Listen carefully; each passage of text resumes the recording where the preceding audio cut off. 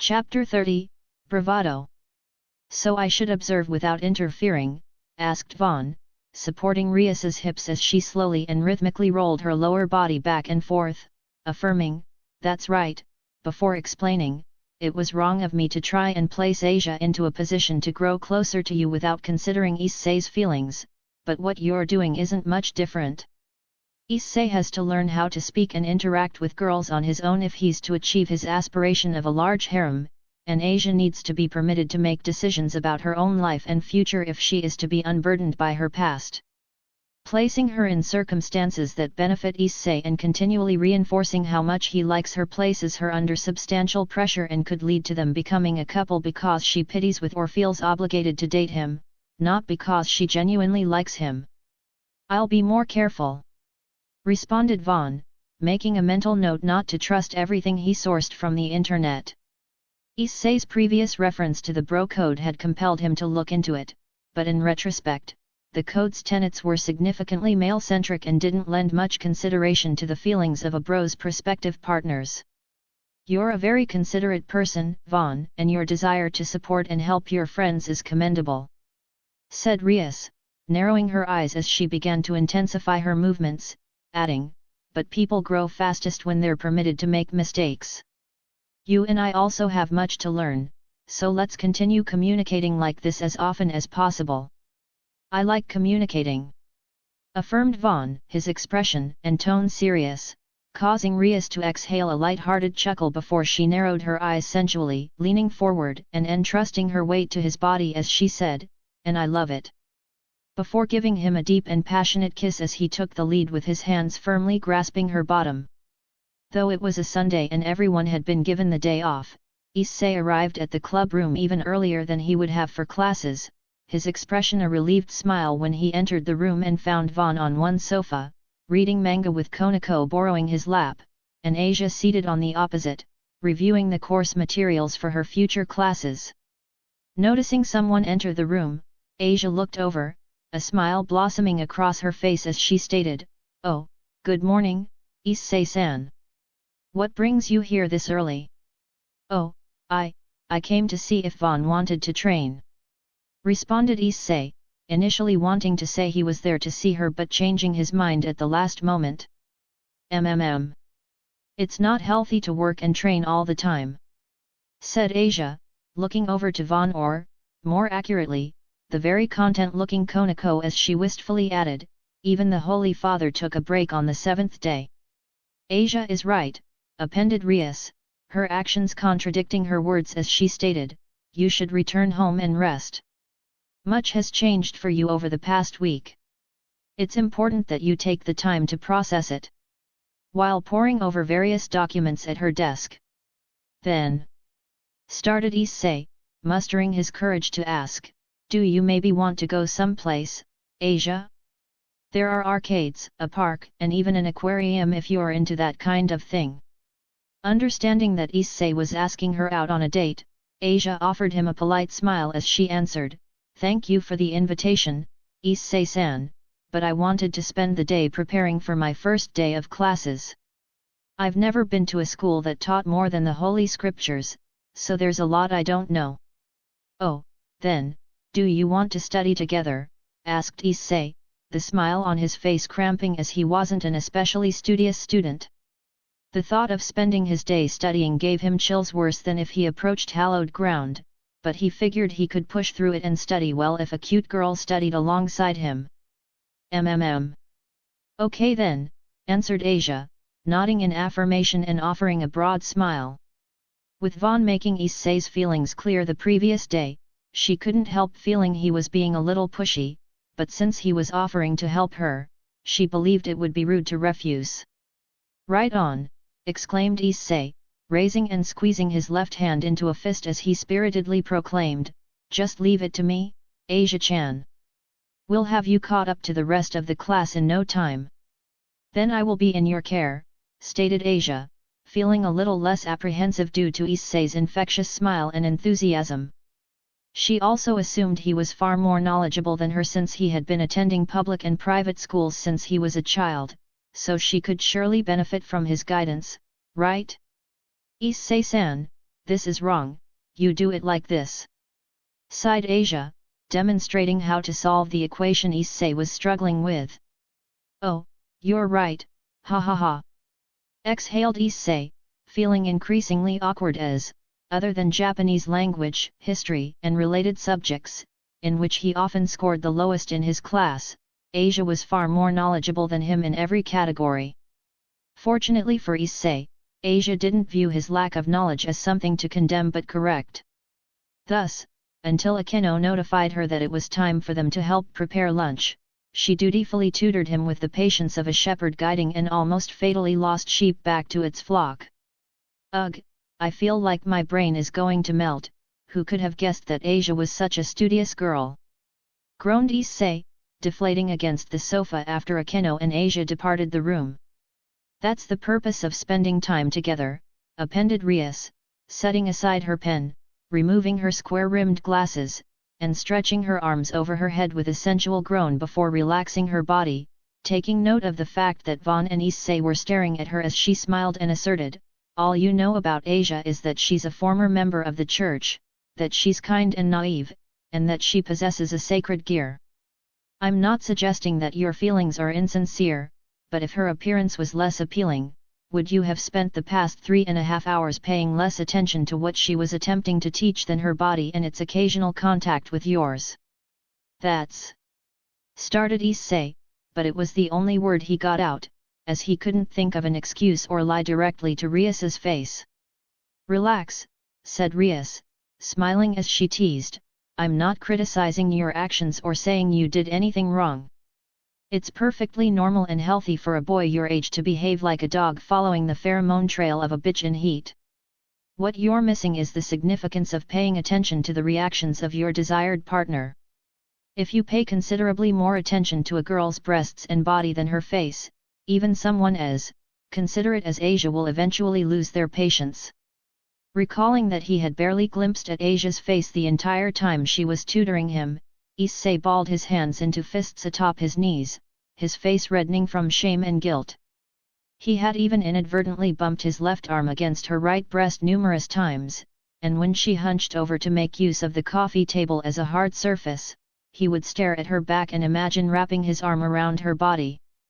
Surprising Issei and causing Vaughn to startle, Rias permitted the former a few seconds to reflect on his actions before revealing, you should know that Vaughn made clear your feelings for Asia when I tried to have her assist with undressing and bathing him.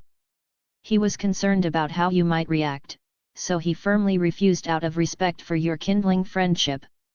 That is something you should keep in mind when you feel jealous toward him or covetous toward us. Vaughn, muttered Issei, looking at the bronze-skinned boy in question with a paradoxical mix of heartfelt appreciation and chagrin. He greatly appreciated Vaughn's consideration, but knowing he had outright told Asia about his feelings made him feel conflicted. Now, even if he mustered the courage to confess directly, Asia could simply reply that she already knew. She might even laugh at him, good-naturedly, of course, for acting like confessing was something to stress over.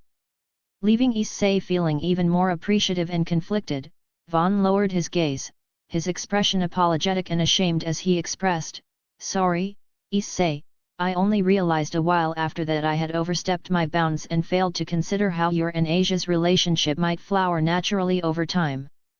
I can't undo what I did, but I sincerely hope the two of you can make things work.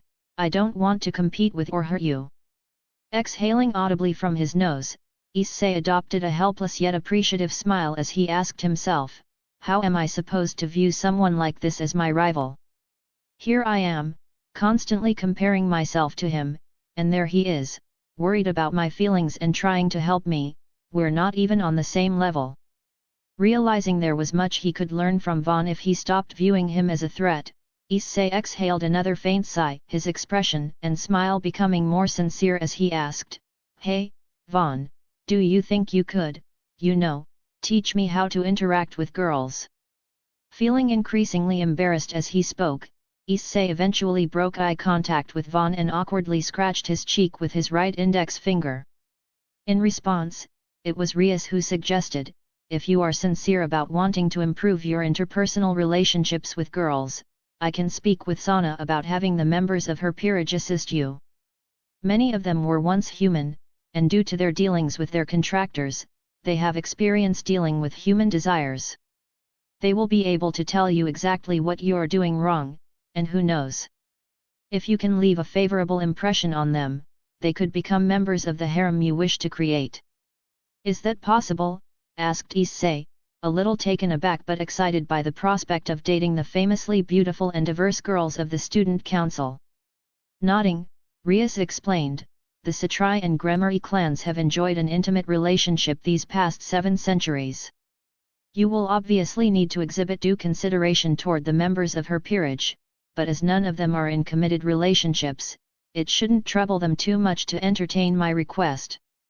That said, shifting her attention to Vaughn, Rias's smile broadened as she revealed, in exchange for Sana lending Issei the assistance of her peerage, I intend to propose letting them utilize the corridor of intertwined fates for research and training purposes.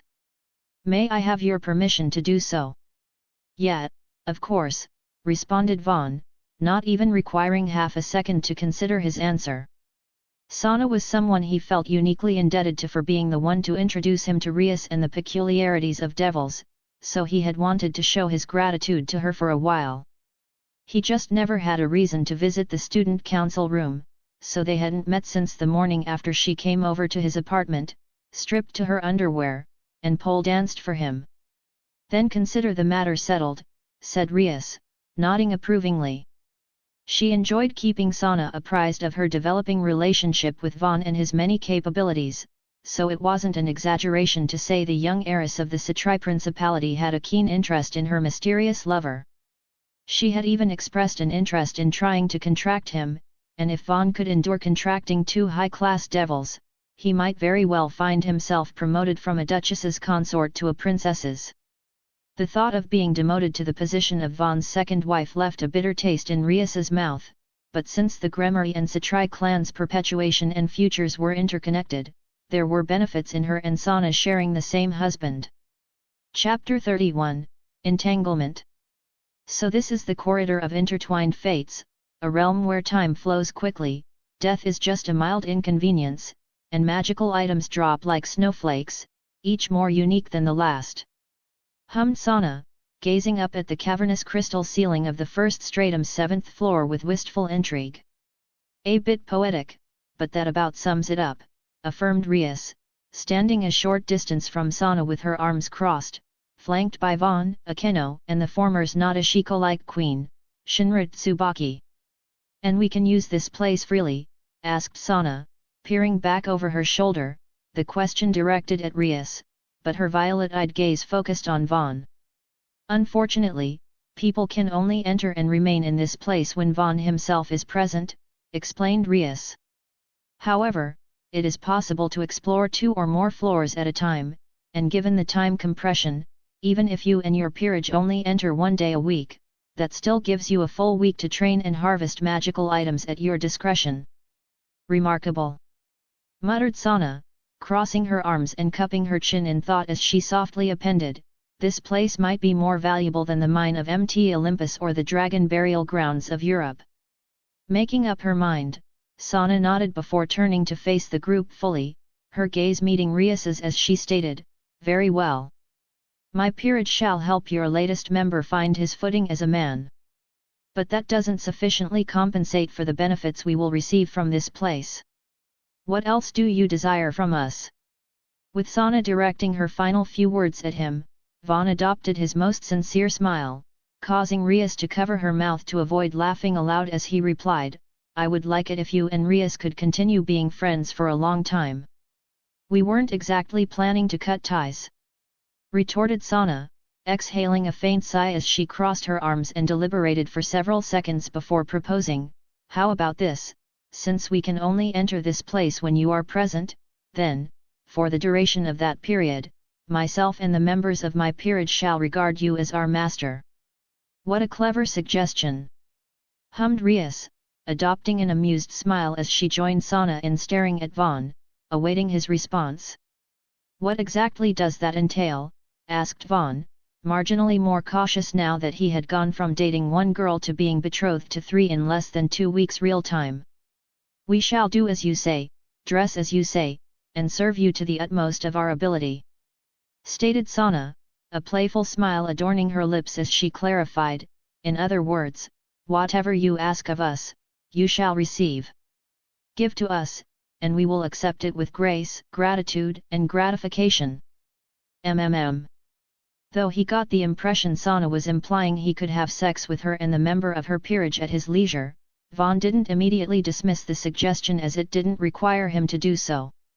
Rias also wanted him to get accustomed to administering orders and commands, so after a moment of consideration, he nodded, responding, "That should be okay," with a hint of apprehension but markedly more determination. "Good.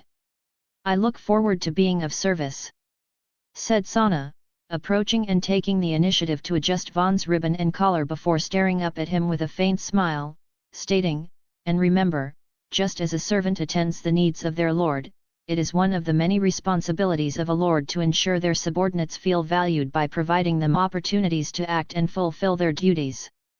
I hope Vaughn Sama doesn't plan to neglect us." "Oh, looks like she caught you in her trap," Vaughn teased Rias, having seen through Sana's plan from the beginning.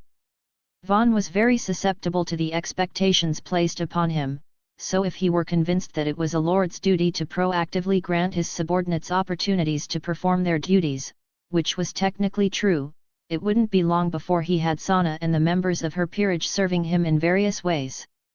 "I don't like the sound of that," muttered Vaughn, a troubled frown marring his face. "You will learn to, soon enough," assured Sana, her words terse but full of confidence as she released his collar and took a few steps away from him with her hands folded over her lap, her pose and posture mirroring Akeno and Tsubaki. Realizing what Sana was doing, Vaughn tilted his head slightly, a sense of incongruency washing over him but only briefly as he turned to Rias and asked, "Should we head back?" "That's probably for the best," confirmed Rias, nodding before appending, "I would like to stay longer and see how this delightful play plays out, but because of the situation regarding Asia and last night's incident, we need to be prepared for a possible counterattack." "Right," muttered Vaughn, his expression turning serious. Rias had told him about how she and Akeno launched a solo raid on the abandoned church near the city's outskirts, but they only managed to kill 2 of the reported 5 fallen angels involved in the incident. One of the ones that managed to escape was the same fallen angel that had killed Issei, so there was a very real possibility that they would target him, his family, or his friends as the only real vulnerabilities in her peerage. "The power of devils is kind of terrifying," thought Vaughn, a sentiment that was shared by Issei as they arrived at class that Monday and found they were the only ones who noticed that one of their classmates was missing, thankfully, only moved to a different class. Vaughn especially noticed this as the missing member was his starboard desk mate, making room for Asia to claim the seat as her own. "I'm so happy to have the opportunity to be in the same class as Vaughn Sama and Issei-san," sang Asia, her fingertips pressed together as she smiled happily in her seat. "Vaughn Sama," parroted many girls internally, their curiosity regarding Vaughn's origins compounding. There were rumors that he was a genuine prince or the son of a wealthy businessman from the United States, but since he often left class the moment he had the opportunity, no one had been able to question him at length. Let's do our best to study well," responded Vaughn, causing Asia's smile to broaden as she replied, "Of course." Seeing how well Vaughn and Asia got along and how happy she seemed to be talking to him, Issei exhaled a sigh and shook his head but retained a smile. He still hoped that his and Asia's relationship could improve once he was more familiar with associating with real rather than fictional girls, but he no longer viewed her as his or something that could be taken from him. That was among the first lessons he had received, that girls could be prized but shouldn't be possessed. And, rather than ogling them with his libidinousness written on his face, he should admire them like great works of art or treasures. If he could do that and focused on becoming a strong, capable person, then, purportedly, girls would come to him. "What's a familiar?" asked Issei, familiar with the word and concept but wanting to ensure he wasn't mistaken. Holding up her left hand, producing 2 overlapping magic circles, Rias produced what looked like a cartoon bat with tiny wings, a spherical body, large eyes, cat-like ears, and crimson fur that matched her hair. Familiars are one of the many trademarks of a fully fledged devil. They help us with various tasks, ranging from delivering messages to cooking, cleaning, and even nursing, explained Rias, her actions prompting Akeno, Konako, and Kaiba to produce their familiars. Akeno's resembled a palm-sized, multicolored imp with triangular eyes and a horn growing from the top of its head. Konako's was a white kitten that immediately leaped from her to Vaughn, and Kaiba's was a white sparrow with gold accents around the head and blue eyes, matching his own. Though Issei was already odd, his eyes became as round as saucers as Rias had her familiar transform into a familiar and attractive woman in bat cosplay. "You're the lady who gave me the flyer," exclaimed Issei, pointing at the familiar, who, unable to speak with anyone other than Rias, simply smiled, waved her hand, and giggled in amusement. A devil's familiar is an important part of their identity, so when we reach the familiar forest, you should look for one that matches your personality and temperament, explained Rias, quickly adding, "That said, it would be mindful of you to avoid familiars that women tend to find discomfiting or repulsive. That means nothing with tentacles, the ability to produce slime, or the capacity to use hypnosis or sleep magic." "Right," answered Issei, his smile cramping as he felt his character was being called into question. Sure, he was a pervert, but he wasn't going to pick a familiar that could be used to restrain or force girls to perform lewd acts. "Good. Then that's everything we need to discuss in this particular club meeting," expressed Rias. "The actual trip will be this Sunday, April 20th. That gives you 5 days to prepare," Issei. "There are books on familiars in our library, so you should peruse them and list any that stand out to you." "Understood, Kaiku. I will go and look at them after this," responded Issei, causing Rias's brows to rise slightly and everyone else to look at him strangely. Acquiring a familiar was an important and exciting time in a young devil's life, but they didn't expect Issei, of all people, to actually do his research/homework. "I can be serious too, you know," remarked Issei, rubbing the right side of his head. In truth, he was feeling a little self-conscious after failing to help Asia with her class prep, so while he wasn't sure how long he could keep it up, he was determined to become more studious. After all, Lesson 2 of his crash course in understanding the minds and hearts of women was that girls liked boys who were smart but not arrogant, allowing them to answer difficult questions and come up with solutions without seeming like they were talking down to the listener. "Hey, do you want to see a magic trick?" asked Konako, lying naked atop Vaughn's chest after their return from the corridor. Rias had arranged to have Vaughn stay with her on Tuesdays and Thursdays, and in response to her question, he answered, "I don't not want to," with a mix of intrigue and expectation in his expression and tone. "Watch closely," said Konako, rising to a seated position as she abruptly grabbed his little brother, which had been nestled between her thighs as she deliberately stimulated it. "Konakonian will now make Master's little master disappear," muttered Konako, angling Vaughn's glance at her entrance before lowering her hips in a shimmying motion. She didn't like being the only one left out, so while her outward appearance hadn't changed much outside of her hips becoming a little broader and her butt becoming perkier, her insides had adapted to mostly accommodate Vaughn. She wanted the rest of her transformation to be driven by Vaughn himself. "Are you okay?" asked Vaughn, feeling a surge of emotions but maintaining his calm as he extended his left hand to Konako's waist and dutifully used the thumb of his right to make things easier for her. In response, she put a bit more strength into her legs, her knees squeezing his hips like a vice as she wiggled to seat herself completely. "Ta-da!" said Konako, her expression and tone flat but her face red and golden eyes glistening within the low light of her room.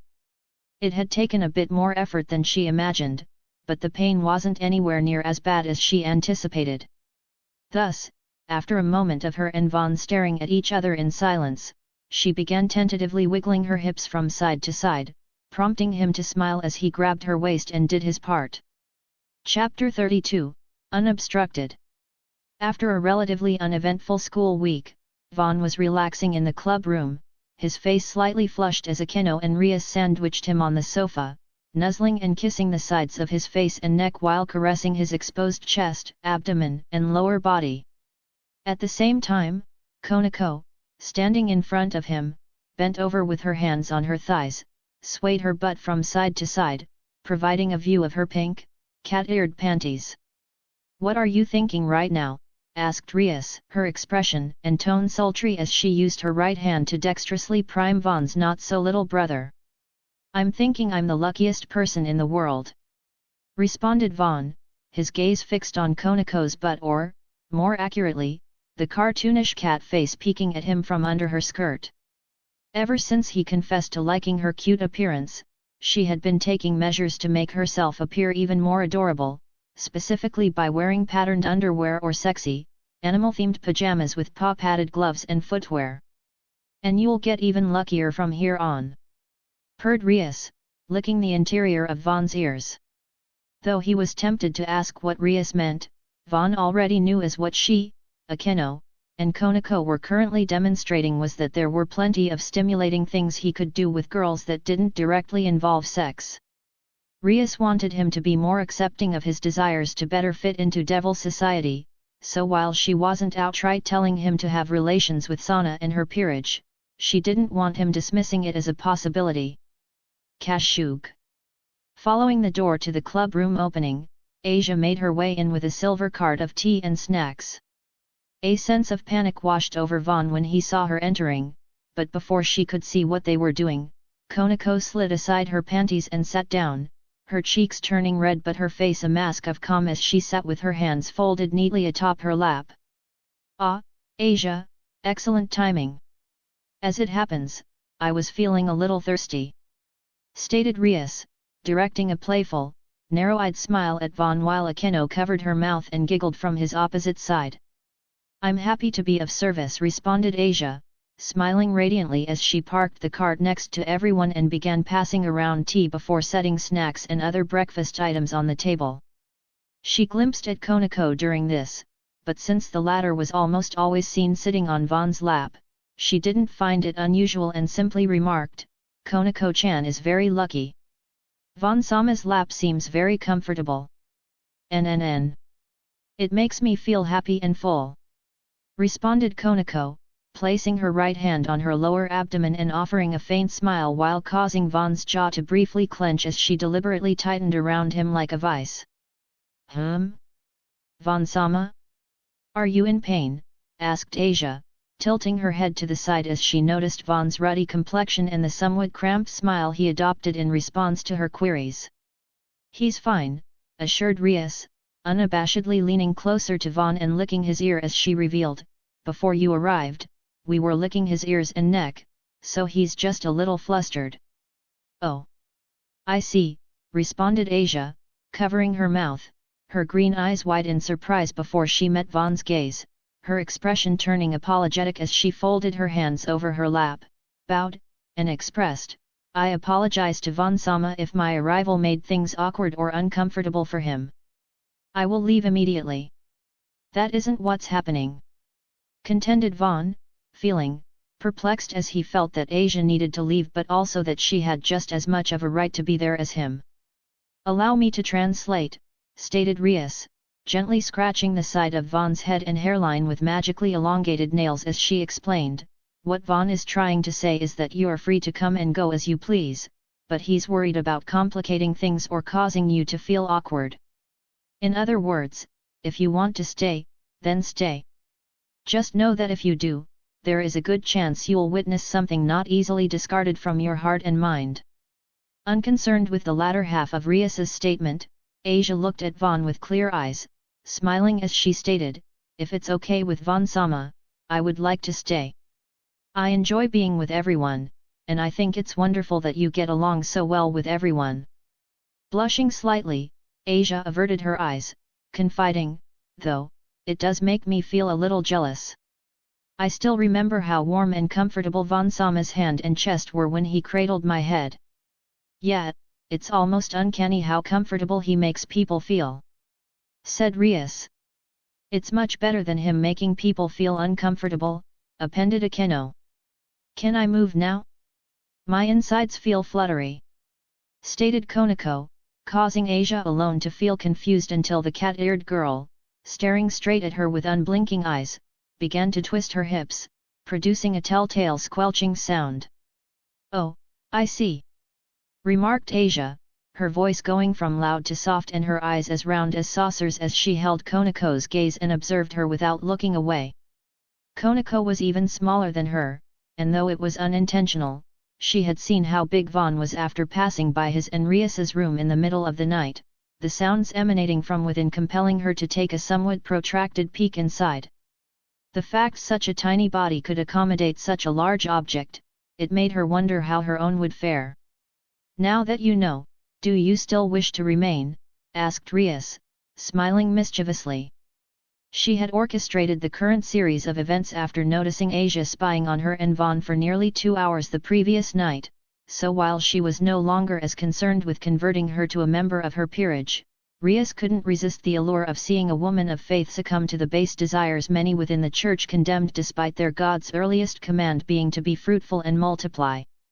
Instead of immediately responding to Rias's question, Asia lowered her gaze to the hem of Konako's skirt before raising it to meet Vaughn's, finding him sporting a serious, notably conflicted expression as he stared back at her. However, as he seemed more anxious than bothered by her presence, she eventually adopted a smile and reiterated, "If Vaughn-sama permits it, I would like to stay." "If that's what you want," authorized Vaughn, feeling more than a little conflicted but not so much that he would insist that Asia leave. He had already made his stance and Issei's feelings clear, so if she decided to involve herself with him regardless, that was on her. "Does that mean Vaughn-sama will pat my head if it's something I want?" asked Asia, her green eyes glistening with expectation and hands clasped together as she seemed to forget he and Konako were having sex right in front of her. "Like, right now?" asked Vaughn, his expression and tone understandably incredulous as Rias and Akeno covered their mouths and tittered throatily at his expense. "Oh, it doesn't have to be now," supplanted Asia, flushing slightly as she, once again, met Konako's deadpan stare. She got the distinct impression she was inconveniencing the latter quite a bit, so after hastily deliberating what to do, she sat on the opposite sofa, hands folded atop her lap and a very attentive expression on her face. "I guess this is just what happens when you choose to get involved with devils," thought Vaughn, leaning back slightly and hooking his hands under Konako's legs, drawing them up in a way that gave Asia an unobstructed view of what was transpiring beneath her skirt. The former nun's eyes widened to their limits, but instead of looking away, she leaned forward as if to get a better look, her gaze fixated on where they were connected as Konako, ostensibly enjoying being seen, grabbed her legs and deliberately spread them wider. Appearing in the shadow of a 3-meter-tall, club-wielding monster that resembled an overweight human with the tusked head of an exceptionally ugly pig, Vaughn drove his fist into its stomach, causing the flesh of its belly to twist and distort as nearly half his forearm disappeared. Then, as the force of his blow finished transferring, the pig monster was sent skidding backward several meters, cradling its stomach as it collapsed to its knees and coughed up a large volume of blood. "See? If you hit them really hard at the center of their body, they lose the ability to fight," stated Konako, wearing a sleeveless white, single-piece sailor outfit with a broad blue collar and a red ribbon in the front. Her old striking gloves had been replaced by slender crimson gauntlets, and her footwear, which typically consisted of tennis shoes or brown loafers, had been swapped for red riding boots with 4 belted clasps and metal toes. As Vaughn looked back, catching a glimpse of Konako's pure white panties due to the gentle breeze and how short her skirt was, the monster, known as an orc peon, forced itself to rise, the indentation in its stomach rapidly reverting to its original state. Then, glaring at Konako with a large volume of bloody drool dripping from its mouth and a desirous gleam in its eyes, it charged forward with intentions other than killing. Spinning his body around on his heel, Vaughn intercepted the orc peon's charge with a sharp, spear-like kick to the center of its chest. He would have liked to kick it in the face, but the difference in their heights made it difficult, albeit possible. Despite the rather drastic difference in their sizes, Vaughn didn't budge as the orc peon's sternum fractured, its organs ruptured, and each of its ribs fragmented as it was sent barreling and rolling backward head over tail as the faint golden light that had briefly manifested within the former's pupils faded. N. Master gets much stronger when protecting others.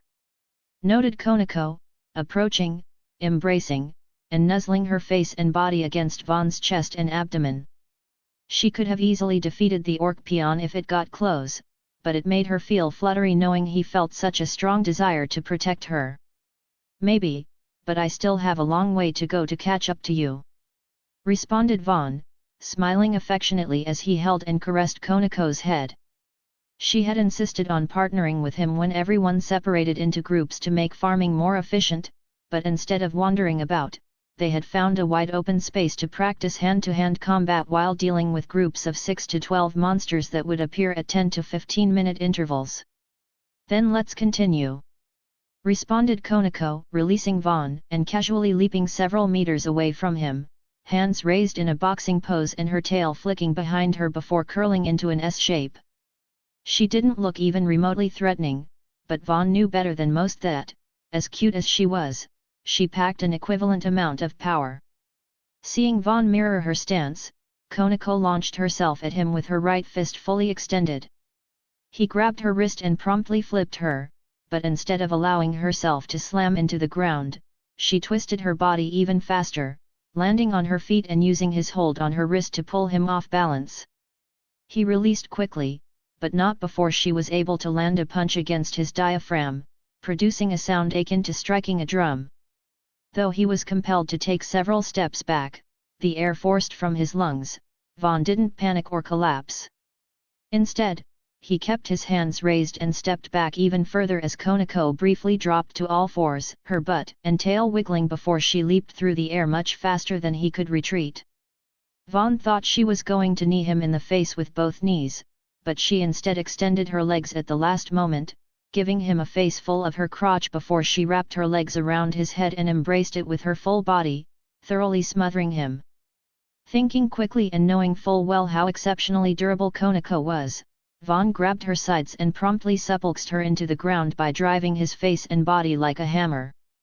He had hoped that would get her to release him, but it only caused her to tighten her hold as she plainly stated, harder, more forceful. I have a better idea, thought Vaughn, hooking his thumbs into the pits of Konako's arms, causing her to tense ticklishly until he sent a thread of his aura into her nerves, causing her arms to straighten against her will. She reacted by putting more strength into her legs, but without her arms, she was unable to prevent him from changing positions, hastily leaning back and wrapping his legs around her torso as he grabbed her waist, arched his back, and pried her off of him. She could have prevented this with her superior strength, but since she was limiting herself to match his, he was eventually able to free himself, gasping for air before they spent the next several minutes wrestling on the ground. Chapter 33, Harsh Reality. Though they didn't need to meet for Vaughn to expel everyone from the corridor, he and Konako arrived at the encampment set up at the end of the floor to get a few hours of rest before the conclusion of the 6.5-day farming and training session.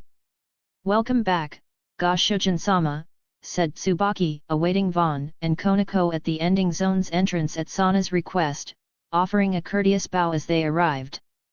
Vaughn paused for a moment when he saw her, but that was to be expected since Tsubaki was wearing a dark pink leotard reminiscent of a bunny costume with pale pink frills, burgundy stockings with a garter belt, matching gloves that extended to her biceps, a frilly choker set with a red gem, and pink heels.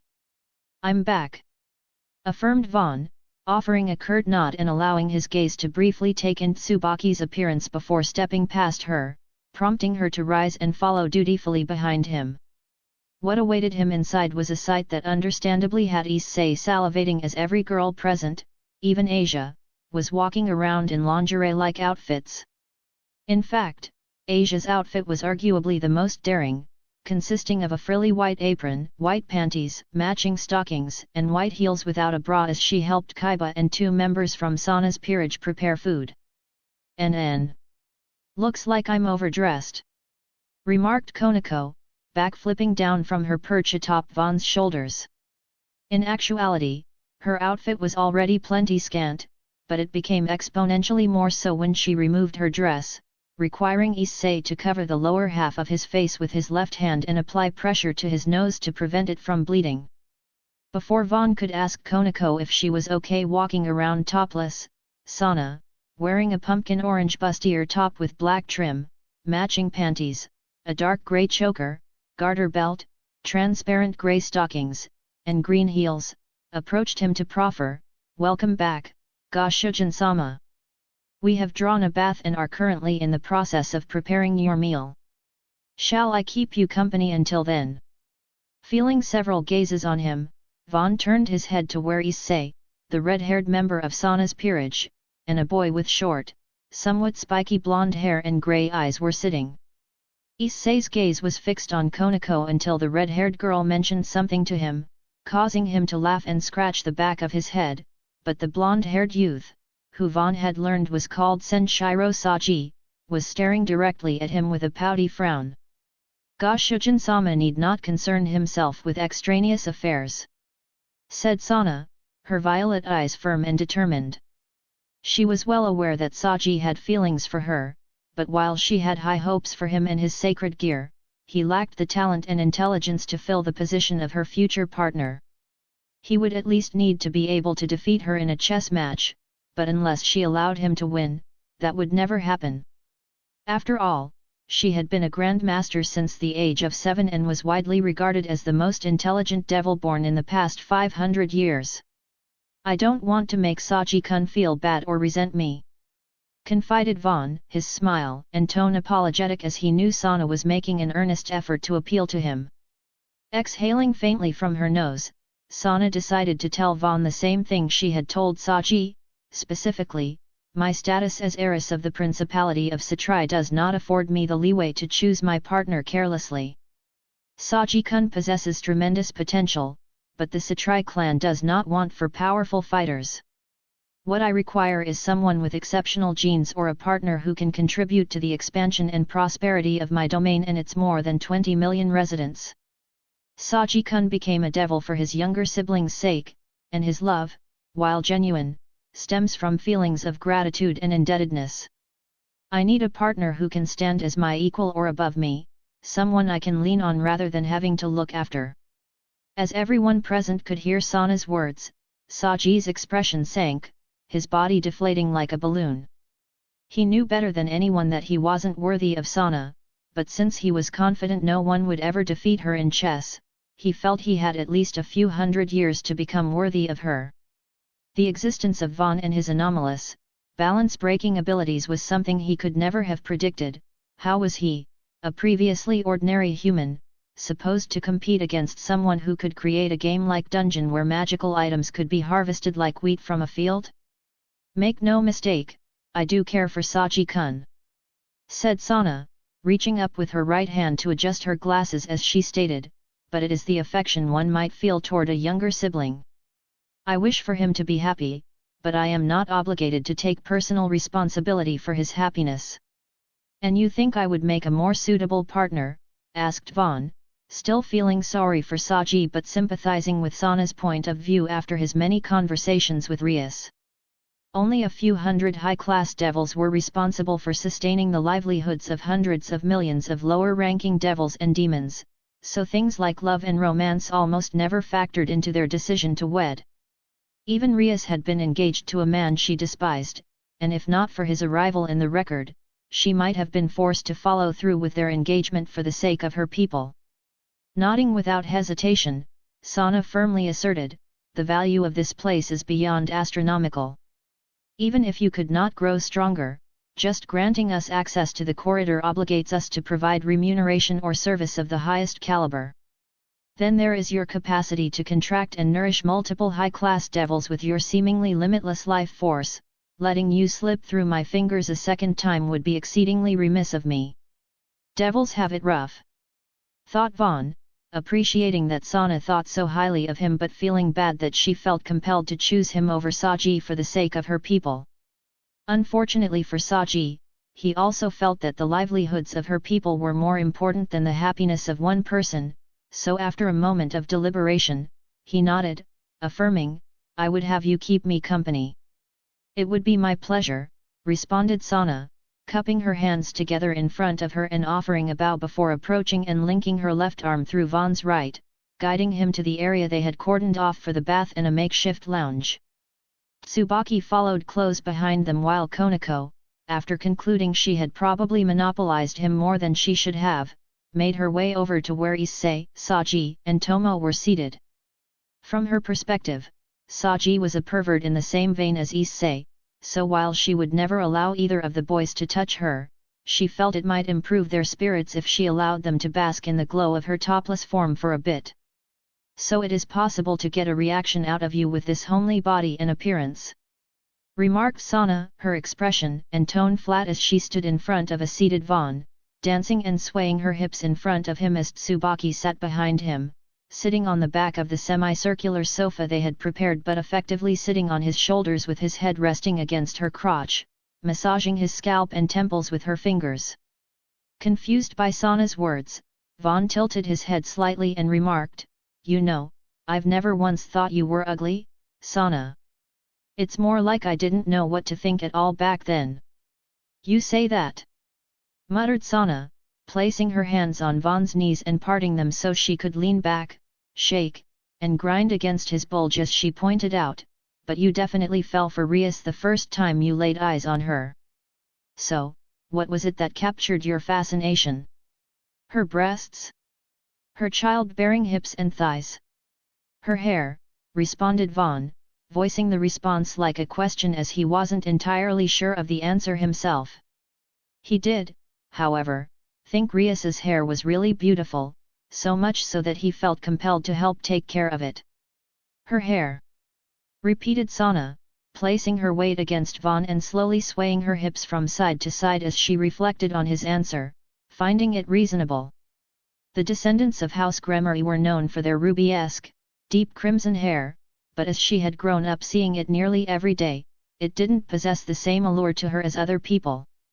"All right, then," said Sana, rising to her feet, turning around, removing her right heel, placing her foot between Vaughn's legs, and narrowing her eyes as she declared, "Then let's make a few things clear.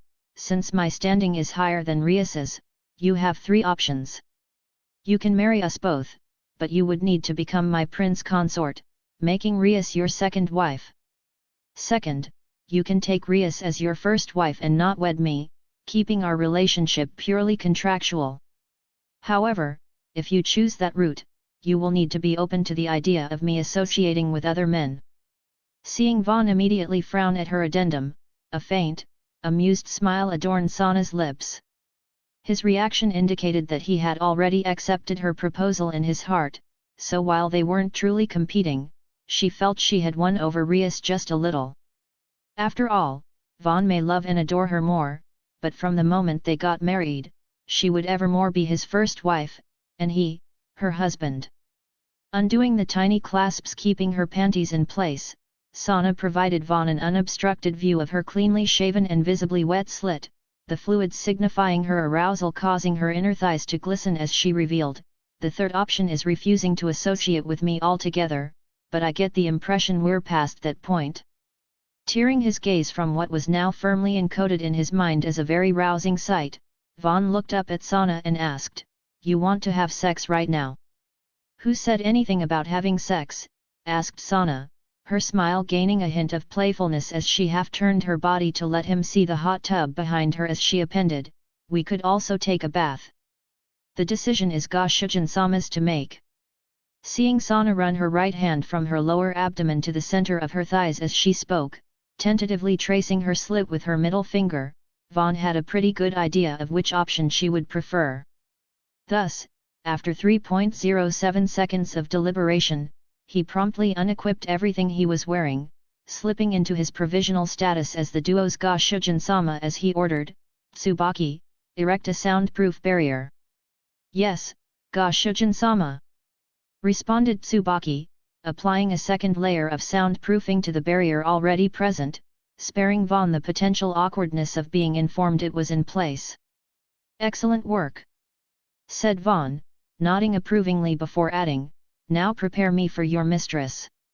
While holding Sana's gaze, he felt it would be crossing a line of roleplay if he asked a prospective princess like Sana to prepare him herself, so he held her gaze as Tsubaki sat beside him and tied back her long black hair into a ponytail, ensuring it wouldn't get in the way as she lowered her head and began bobbing it up and down. What he didn't expect was that, while holding his gaze with similar intensity, Sana would start to ready herself, unabashedly exhibiting how she masturbated with minimal change in her expression but growing desire in her eyes. "Shall I continue?" questioned Tsubaki, raising her head after thoroughly lubricating Vaughn's little brother. She didn't have any practical experience, but the research material she used suggested that some men preferred to release their seed at least once before moving on, ostensibly to limit the possibility of conception and ensure they lasted longer during the actual event. "No, but I appreciate your willingness," responded Vaughn, adopting an appreciative smile as he extended his hand to caress Tsubaki's head. The unexpected gesture caused a hint of red to permeate her cheeks, but her characteristically stoic expression didn't fluctuate as she straightened her back and maintained her bearing. She was there to support her mistress, so after she and Sana exchanged slight nods, the latter climbed onto the sofa and positioned herself in a way that permitted Vaughn an up-close and very personal view of the result of her preparations before she gradually lowered herself onto his lap. Chapter 34, A Chance Encounter? "This place feels super ominous," thought Vaughn, raising his gaze to the sky above, populated by a swirling mass of black clouds that produced an eerie crimson glow that seemed to encompass the entire world. To make things even creepier, the forest they had teleported to seemed devoid of life, the trees an endless sea of gnarled wooden flesh and leafless fingers stretching to a sky that offered no clemency. "Is this place the familiar forest?" asked Issei, swallowing nervously as he, similar to Vaughn and Asia, felt like the sky would suddenly open and swallow them whole. "Vaughn-sama," muttered Asia, grasping Vaughn's sleeve and moving closer to him from behind as Rias assured, "There's no need to be frightened. While it's true that the familiar forest is exceptionally dangerous, what you're seeing right now is the result of a barrier created by the Dragon Queen, Tiamat. It causes the forest's inhabitants to behave significantly more docile than usual, so unless you go out of your way to antagonize or provoke them, there is little danger." "That's right," exclaimed a deep, enthusiastic and masculine voice, prompting everyone to look up at a spindly, middle-aged man standing on the twisted branch of a large tree. He had neck-length red hair fixed into a low ponytail, beady black eyes, and large eyebrows, but his most notable feature was his clothing. Despite appearing to be in his late 50s, maybe even early 60s, he wore a white tank top, black cargo shorts, a green sweater fastened around his waist, white socks, brown sneakers, green fingerless gloves, and a blue, inverted baseball cap with a large yellow rucksack. In essence, he dressed like a middle schooler trapped within the body of an old man. "Who goes there?" exclaimed Issei, prompting the man to point to himself with his thumb and respond, "I'm the familiar master, Zadashi. And welcome to the familiar forest, young devils." Though it was fairly obvious from the man's title, Akeno took it upon herself to explain, Zadashi-sama is one of the foremost experts when it comes to familiars. At age 10, he set out from his hometown with the goal of capturing and taming every familiar in the world. And thanks to his efforts and advances in the fields of familiar breeding, many at-risk and endangered species of familiars have gradually started to recover to stable populations. "Ho ho, this Aju-sama is well informed," remarked Zadashi, rubbing the underside of his nose with a broad, extremely wrinkled smile before front-flipping down from his perch, dropping well over 30 feet but somehow landing softly, barely producing a muffled paw. Striking another pose with his thumb pointing at himself, Zadashi exuded the enthusiasm of someone much younger as he asserted, "Stick with this Zadashi-sama, and any familiar you desire is yours for the getting. Gotta get 'em all." Seeing Zadashi form a G with his hands, Vaughn exhaled from his nose, a smile adorning his face as he thought, he's got a lot of spirit, and the air around him is strangely pleasant. Is he carrying some kind of incense? So, which of you young uns is here to obtain a familiar? Asked Zadashi, crossing his arms and inspecting the members of the orc. He met with a lot of different devils, so while he felt that Rias was familiar due to her red hair, he couldn't remember what she had contracted. It's this lucky young man right here, said Rias, gesturing to Issei as she explained, he's only been a devil for a short while, but he's been working hard to improve. I thought a familiar would make a suitable reward. Right on, exclaimed Zadashi, striking a pose with his left hand cupping his right bicep before meeting Issei's gaze, grinning as he asked, so, any idea what you want to catch, young man? For newly turned devils such as yourself, I suggest one of the many species of felines or canines. There is also the option of choosing a bird or an aquatic species, but not everyone has the space or means to care for such creatures. I think a cat, dog, or ermine would be the best choices, answered Issei, having put a lot of thought into his options. As much as he would like to have something like a bakniko, a griffin, or a lesser succubus as his familiar, he doubted he would be able to care for them without the help of Rias. And while he intended to remain loyal to her, he was determined to be able to stand on his own 2 feet after what happened with Saji. Oh? An ermine, was it? Asked Zadashi, caressing his chin thoughtfully before adding, I might have just what you're looking for, but it's a decent ways away. We better get to running. Without waiting for a response, Zadashi took off faster than an Olympic sprinter. As he did, Rias, Akeno, Kaiba, and Konako promptly spread their wings, ostensibly intending to fly after him. Vaughn, since Asia might struggle to keep up with the rest of the group, will you wait here with her? Asked Rias. Of course. And good luck acquiring your familiar, Issei, responded Vaughn, curious to see what kind of familiars inhabited the forest but not so much that he would leave Asia by herself. He could carry her, but he wasn't sure how comfortable she would be bouncing on his back as he raced through the forest at superhuman speeds. Right. Be safe, you two, responded Issei, doing his best not to feel too uncomfortable with the thought of Vaughn and Asia being alone.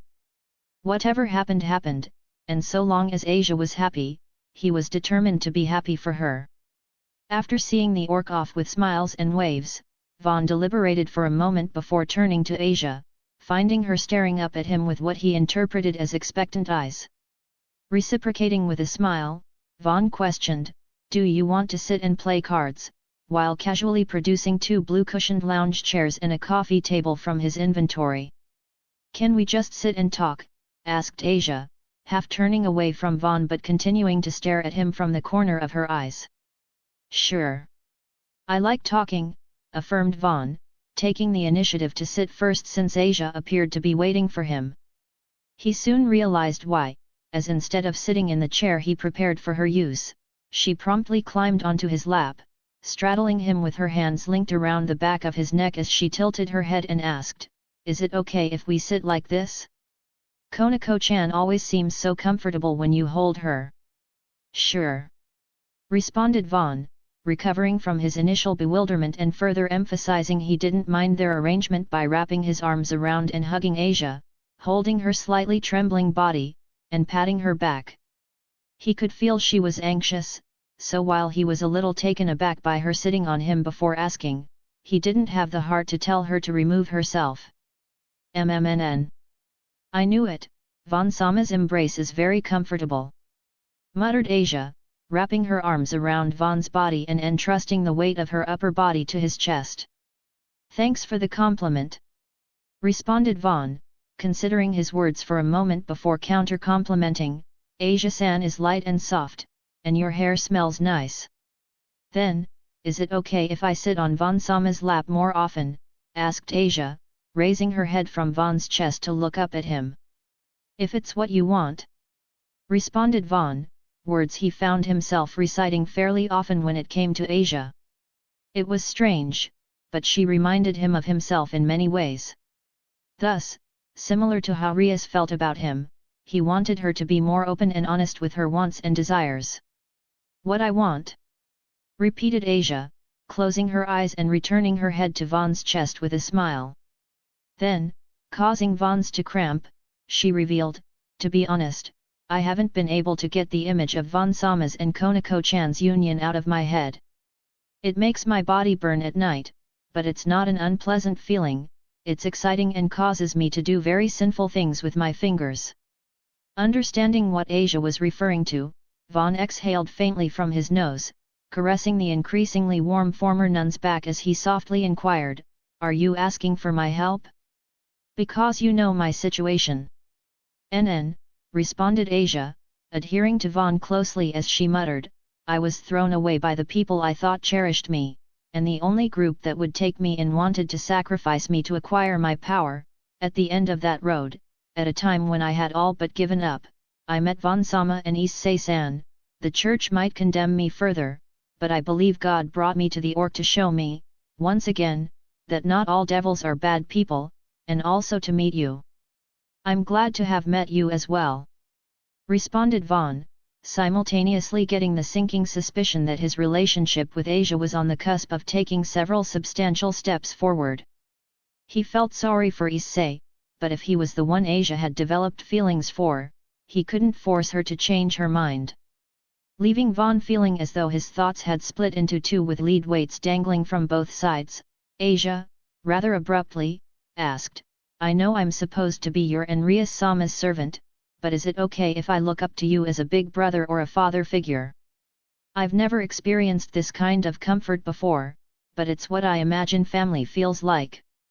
"If that's what you want," repeated Vaughn, gently cradling Asia's head and holding her as tenderly as possible. He still felt disjointed, but that didn't stop him from providing the comfort Asia sought from him. "Papa," muttered Asia, sending goosebumps across Vaughn's body as she entrusted herself to his embrace. At that moment, any libidinousness he felt toward her promptly vanished, replaced by an overwhelming desire to protect Asia's innocence for as long as possible. With more than an hour passing since everyone else's departure, Asia had fallen soundly asleep in Vaughn's embrace, leaving him to stare pensively at the eerie sky above while continuing to caress her back. It was difficult to explain, but he felt that someone or something had been monitoring them since their coming to the familiar forest. And while he didn't know who or what it was, he was fairly certain it was incredibly powerful. Confirming Vaughn's suspicions, a remarkably deep and sensual woman's voice eventually remarked, "The two of you are quite daring to relax like this in the middle of a forest infested by monsters. Even if this barrier was created by the wisest and most beautiful dragon in all of creation, there's no guarantee an opportunistic familiar won't pass by and devour the two of you in a single bite."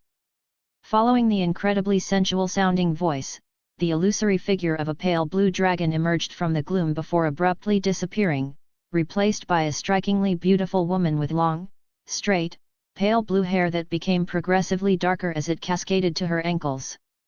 Her eyes were a deep shade of crimson with glowing, white, X-shaped pupils, and 4 green and gold horns adorned her head, 2 curling toward her face and the other 2 flowing away from her scalp in a wavy, S pattern.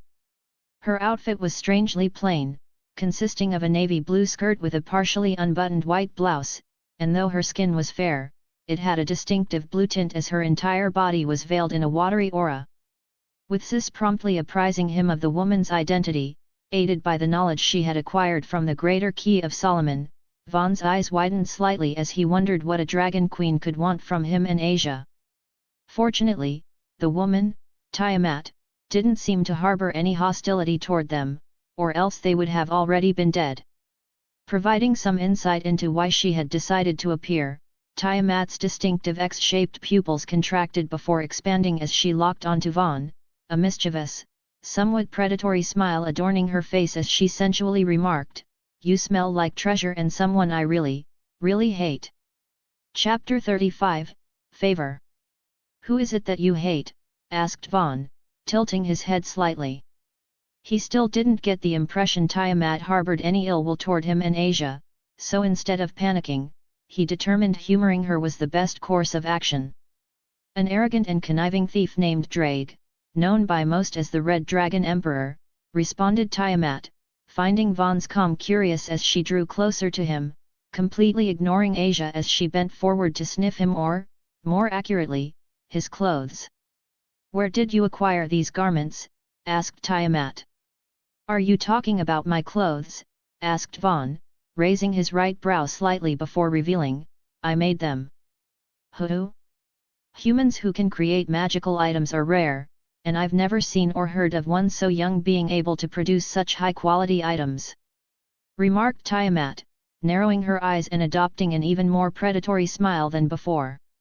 Unfortunately, she could smell the aroma of the Citri and Gremory houses permeating Vaughn's aura, and based on the pervasiveness of their scents, he was no mere acquaintance to them. "You're the Dragon Queen, Tiamat-sama, aren't you?" asked Vaughn, taking the initiative to state, "My name is Vaughn Mason, and my friend here is Asia Argento. It's a pleasure to make your acquaintance." "Well, aren't you a polite one?"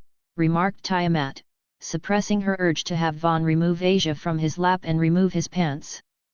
The aroma of treasure was especially strong near his groin, but since Vaughn seemed like a good boy, almost completely free of negative karma, she felt it wouldn't be right to bully him. "What is your relationship with the heiresses of the Citri and Gremory houses?" asked Tiamat, wanting to confirm her suspicions before things potentially escalated.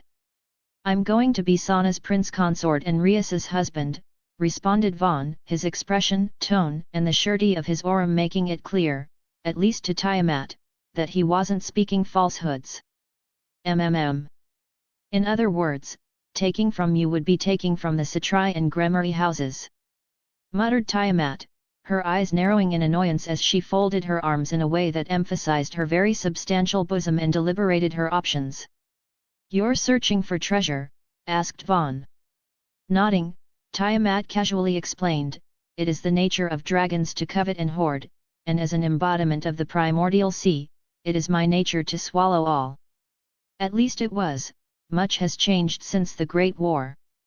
"Then, to mark our first meeting, please accept this gift," said Vaughn, determining it was better to hand something over than have something be taken from him as he produced a golden necklace similar to his necklace of command but with a large red gem. "You're presenting me this?" asked Tiamat, accepting and inspecting the necklace with sparking eyes. Gold was among her favorite things, and the spirit energy she sensed from it indicated the necklace was a high-quality item.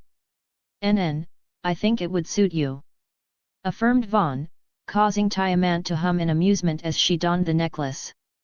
"Oh!" Similar to when Rias and Sana donned their respective ring and hairpins, Tiamat immediately perceived a qualitative change in her draconic aura, which had stagnated considerably in the past 5 centuries, the moment she equipped Vaughn's necklace. Its effect was a 10% increase in the power parameter, and while that might not have been significant to someone like Vaughn, it was monumental for Tiamat, one of the oldest and most powerful beings in all of creation. You made this?" asked Tiamat, her expression a rare depiction of open-mouthed shock. As a close associate of Ajoka Beelzebub, regarded as the greatest architect and inventor after the biblical god, she was well acquainted with all kinds of powerful magical artifacts. Even he would not be able to create an item that could boost her power meaningfully without substantial effort, so the fact a human could do so was jarring. "Do you like it?" asked Vaughn, sporting a confident smile as he knew the answer from Tiamat's surprisingly cute reaction. Instead of responding, Tiamat reached up and thoughtfully caressed the necklace around her neck. Her great treasure hoarder, an ability unique to her, allowed her to comprehend a treasure's makeup intuitively, and as far as she could tell, there was nothing extraordinary about the materials used in the necklace's construction. That suggested that everything that made it exceptional was a result of whatever Vaughn had done to it, so after a lengthy period of consideration, she smiled and asked, "How would you like to become my master?" "What do you mean?" asked Vaughn, taken aback by Tiamat's sudden and very unexpected proposition. "This is the familiar forest," Tiamat stated matter-of-factly, adding, "and many consider me to be the highest grade of familiar, untamable despite many attempts. I'm proposing to become your, Vaughn Mason's, familiar. In exchange, you will provide me objects of a quality similar to this necklace at least once every 10 years. 10 years, repeated Vaughn, leading Tiamat to believe she was being unreasonable before he revealed, to be honest, while that was the best item I had on hand, it's not all that special. In 10 years, I could produce thousands of higher quality items. Sensing no falsehoods in Vaughn's words, Tiamat found herself at a genuine loss for the first time in centuries. Part of her wanted to chastise Vaughn for being too forthcoming, but as he was basically suggesting that she wasn't asking for enough, it was difficult for her not to find him endearing. Then I'll sweeten the deal, stated Tiamat, narrowing her eyes sensually as she touched her necklace and appended, if you can provide items of a higher quality than this, let's say, once every other month, then not only will I become your familiar, I will permit you to breed me. Isn't that a bit much? Asked Vaughn, raising his right brow as he pointed out, even if you don't become my familiar, you can acquire items like that as often as you want if you support Rias and Sana. I don't want you giving yourself to me in exchange for treasures you can acquire yourself. Exhaling a faint, scoffing chuckle, Tiamat shifted her hips in a naturally seductive manner as she remarked, I'm starting to see how you reached this degree of maturity without accumulating negative karma. It's like the concept of greed doesn't exist within your mind. I just think people should be free. Contended Vaughn, shaking his head as he added, if you want to become my familiar, I would be incredibly lucky to have you. But I don't see the sense in entering a contract when we can just as easily be friends. I see, friends, is it? Asked Tiamat, her crimson eyes narrowing as she licked her lips in a manner that gave Vaughn goosebumps. He suddenly felt like she was about to devour him, but instead, she walked around to his side, bent over, and kissed him on the left cheek, sending a wave of cold energy surging through his body. I have just given you my blessing, revealed Tiamat, licking the spot she had just kissed with her long red tongue before explaining, it will permit me to track you, even across dimensions, and if you call for me, I will tear through them to reach you. Rising to her full height and hugging herself sensually, Tiamat smilingly appended, there are some matters I need to attend in the underworld. Once I am free from my other obligations, I will come for you. Once I do, we can explore our friendship to our heart's content, yufu.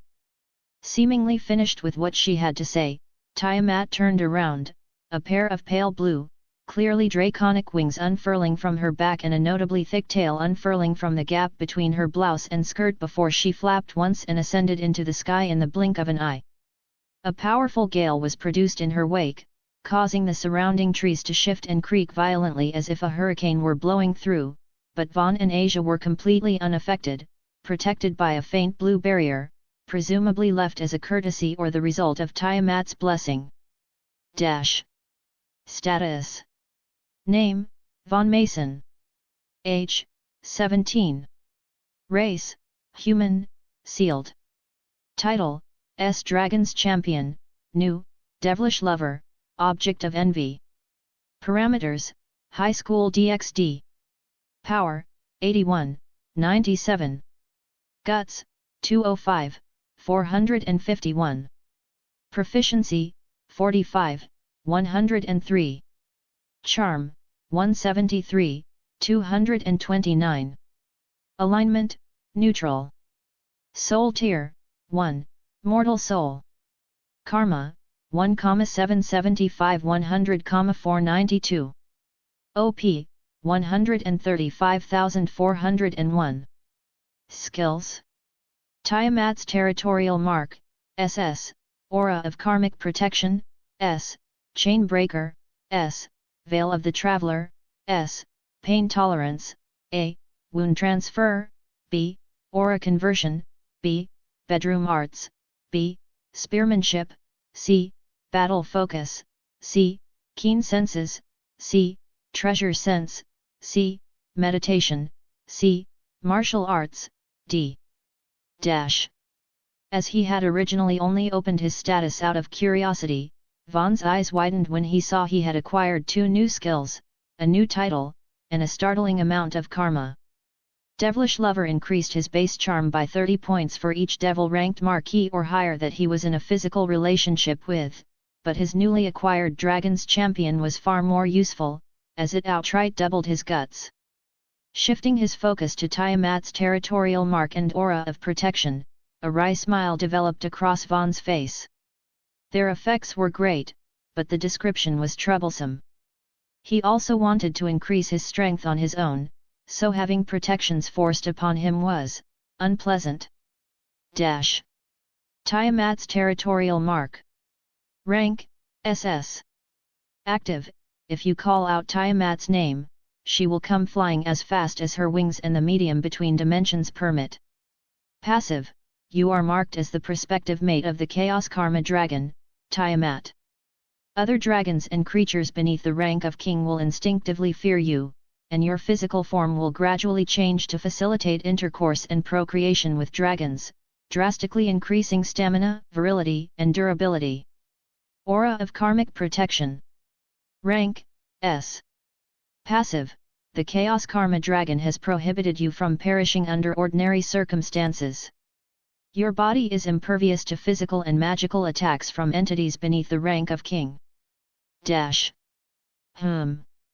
Sparing Vaughn the need to deliberate utilizing Chain Breaker to get rid of Aura of Karmic Protection, Sis promptly reminded, don't forget that you can disable skills using the skill function, Vaughn. A skill of this rank is hard to come by, so getting rid of it completely would be wasteful. Sounds good, responded Vaughn, offering a slight nod as Sis opened his skill window, allowing him to toggle off Aura of Karmic Protection but keep Tiamat's territorial mark. He got the impression she would come looking for him if it suddenly disappeared, and since his form changed in accordance with his self-image and desires, he was generally impervious to its capacity to alter his body.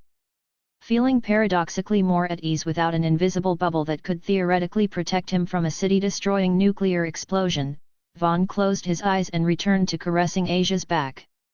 He found the fact she had slept through his interchange with Tiamat humorous, but it was apparently time for her to wake as a crimson magic circle appeared a few meters from their position.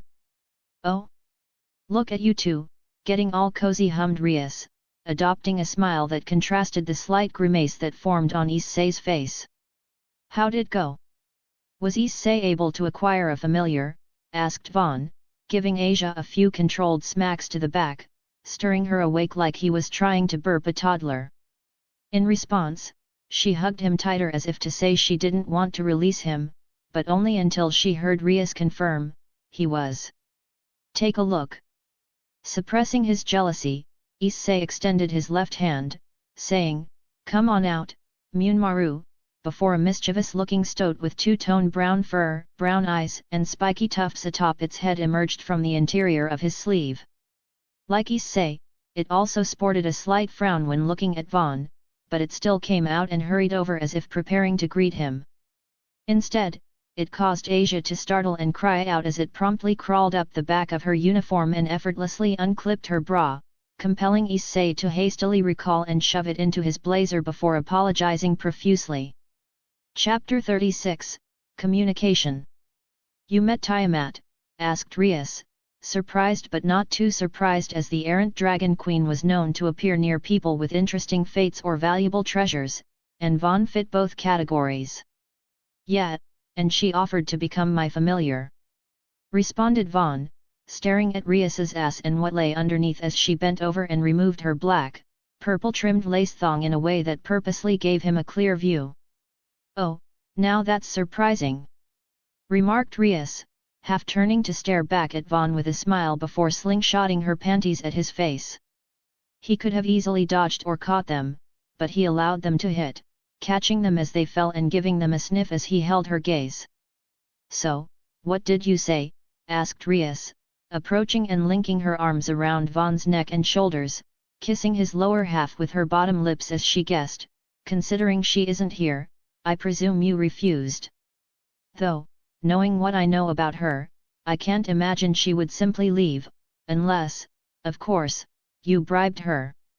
I love how smart you are, muttered Vaughn, grabbing and rubbing Rias's hips with his thumbs as he gently moved his own from front to back. Her already flushed face became redder, but since they were supposed to be taking a bath, she tightened her arms around him and gave him a lengthy kiss before meeting his gaze and stating, "Save that for after the bath. We don't need you picking your stuff out of my hair like last time." "Right," muttered Vaughn, giving Rias another kiss before getting in the bath before her, enabling her to sit between his legs and recline against him as he apprised her of the specifics of his brief but fateful encounter with the infamous Chaos Karma Dragon, including the fact she planned to seek him out in the future. Though it was a bit jarring to return to class after spending approximately 8 days in the corridor, Vaughn was doing his best to pay attention when he noticed that Issei was staring off into space with a distinctly perverted look on his face. "Looks like he still needs training," thought Vaughn, believing Issei was just daydreaming when, in fact, his stoat, Munmaru, was skulking around the academy, sharing its vision with him. It had the unique ability to suppress its aura and turn almost completely invisible, so it was adept at infiltration, gathering information, and, in Issei's case, peeking up skirts and sneaking into places he wouldn't dare venture himself. Fortunately for the girl Munmaru was following into the bathroom, Issei's connection with him was abruptly severed when their teacher pelted him in the center of the forehead with a piece of chalk. Unfortunately, this was only a nominal setback to the de facto leader of the perverted trio, who, in preparation for the girls changing into their gym clothes, had Munmaru lying in wait in their locker room. "She really is a princess," thought Vaughn, entering the room reserved for the student council to find it was stylishly decorated with a checkered floor, expensive-looking bookshelves lining one side of the room, several plants, 2 rectangular tables arranged parallel along the periphery, and a large, intricately carved wooden with a veritable throne, backed by maroon cushions, trimmed by gold leaf, and positioned in front of a large, gridded window with an arched top. "Welcome to the student council room, my future husband," said Sana, seated at her desk with her fingers linked atop it as Tsubaki, who had guided Vaughn over, left his side to stand behind and to her left. Meanwhile, the remaining members of the student council, comprised entirely of her peerage, stood up from their designated seats at the 2 tables, bowing in perfect sync. "Glad to be here," responded Vaughn, offering a smile that caused a fainter version to develop across Sana's face. Rias had suggested that he spend more time with Sana since she would technically be his first wife or, more accurately, he would be her husband. As such, he would be spending the time allocated to club activities helping out the student council, while, at night, he would alternate between staying at Sana's villa, Rias's bedroom, and Konako's apartment. "And, as you can see, most of us are happy to have you here," said Sana, the odd one out, unsurprisingly, being Saji. He didn't outright resent Vaughn, but he was the source of the latter's object of envy title, a peculiar title that allowed him to more easily provoke the aggro of people who felt envy or jealousy toward him. In gaming terms, it was an AoE taunt that couldn't be turned off, its potency scaling with his charm. "Then, if it wouldn't be too much trouble, do you think Saji and I could spend some time together?" asked Vaughn, causing the blonde-haired, blue-eyed youth to stare at him in open-mouthed disbelief as he asked, "And why the hell would I want to spend time with you?" "So you can rub your Saji," said Sana, her expression and tone deathly serious, causing Saji to sweat drop as he immediately fell silent. "What did you have in mind?" asked Sana, already having a fairly good idea based on what she had heard from Rias regarding Vaughn's interactions with Issei. Punching his right fist into the palm of his left hand, Vaughn, repeating what he had learned from anime and manga, firmly asserted, "The best way for 2 boys to understand each other is through an exchange of fists. I don't want Saji-san to hate me, so if you have a problem with me, communicate it with your fists." "Oh, you wanna go?" exclaimed Saji, manifesting a sacred gear on his left hand that resembled a black chameleon's head with spherical, gem-like purple eyes and golden accents. Very well, then," said Sana, rising to her feet as she stated, "let us relocate to the corridor. There, the two of you can battle and train at your leisure while the rest of us set up a faux student council room in the 8th floor's starting zone.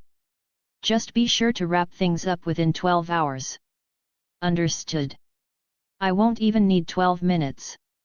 Muttered Saji, his expression an intense, self-assured look. He was humbled a bit after learning that Issei required 8 pawn pieces to be resurrected while he only needed 4, but after beating his contemporary multiple times, Saji was confident his talent wouldn't lose to anyone's.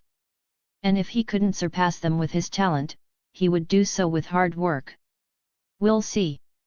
Responded Vaughn, his expression equally as intense but with significantly less hostility. He didn't view Saji as an enemy in the slightest, and while he wouldn't hold back, as that could be seen as very rude to his opponent, he was confident he could bear the brunt of the blonde-haired youth's anger and frustration with his pain tolerance, aura conversion, and battle focus. It's a shame they're both so possessive. Thought Sana, looking between Vaughn and Sajij with a faint, slightly helpless smile. It wasn't uncommon for high-class devils like herself to take on multiple consorts, but since Vaughn was so exceptional and neither he nor Saji gave the impression they were willing to share, she knew better than to propose a compromise, not for a few hundred years, at least.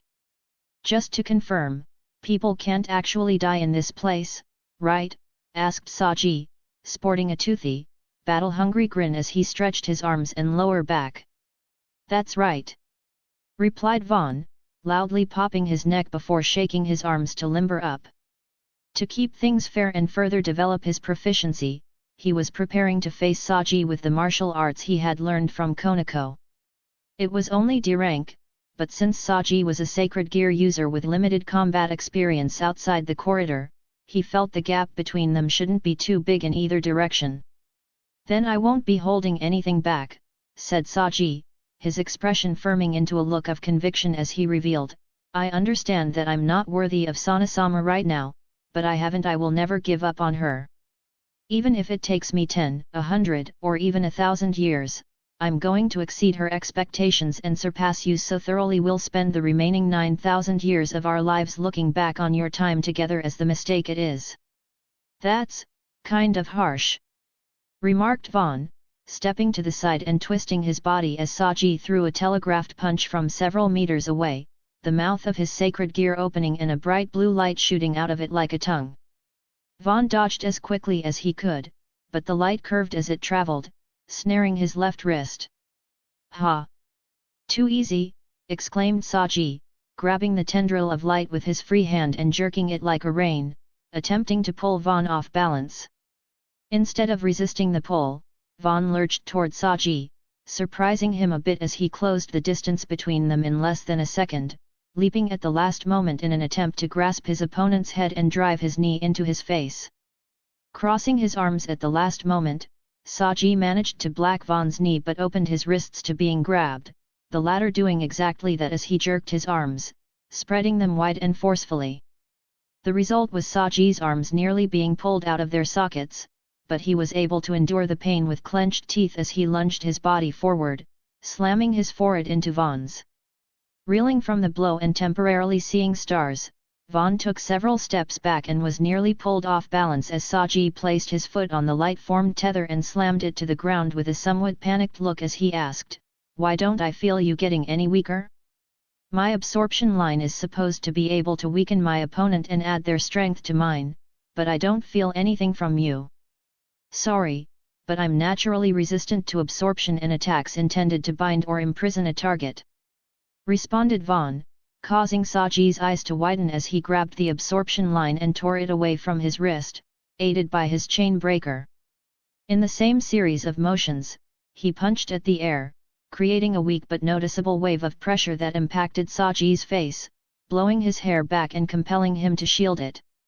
Taking advantage of the opening he had created, Vaughn slid forward in a peekaboo stance, borrowing a page out of Konako's book by slamming his fist into Saji's breadbasket. He expected the Saji to double over from the blow, but while the air was forced from his lungs and he spat out, his resilience was evidently on par with a rook like Konako as he didn't need any time to recover before unleashing several smaller tendrils of light like a shotgun blast. their tips pointed like needles. Crossing his arms and defending, Vaughn expected Saji's attack to try and bind him, his expression sinking considerably when they instead pierced his body, producing a sickly familiar sensation as they attempted to draw his blood like 4 lines. What an unpleasant ability! Thought Vaughn, a golden glow emanating from the depths of his pupils as he uncrossed his arms and adopted a power pose, expelling the tendrils from his body, reducing them to motes of lights as a powerful shockwave rippled through the area. Then, with at least twice the speed as his previous movements, he closed the distance with Saji, causing his blue eyes to briefly widen before Vaughn slammed a far more powerful punch into the center of his face, courtesy of his right fist.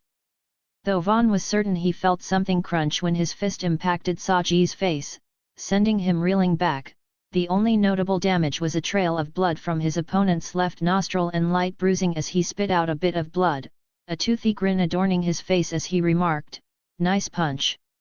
But you're not the only thing I can target with absorption line." Demonstrating his point, Saji extended his fist out to his left, squeezing his hand tightly as tendrils of light erupted from the back of absorption line, wrapping around and even stabbing into his arm to form a gauntlet of bluish-white light. Then, extending his fist toward Vaughn, causing the mouth of the gauntlet to open, he said, "Promotion to Queen." Following a sudden and drastic increase in his demonic energy, Saji left Vaughn feeling at a loss as a beam of energy emerged from the mouth of his gauntlet, moving much too fast for him to dodge. He did manage to get his guard up, but it was as the beam was enveloping him, making him feel as if he were trapped in an extremely fast-moving current of gaseous and scalding hot liquid as intense pain permeated his entire being. Chapter 37, Pomp. "How, the hell, are you, still standing?" asked Saji, panting heavily after using his life force to empower his sacred gear. He had hoped to at least knock Vaughn unconscious, but not only had the latter weathered his attack, but his body was steaming as it rapidly regenerated. Lowering his arms, Vaughn, his hair temporarily slicked back, somewhat spiky, and burned at the edges, explained, "To be fair, you would have beaten me if not for my equipment. But since your sacred gear is also a type of equipment, you can't accuse me of cheating." Seeing Vaughn get into a ready stance, signifying his intention to continue, Saji briefly clenched his teeth before issuing a loud war cry as he charged recklessly at the former and threw all his weight behind his right fist. Vaughn still felt an intense, sunburn-like pain across his body, but thanks to pain tolerance and battle focus, it didn't show in his expression or inhibit his ability to respond, his left wrist deflecting Saji's fist at the exact moment it carried all the force of his body. Ding! With the activation of Vaughn's bracelet's perfect guard, Saji momentarily found himself stunned as all the force from his blow was redirected back at him as a paralyzing shockwave. In that window, Vaughn landed a dozen exceptionally swift blows at the center of his chest, his form temporarily resembling that of a Wing Chun master before he propelled Saji backward end over end, his body skipping no less than 3 times before sliding to a stop face down. "Get up, I know that isn't enough to defeat you," said Vaughn, panting slightly as he discreetly used wound transfer to transfer some of Saji's damage to his own body, causing a notable ache in his joints and pain in his chest but increasing his already superhuman regeneration. "You're damned right it isn't," responded Saji, forcing himself to his feet, unaware of what Vaughn was doing. He believed he was able to rise due to the strength of his convictions, so after standing fully, he struck a power pose and issued a loud war cry, adrenaline coursing through his veins as he, once again, charged at Vaughn. This time, however, he tried paying more attention to the latter's footwork and forms, realizing there was a disparity in their close combat abilities and doing his best to decrease the distance over the course of their several-hour brawl. Seeing Vaughn and Saji arrive at the starting zone without any noticeable injuries, Sana, having changed into a bunny costume along with the rest of her peerage, briefly raised her brows before bowing, saying, "Welcome back, Ga-Shujin-sama." In reference to Vaughn. "I'm back," affirmed Vaughn, supplying a curt nod as Saji, standing a short distance behind him, frowned and averted his eyes from the sight. He felt like he had dished out a lot more punishment than he had received, but he only needed to look at the scene before him to understand who the real winner between him and Vaughn was. Driving this point home, Sana adopted a faint but sensual smile, her gaze fixed solely on Vaughn as she asked, "Will Goshujin-sama be taking his meal first, a bath, or perhaps?" Seeing Sana place her right hand on her lower abdomen, Vaughn couldn't help feeling sorry for Saji. At the same time, however, Sana was his future wife, and he knew from his regular self-study that refusing when your wife propositioned you was a fast track to a failed marriage. He also knew that turning to apologize would just hurt Saji's pride even further, so instead of doing so, he extended his hand to caress Sana's head, stating, "We'll work backward from all three."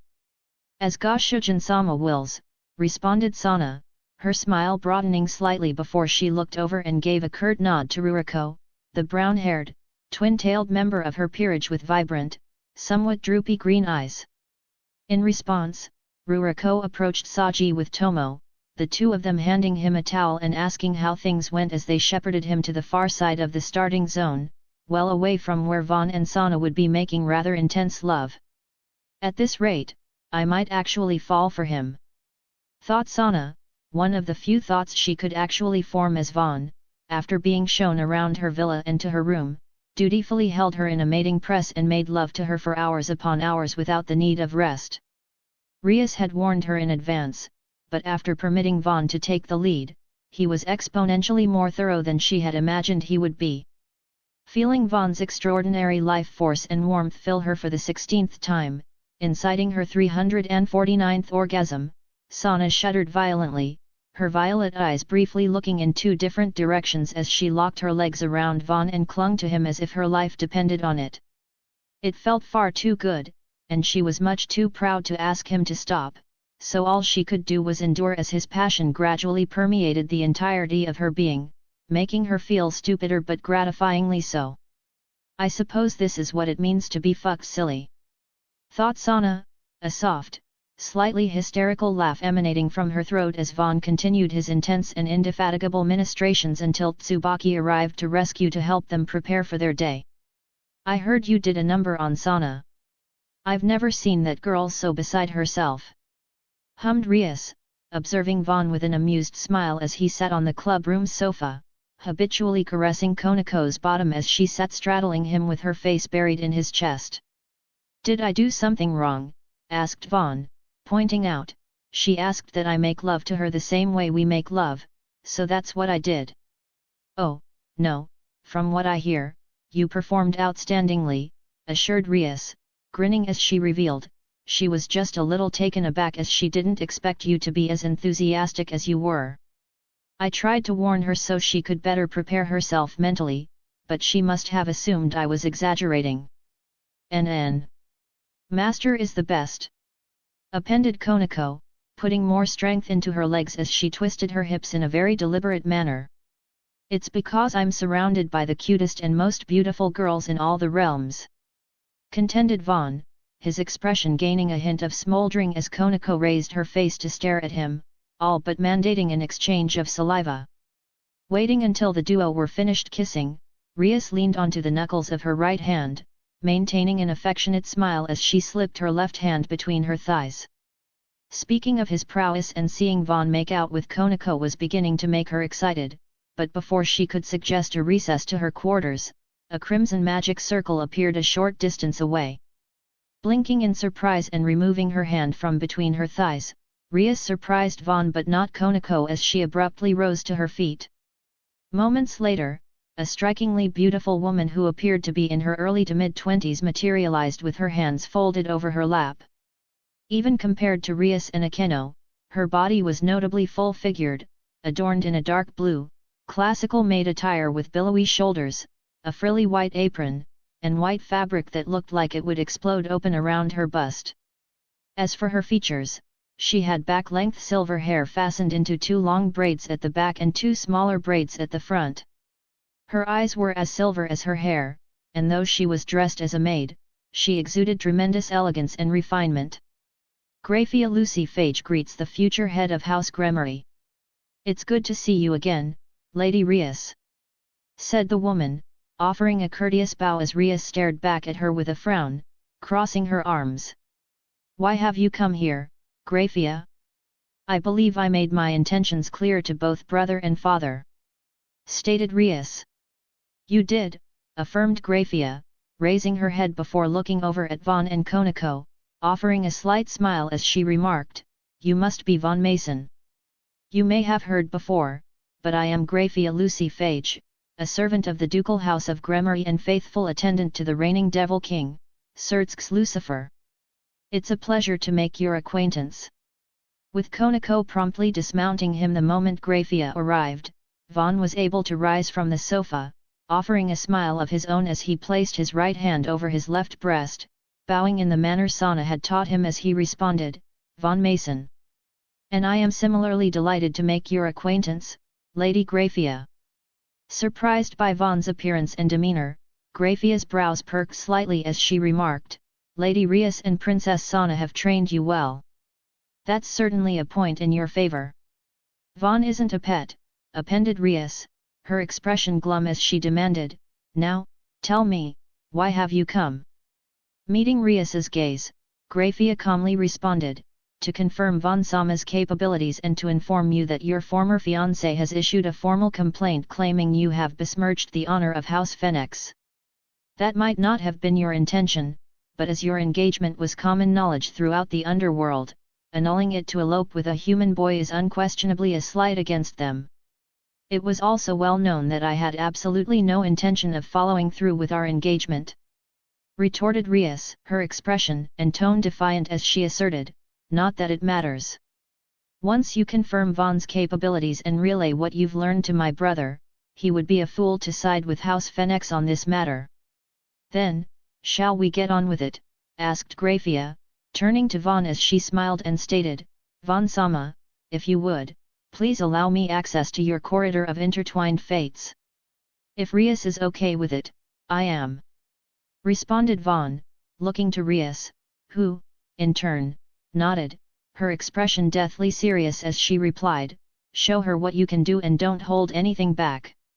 Then, excuse me, said Von, approaching and extending his hand to Grafia as Rias, Kenko and Akeno, who came at her mistress's request, gathered around him. So physical contact of some kind of necessary, muttered Grafia, placing her hand into Von's and focusing on the flow of his somewhat peculiar energy. It confusingly had the qualities of mana, aura, toki, demonic, divine, and even draconic energy, but it was as calm as the surface of an underground lake, and she felt no fluctuations within it as she abruptly found herself in what looked like an abandoned temple with a makeshift office and a few other accommodations such as a bathing area and a portable kitchen. We've clearly moved, but there were no spatial fluctuations, remarked Grafia, prompting Rias to grin smugly as she contended, as I explained to my brother, Von's capabilities are unlike anything we or at least Sana and I, have ever seen. You are doubtlessly more knowledgeable than the two of us, so once you have gathered the necessary intel, I will hear your report before you return to my brother. As you will, responded Grafia, offering Rias a brief but courteous bow before seeking Von's permission to move about the corridor and search between floors to ascertain how the space was linked. The fact she was unable to leave of her own accord implied it was disconnected from the dimensional gap that separated realms, which should be impossible, but she, like Rias, quickly learned that the word impossible was probably the most apt descriptive for Von's powers, nay, his very existence. Satisfied? Asked Rias, staring back at Grafia from under her right arm with a deadpan expression as she seated herself snugly against Von, the silver-haired, silver-eyed maid sitting behind her in an immaculate seiza, staring unblinkingly at where they were connected to ensure they weren't faking it. Please continue, said Grafia, her tone leaving little room for argument as she looked up at Rias, calmly asserting, insertion is not the objective of intercourse. I will watch until the end to confirm your and Von Sama's compatibility alongside the potency of his seed. So be it, muttered Rias, turning to Von with an intense, determined look in her blue eyes as she asked, I realize this must be awkward for you, but do you think you can do it like you normally do? I can, affirmed Vaughn, his expression matching Rias's determination as he grabbed her butt to support it. In response, she leaned forward, giving him the leeway to take the initiative and providing Graphia an obstructed view of where they were connected.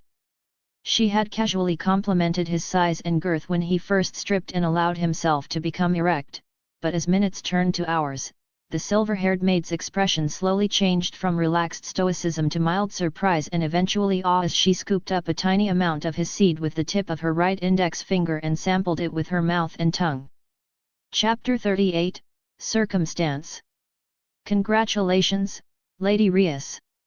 From my perspective, Von Sama should be more than capable of fulfilling his obligation as your and Princess Sana's spouse, remarked Graphia, offering a sincere smile as she looked down at Vaughn and Rias, the latter lying listlessly on the former's chest, panting heavily after nearly 10 straight hours of continuous lovemaking. Then return, and inform my brother, I will choose my path from here onward, panted Rias, feeling substantial relief until she noticed Graphia showed no signs of leaving. There are still 2 other matters, said Graphia, explaining, first, I have been asked to confirm whether Von Sama has the capacity to contract devils of a class higher than high. Second, there is still the matter related to Marquis Fennec's house. Blinking in surprise, Rias rose to a seated position, her head tilted as she asked, You intend to form a contract with Vaughn? Presuming he is able, confirmed Graphia, shifting her gaze as he rose to sit next to Rias with a similarly confused look, looking no worse for wear despite his vigorous ministrations throughout the night. Seeing it as her responsibility, Rias turned to Vaughn and explained, Graphia is an ultimate class devil. But she isn't just any ultimate class. She holds the title of the strongest queen and represents the pinnacle of the class. If an ordinary person were to try and form a pact with her, their life would be snuffed out just requesting her name. Thank you for the praise, hummed Graphia, maintaining a professional smile as she stood with her hands folded over her lap. Frowning deeply, Rias was going to reject the apparent attempt to have Vaughn commit suicide when the person in question abruptly caressed her head, smiling as he assured her, I'll be fine. Before kissing her cheek.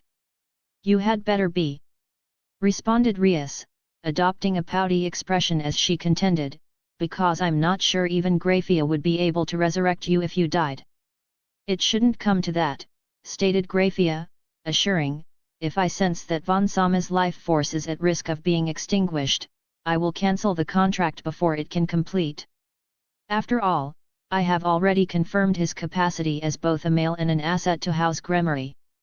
Fine, responded Rias, sporting a sullen look as she added, but since you've put us through all of this at the behest of my family and brother, I think it's only fair that you suffer a bit of shame yourself. My only request is that you do not forget our relationship, responded Graphia, closing her eyes and bowing her head, exhibiting the willingness of any proper maid. Explaining things on Graphia's behalf, Rias turned to Vaughn and revealed, she doesn't like to bring it up in the execution of her duties, but Graphia is the queen and wife of my brother, Sertsks. She is also the mother of my younger nephew, Milicaes, so while you should definitely punish her, don't take things too far. Okay, responded Vaughn, feeling a little disjointed as he felt like Rias was all but telling him to make a perverted request of Graphia. However, as the wife of his future brother-in-law, a man who happened to be the most powerful devil in hell, more than just his instincts were telling him not to. Seeing through Vaughn's indecision, Graphia smiled and stated, if you are able to form a pact with me, you will have more than earned the right to my services. Devil society is built upon the principles of equivalence and the fulfillment of desires. I will also grow more powerful as a result of our contract, so you need not hesitate. Then, started Vaughn, his mind and heart racing slightly as he carefully considered his words, stating, my request is that you serve me no more and no less than you are willing. I understand what you were trying to do, but that may have been a mistake, remarked Rias, adopting a wry smile as Graphia responded, I understand, before touching her abdomen with her left hand, causing her maid outfit to disappear, revealing that she hadn't been wearing a bra and providing Vaughn an eye-opening glimpse of her phenomenal physique. She was wearing panties, but they were the scantest Vaughn had ever glimpsed, black with lace embroidery and having more in common with a string than a proper pair of panties. Accompanying these were a matching garter belt and thigh-high stockings, forming a captivating contrast with her fair and notably plump thighs and long legs, ending in dark red heels. "I think I need additional explaining," remarked Vaughn, allowing his gaze to wander Graphia's body but with no intentions behind it, only confusion and undisguised appreciation for her beauty. Lowering herself to her knees, Graphia began to massage her breasts with a stoic expression as she dutifully explained, "You requested that I serve you no more and no less than I am willing, but as the head maid of House Gremory, there is nothing I am unwilling to do to ensure their continuance and prosperity." "But this isn't exactly what I had in mind," remarked Vaughn. "But it's what I'm willing to do," countered Graphia, gently kneading her nipples while holding Vaughn's gaze as she stated, "But I would appreciate it if you refused me before we crossed the line." "Oh, if that's the case, I refuse your services indefinitely," said Vaughn, prompting a faint smile to develop across Graphia's face as she rose to her feet, rematerializing her maid outfit as she looked to Rias and hummed, "It would appear his character is just as exceptional as his abilities." "Yes, I am well aware," responded Rias, breathing a faintly exasperated sigh from her nose. "Wait, was all of that a test?" asked Vaughn, looking slightly incredulous until Graphia answered, "Yes and no.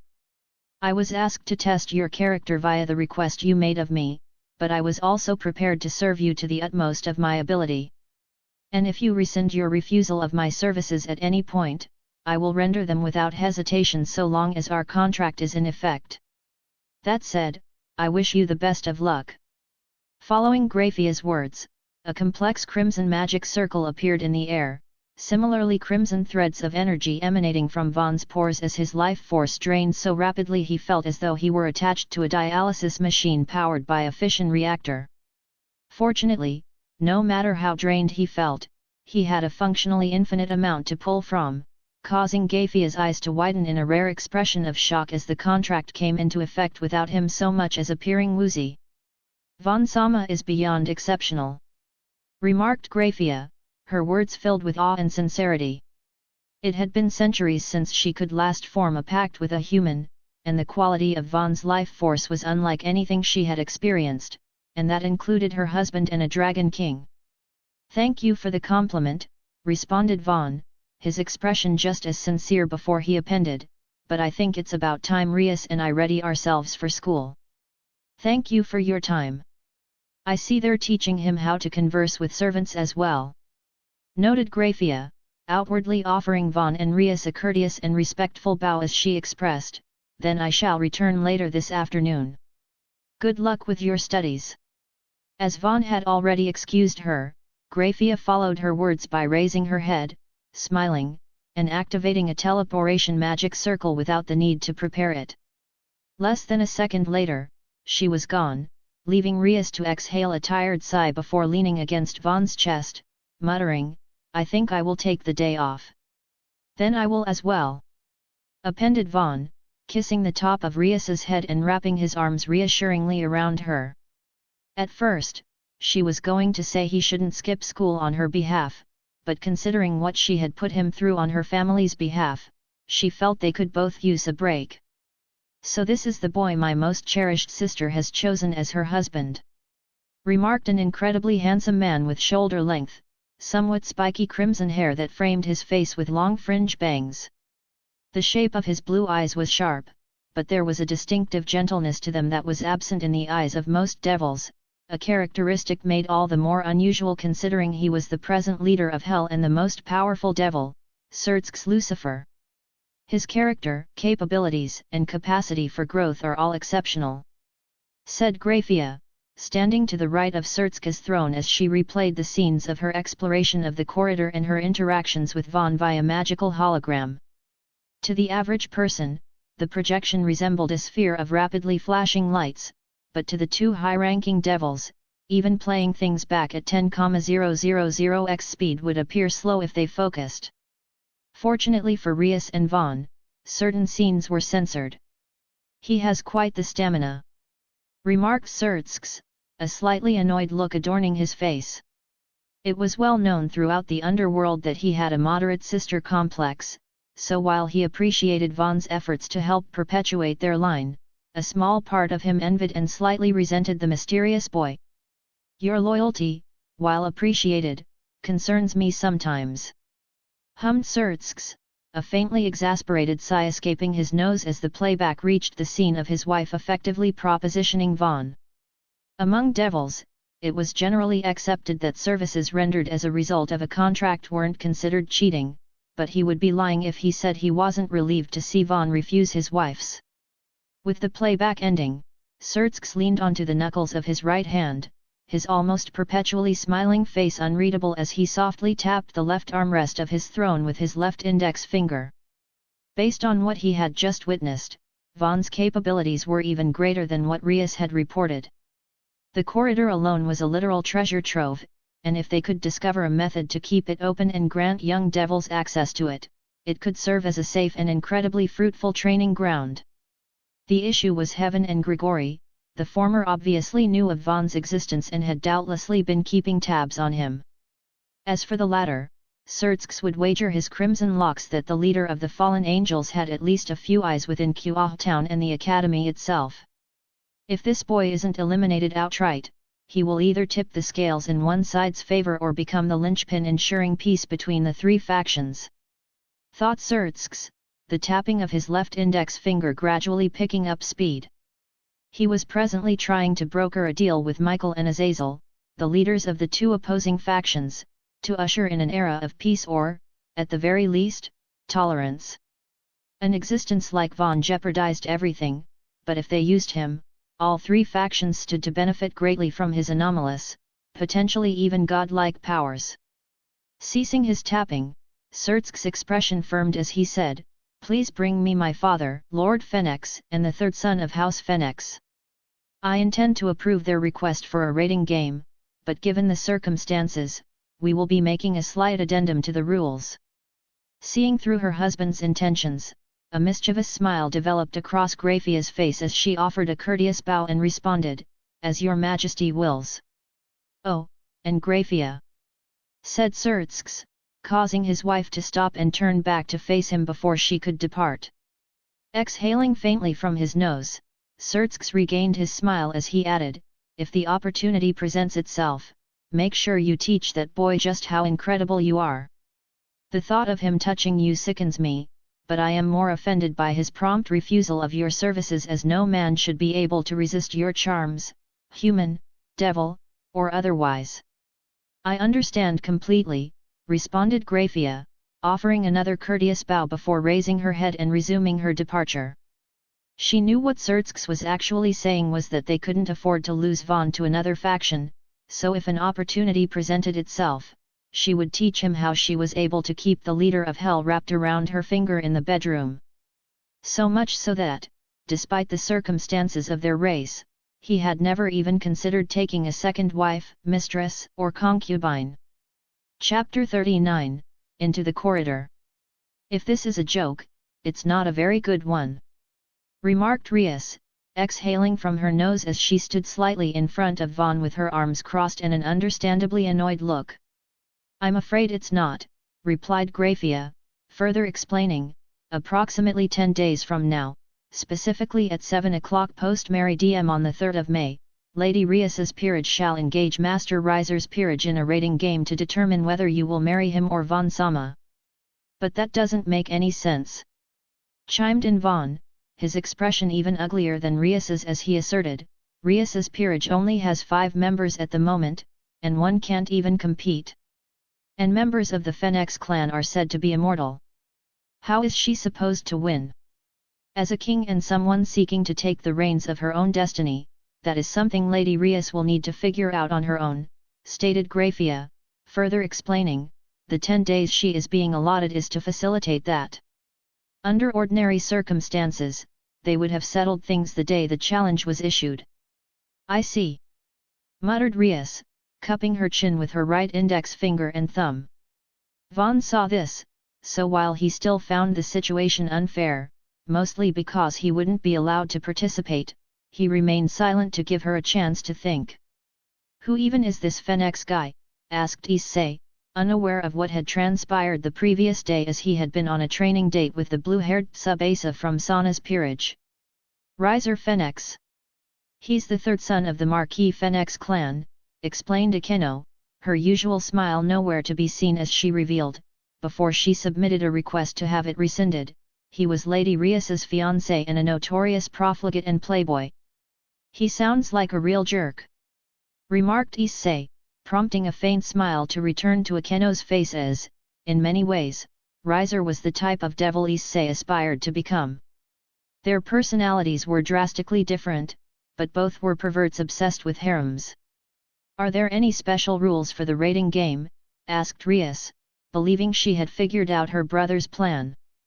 "Indeed," responded Graphia, beaming as she revealed, "since there is a rather drastic disparity in the number of members each king can field, the limitations regarding the use of magic items have been amended for Lady Rias's peerage.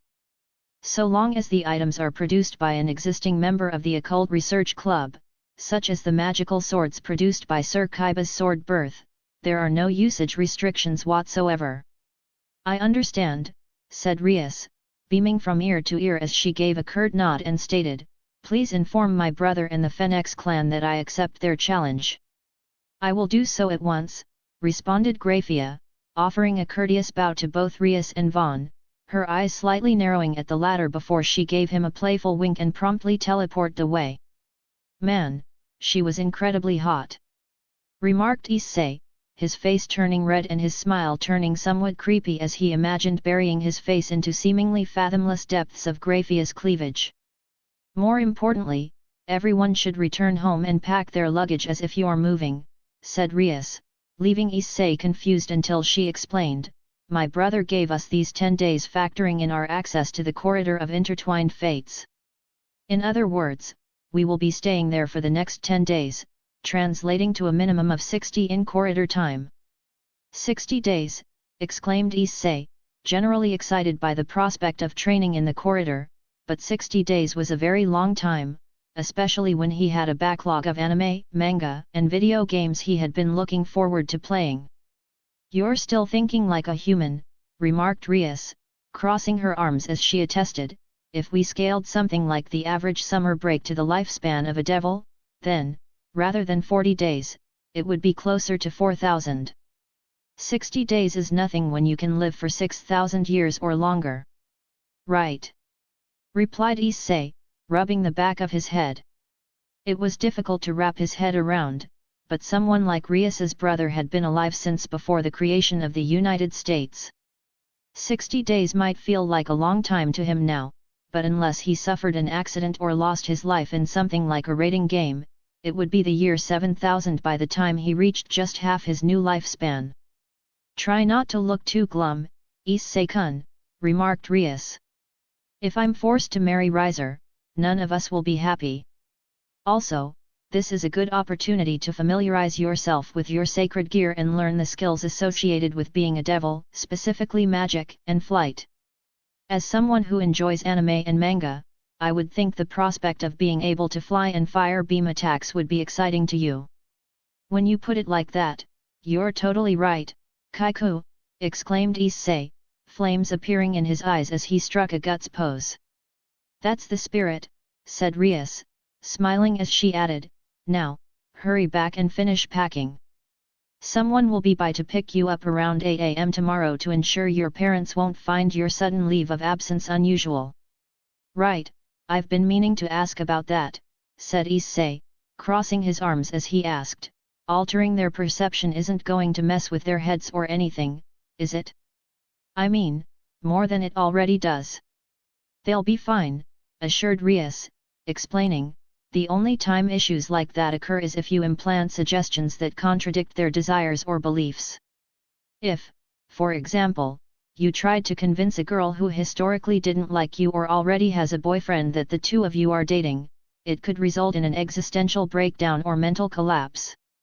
That example feels really targeted, remarked Issei, his concern turning to a cramped smile.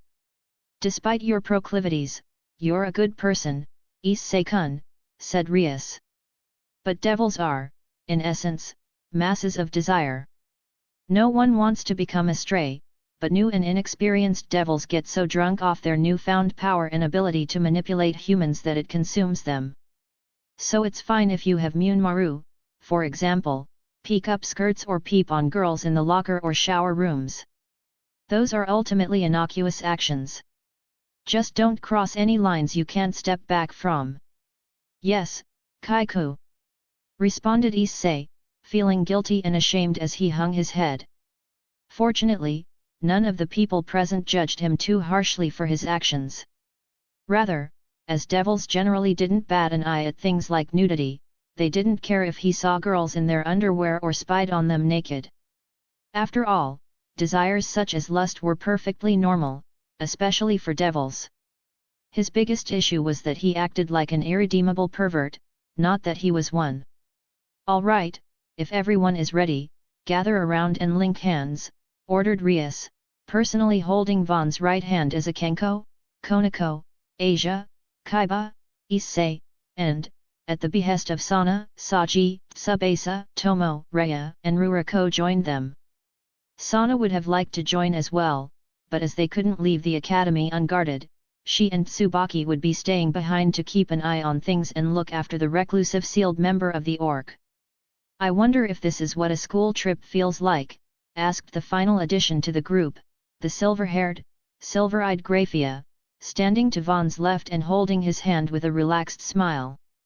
Her explanation for being there was to prevent Riser from coming to look for or spying on them, but Rias suspected the true reason was to investigate the corridor more efficiently and keep an eye on Vaughn.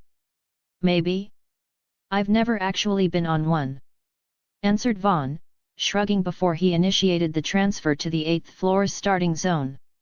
Once there, everyone promptly released hands but remained in a loose circle, the only exception being Graphia, who continued holding Vaughn's hand until he looked at her strangely. Pardon me, said Graphia, retracting her hand and folding it over her left atop her lap, defaulting to her highly dignified maid persona.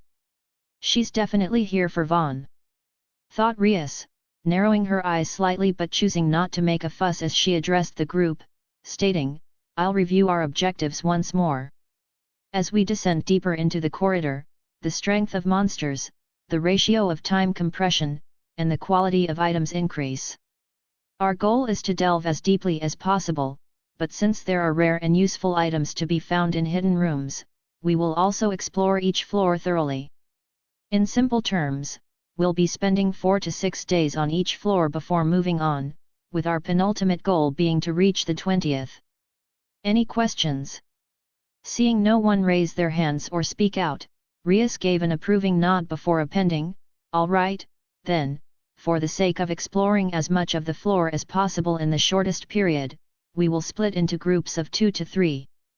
The groups are as follows: Issei, Tsubasa, and Rhea will form one group, Kaiba, Konako, and Asia will form another, and the last 2 groups will be Saji, Tomo, Ruriko, and myself, Akeno, and Vaughn.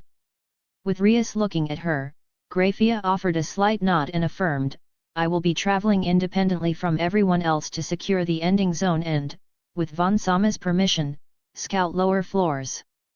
Rest assured that any items I recover while doing so will be turned over without exception.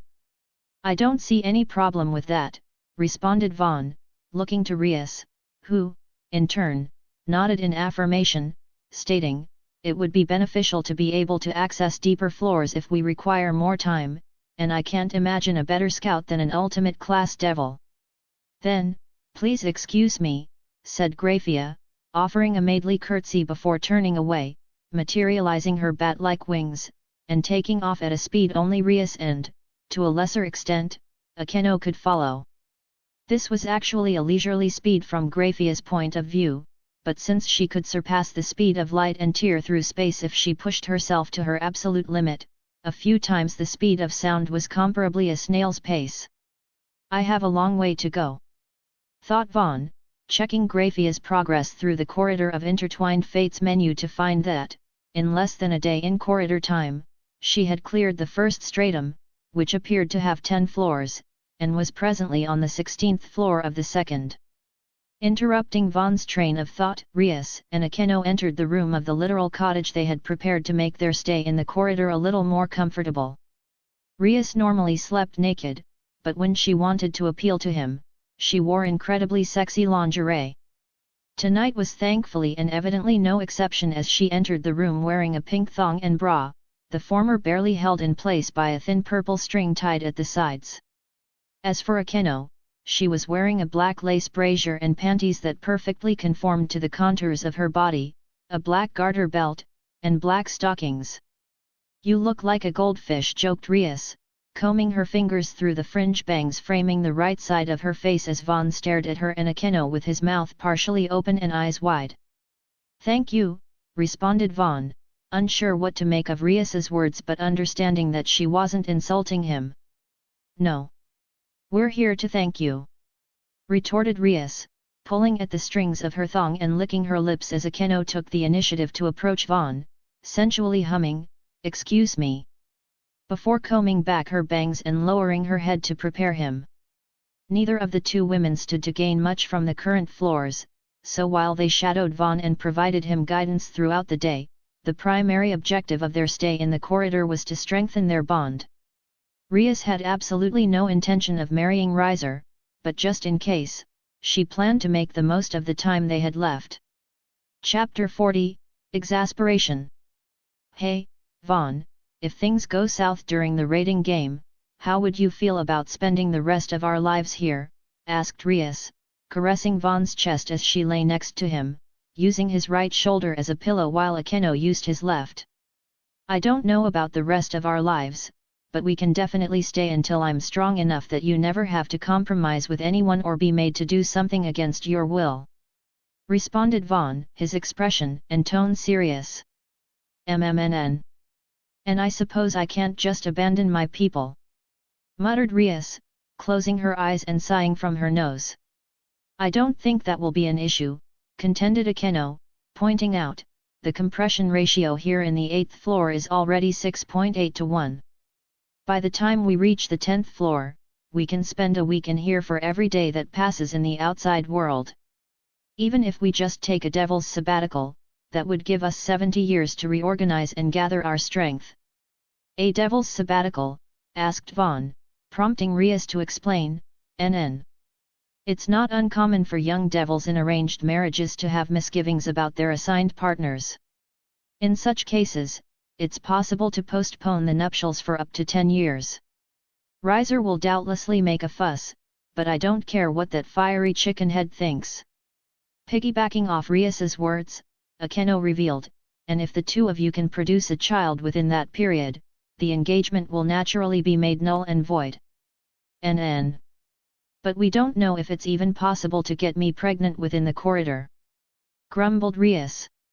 "It should be possible," said Vaughn, causing Rias's and Akeno's brows to rise as he explained, "This place changes according to the desires of the people who enter it, so if you believe you can get pregnant and we aim to make it happen, it will."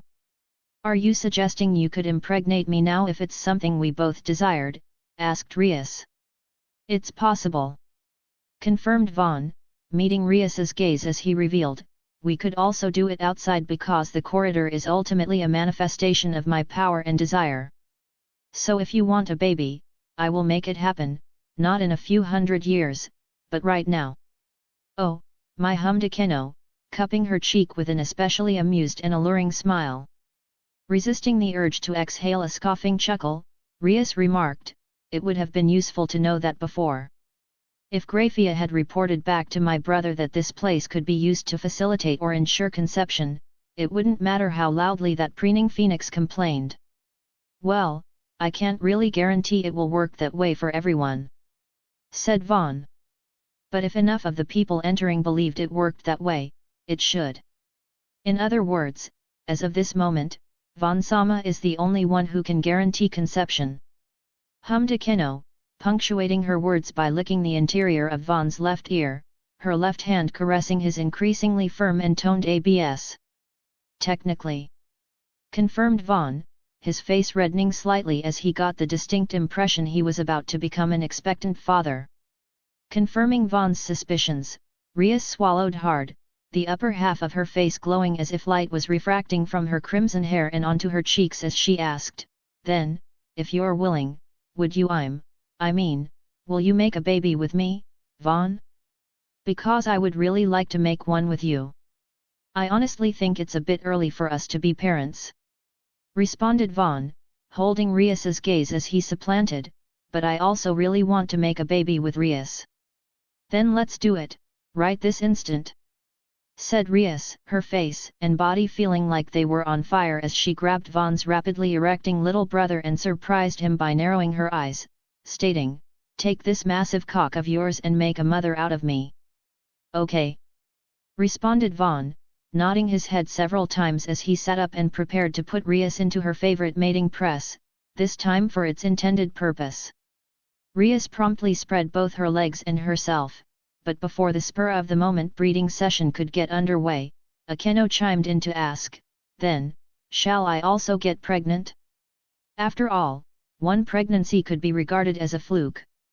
Two is empirical evidence that Vaughn's unique capability is the real deal. "Actually, now that you mention it, we should probably bring this up with Sana first," conceded Rias, regaining her composure and reasoning.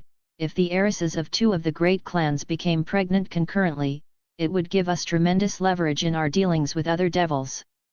You are welcome to have his child as well, Anew, but you should wait at least a few months after mine and Sana's are confirmed."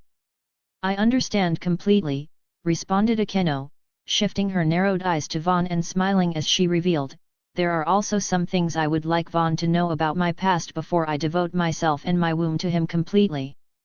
"Are you talking about that?" asked Rias, her words directed at Anew, but her gaze focused on Vaughn as she smiled and gave an affirming nod. He was feeling confused about what to do now that they were evidently no longer going to make a baby, but after seeing Rias nod and hold open her legs, he at least understood they weren't going back to resting. "NNNGH." As Rias groaned in pleasure and satisfaction from Vaughn climbing on top of her, Anew casually confirmed, "That's right. I doubt Vaughn Sama would be particularly bothered by it, but I would like him to know my history if we're going to build a future together." "What history?" asked Vaughn, turning his face and meeting Akenow's gaze without ceasing his forceful and rhythmic ministrations. "Not now," responded Anew, extending her hand to caress Vaughn's face, her eyes softening with a hint of melancholy as she asserted, "Right now, you should focus on Rias and helping her overcome this predicament. My past can wait. After all, it's not going anywhere, and neither am I." Though it caused Rias to frown slightly, Anew punctuated her words by kissing Vaughn tenderly and affectionately. The former didn't mind sharing, but it was a different matter entirely to have Vaughn's attention pulled away from her. Thus, wrapping her arms and legs around him, she squeezed her insides so tightly he had to return his focus to her. Following a short rest, Vaughn, Rias, and Anew were preparing to resume their journey, but before that, they needed to place the 2-story, 4-bedroom, 2-bathroom cottage away. Anything with a volume exceeding 1 square meter took up multiple spaces in Vaughn's inventory, so while he would be storing it in his inventory, he waited until Rias returned it to the piece of parchment it had been summoned from, a small, yellowish, and slightly bloody piece of paper with her family's distinctive crest drawn on it. "Well, that's that," said Rias, breathing a faint, exertion-induced sigh as she made her way over to pick up the piece of parchment, bending over in a way that purposely provided Vaughn a view of her pink lace panties. Even for her, summoning and unsummoning a house was no easy feat, so while she could repeat the process dozens of times if needed, it left her feeling slightly drained. "Do you need some of my life force?" asked Vaughn, prompting the smile Rias turned to give him to broaden slightly before all three of them saw a crimson magic circle appear a short distance away. There was a delay of several seconds, which typically only occurred when the person or object being transferred had to cross a vast distance, but the voluptuous form of Graphia invariably appeared, standing stoically with her hands folded over her lap. Bowing respectfully, Graphia caused Rias's right brow to rise as, rather than greeting her first, the silver-haired devil expressed, "Good morning, Von-sama, Lady Rias, Akeno-san. I hope you were able to rest and that this new day finds you well. Did you need something, Graphia? Or are you just here to issue a report?" asked Rias, crossing her arms. "Both, my lady," responded Graphia, offering a slight bow before raising her head and revealing, "I was able to reach what I believe to be the final floor of the second stratum, but the stairway leading to the next level is blocked by a door marked with indecipherable text. Even when I brought my full power to bear against it, I could not so much as leave a scratch on its surface or the surrounding structure." "Even you couldn't damage it?" asked Rias, her eyes widening in genuine surprise as Graphia wasn't known as the ultimate queen for nothing. With the exception of Sira Fall Leviathan, Sana's older sister and one of the four Satans, she was regarded as the second most powerful female devil in the underworld. During the previous civil war, she had single-handedly annihilated multiple fortresses and even erased a sizable island from the underworld's regularly changing map. "I believe only the master of the corridor will be able to open it," replied Graphia, speaking to Rias but staring at Vaughn with a faint smile. Since they were contracted, she could sense that something had changed within him since the previous day. He wasn't considerably more powerful, but there was a certain preparedness to his aura and a look of determination in his striking aquamarine eyes as if he had just learned about and accepted an important responsibility. Could it be? Graphia asked herself, narrowing her eyes slightly as she looked at Rias and Akeno. She could tell at a glance that neither of them was pregnant, but since it wasn't uncommon in such situations, it wasn't difficult to imagine they were aiming for it. "Then, should we go check it out?" asked Vaughn, directing the question to Rias. He needed to defeat at least one of each type of monster on a floor to maintain his growth, but he could always double back after opening the door or gate preventing Graphia's descent. "It's not a bad idea," confirmed Rias, brushing the bangs on the right side of her face as she appended, "and if the monsters there are strong, Akeno and I might benefit from hunting them. They're not quite at Lady Rias's and Akeno-san's levels, but the monsters on that particular floor aren't complete fodder. I would compare them to freshly promoted mid-class devils, so it might be prudent for Lady Rias's peerage to train and farm there while the two of you make your way down to the third stratum," revealed and suggested Graphia. "Well, there's only one way to know for sure," said Rias, approaching and grabbing Vaughn's right hand. Akeno promptly did the same with his left, so after looking between the two, Graphia approached Vaughn from the front, a faintly mischievous smile playing across her lips as she said, "Pardon me, Vaughn-sama," before wrapping her arms around his body and squishing her breasts against him. "Graphia, what is it you think you're doing?" asked Rias, adopting a smile that didn't quite reach her eyes. "I consumed a great deal of demonic power during my search and failed attempts to breach the second stratum's 20th floor exit," answered Graphia, staring intently into the slightly taller Vaughn's eyes as she casually asserted, "It's only natural that I replenish it through physical contact and skinship with my master." "You don't seem particularly depleted," remarked Vaughn, not questioning that Graphia could replenish herself via their contract, as he did the same with Rias, Akeno and Konako, but he felt like she had barely used a drop of the veritable lake of power contained within her. "I was also planning to release Von-sama the moment the transfer was complete," responded Graphia, appending, "though, if Von-sama would prefer to remain in this position, I will not protest. Von-sama possesses a paradoxically exciting yet comforting aura, so I do not mind being held by him in the slightest." "I have heard that," responded Vaughn, offering an awkward smile as their surroundings abruptly changed, the result of him asking Sis to transport them to the second stratum's 20th floor, a place where everything from the structures to the unique flora and environmental features were formed entirely from crystal. Chapter 41, Separation Anxiety. "Is that the exit?" asked Vaughn, turning his attention to the center of the room as Graphia released and stepped away from him, followed by Rias's narrow-eyed expression. "I believe so," responded Graphia, closing her eyes, ostensibly pretending not to notice Rias's annoyance. Preempting Vaughn's intervention, Rias suggested, "Go ahead and take a look with Akeno. I need to speak with Grafia for a moment." "How exciting," hummed Akeno, grabbing Vaughn's arm and leading him away as he looked back at the two voluptuous devils with a concerned frown. "No need to worry. They're just going to clarify a few things," assured Akeno, kissing Vaughn's cheek before shepherding him the rest of the way to the exit, a large, rectangular section of blue crystal that ran from floor to ceiling with a dark grey gate bearing an inscription and what appeared to be a devil's crest but with a howling wolf motif. Drawn to the inscription, Vaughn read aloud, "Beyond here lies the Queen of the Frozen Abyss's domain. Until the Master has realized his true nature, born from desperation and the desire to surmount all trials, this door shall remain sealed." "Queen of the Frozen Abyss," repeated Akeno, touching her chin with her right index finger and tilting her head slightly as she speculated, could it be referring to the Hel, the Norse goddess who presides over the frozen realm of Niflheim? But if that's the case, could the corridor be connecting us to existing planes?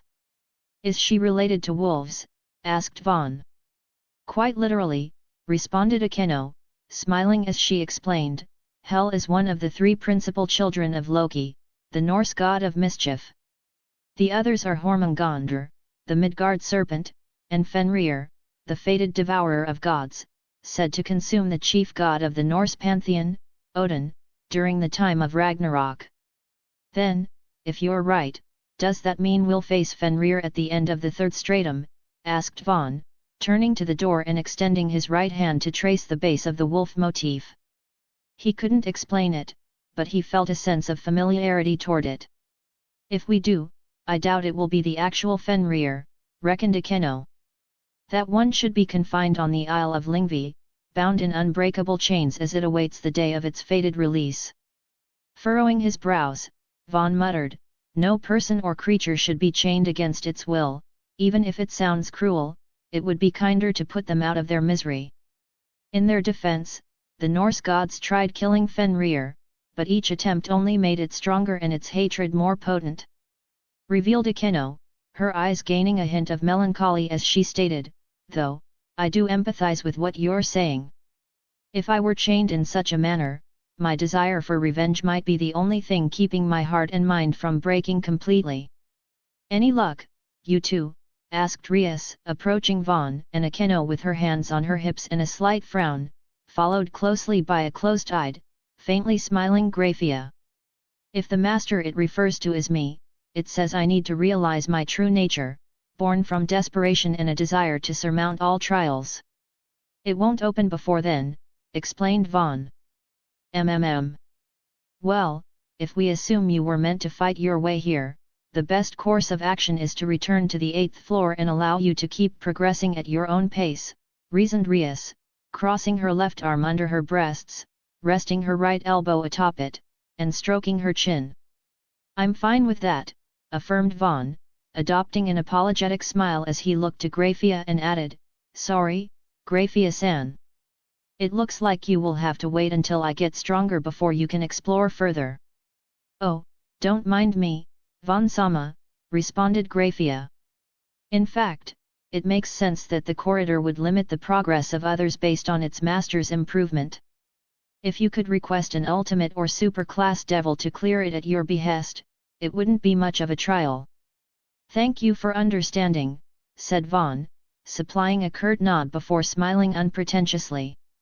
"That said, what will you do from here on?" asked Rias, regaining a slightly ill-tempered look.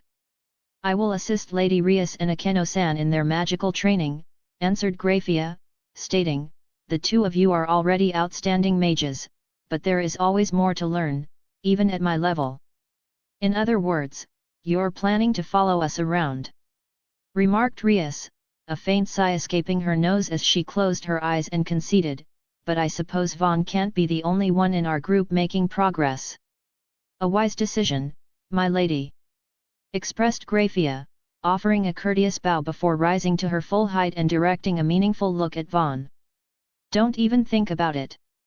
"Akeno," exclaimed Rias, seizing the initiative to wrap her arms around Vaughn from the front as Akeno moved around and did the same from behind, causing Graphia to cover her mouth and stifle a soft chuckle before she grabbed his hand, enabling him to return them to the 8th floor. This is kind of lonesome without Rias, Akeno, or Konako following behind me, thought Vaughn, making his way through the grid passages of the 9th floor alone. Back when he initially explored the corridor, he didn't mind the solitude in the slightest. Now that he had gotten used to at least one person being with him at all times, offering him compliments or affection, he felt decidedly less motivated. Noticing a section of the wall lining the passage move, Vaughn stepped back, hands raised, just in time to evade its collision with the opposite side of the passage. A large, 3-meter-tall bear covered in emerald green with branch-like spikes sticking out of its shoulders emerged from the newly formed pathway, but rather than panicking, a smile adorned Vaughn's face as he charged to meet the much larger creature head-on, his right fist connecting with the center of its body. Ostensibly not expecting the force behind Vaughn's punch, the bear-like monster hugged its stomach with its oversized arms and paws as it was pushed back a short distance, glaring at him with hate-filled yellow eyes. "Don't get angry, get even," exclaimed Vaughn, bouncing from left to right on the tips of his toes before lowering his body and charging in when the bear ceased protecting its midsection. Instead of a heavy blow, however, he only landed a quick jab before stepping back, evading the bear's large, orange-hued claws. "Way too slow," exclaimed Vaughn, an adrenaline-fueled smile developing across his face as he rewarded the bear's efforts with a heavy blow to its left jaw and snout. When he saw it was temporarily dazed, he followed up with a devastating left uppercut, knocking it off balance as he spun mid-motion, retracting his arms and right leg to drastically accelerate his turn before landing a straight kick against the bear's midsection, causing it to once again hold its stomach as it collapsed face forward onto the ground. Waiting several seconds, Vaughn eased out of his stance but didn't relax his guard as he approached the downed bear, his expression softening into a firm look as he expressed, "Sorry, but I have too many things to protect. I need to get much stronger." Not wanting to see the creature suffer any longer, Vaughn manifested his legendary spear in his right hand, stabbing the bear in the center of its forehead. He was pleasantly surprised to notice that he had gained 2 power instead of the usual 1, but once his high from the battle settled, he regained a somewhat melancholic expression as he unequipped his spear and made his way down the new passage, once again missing the presence of the girls he had come to cherish. "Oh, wow, someone's feeling affectionate," remarked Rias, smiling but feeling a little flustered as Vaughn embraced her and buried his face into her breasts the moment she was summoned via their contract. She was even more surprised when he abruptly threw her over his shoulder, causing her to panic slightly as Akeno and Graphia materialized a short distance away, their eyes widening slightly at the sight. "You two get started on food," said Rias, resisting the urge to laugh as she added, "and if we're not back in an hour, come and rescue me." "Have fun," you two hummed Akeno, feeling a tad bit envious but smiling and waving as Graphia, staring at her with her right brow raised, asked, "Is this a routine occurrence?" "Not that I'm aware," responded Akeno, shaking her head before adding, "but Vaughn is a very delicate boy. We still don't know his full story, but we can infer he's been through a lot. Now that he's found a place he can call home and people he cares about, I sup." The not-so-distant sound of smacking and moaning. "Shall we get started on dinner?" asked Akeno, gesturing to the far end of the checkpoint. "We should," affirmed Graphia, taking the initiative to summon an entire kitchen set up for her and Akeno to make use of as Vaughn engaged Rias in an intense, pre-meal workout in the distance. "I think I like this more forceful side to you, but are you going to tell me what happened?" asked Rias, holding Vaughn from behind and kissing his cheek as he sat on the edge of the bed he pulled out from his inventory. "Nothing in particular," responded Vaughn, smiling as he placed his right hand over Rias's, linked together over his chest. Then, before she could point out there was clearly something wrong, he explained, "Exploring on my own just made me realize how empty life is without someone to share it with. Then I got to thinking about fatherhood, the phrase inscribed on the door, and. Yet, I just wanted to see you and show you how much I care about you. Then you're free to abduct me whenever you please. Whispered Rias, planting another kiss on Vaughn's cheek before holding him in silence for a while, enjoying the moment. Catching Rias a little off guard, Vaughn confided, if that Riser guy tries to force you to marry him, I think I might kill him. And then I really will take you away. I don't want you to kill for me, Vaughn. Expressed Rias, putting a bit more strength into her arms as she reassured him, even if we end up losing the rating game, I will never marry Riser. You are the man I have chosen to spend these next 10,000 years. Then I won't kill him. Muttered Vaughn, gently squeezing Rias's hand as he contended, but I will break him. As long as you leave his little chicken finger functional, his family shouldn't mind too much. Responded Rias, the image of a girl with very blonde hair and pigtails appearing in her mind as she smiled and added, though, even if that happens, I know at least one way you'll be able to repay them. Just leave the specifics to me. Responded Vaughn, closing his eyes and focusing on the feeling of Rias's breasts pressed against his back. Anew arrived a short while later to inform them that the food was ready, but instead of going to eat, Vaughn got up and embraced the raven-haired girl, surprising her with a deep and passionate kiss that invariably transitioned to the bed as Rias left them to their own devices, wishing Anew good luck before disappearing into the darkness of the checkpoint in her birthday suit. Chapter 42, Comfort. With 11 days passing since they had entered the corridor, Vaughn found himself at the entrance of the 10th floor's boss chamber, sitting before it and meditating to alleviate his mental fatigue and focus his mind. Aiding Vaughn in his efforts, allowing him to feel much calmer, Konako held him from behind, her arms linked over his shoulders as she groomed his hairline with her rough tongue. Rias had deduced he suffered from a form of separation anxiety, so when everyone met up in preparation for moving to the next floor, groups were reassigned to have Konako accompany him everywhere he went. Okay, I'm good to go. Said Vaughn, opening his eyes and waiting for Konako to release him before rising to his feet. Once he had, he made sure to caress her head and face, the two of them sharing a kiss before making their way into the spacious enclosure occupied by what looked like a giant flower. It had a thick, green stem, 5 meters across at the base but tapering as it extended nearly 7 into a set of giant maroon petals, presently open and facing Vaughn and Konako with a glowing, lime green crystal serving as the creature's head and eye, circled by 5 horn-like leaves, dark green in hue with maroon veins flowing through them. An additional 4 leaves grew from it like giant leafy tendrils, luminous green with pulsating red veins, and 8 thorn-covered vines poised like snakes prepared to strike, their tips reminiscent of spears. Konako, said Vaughn, brandishing his legendary spear in its fire elemental form.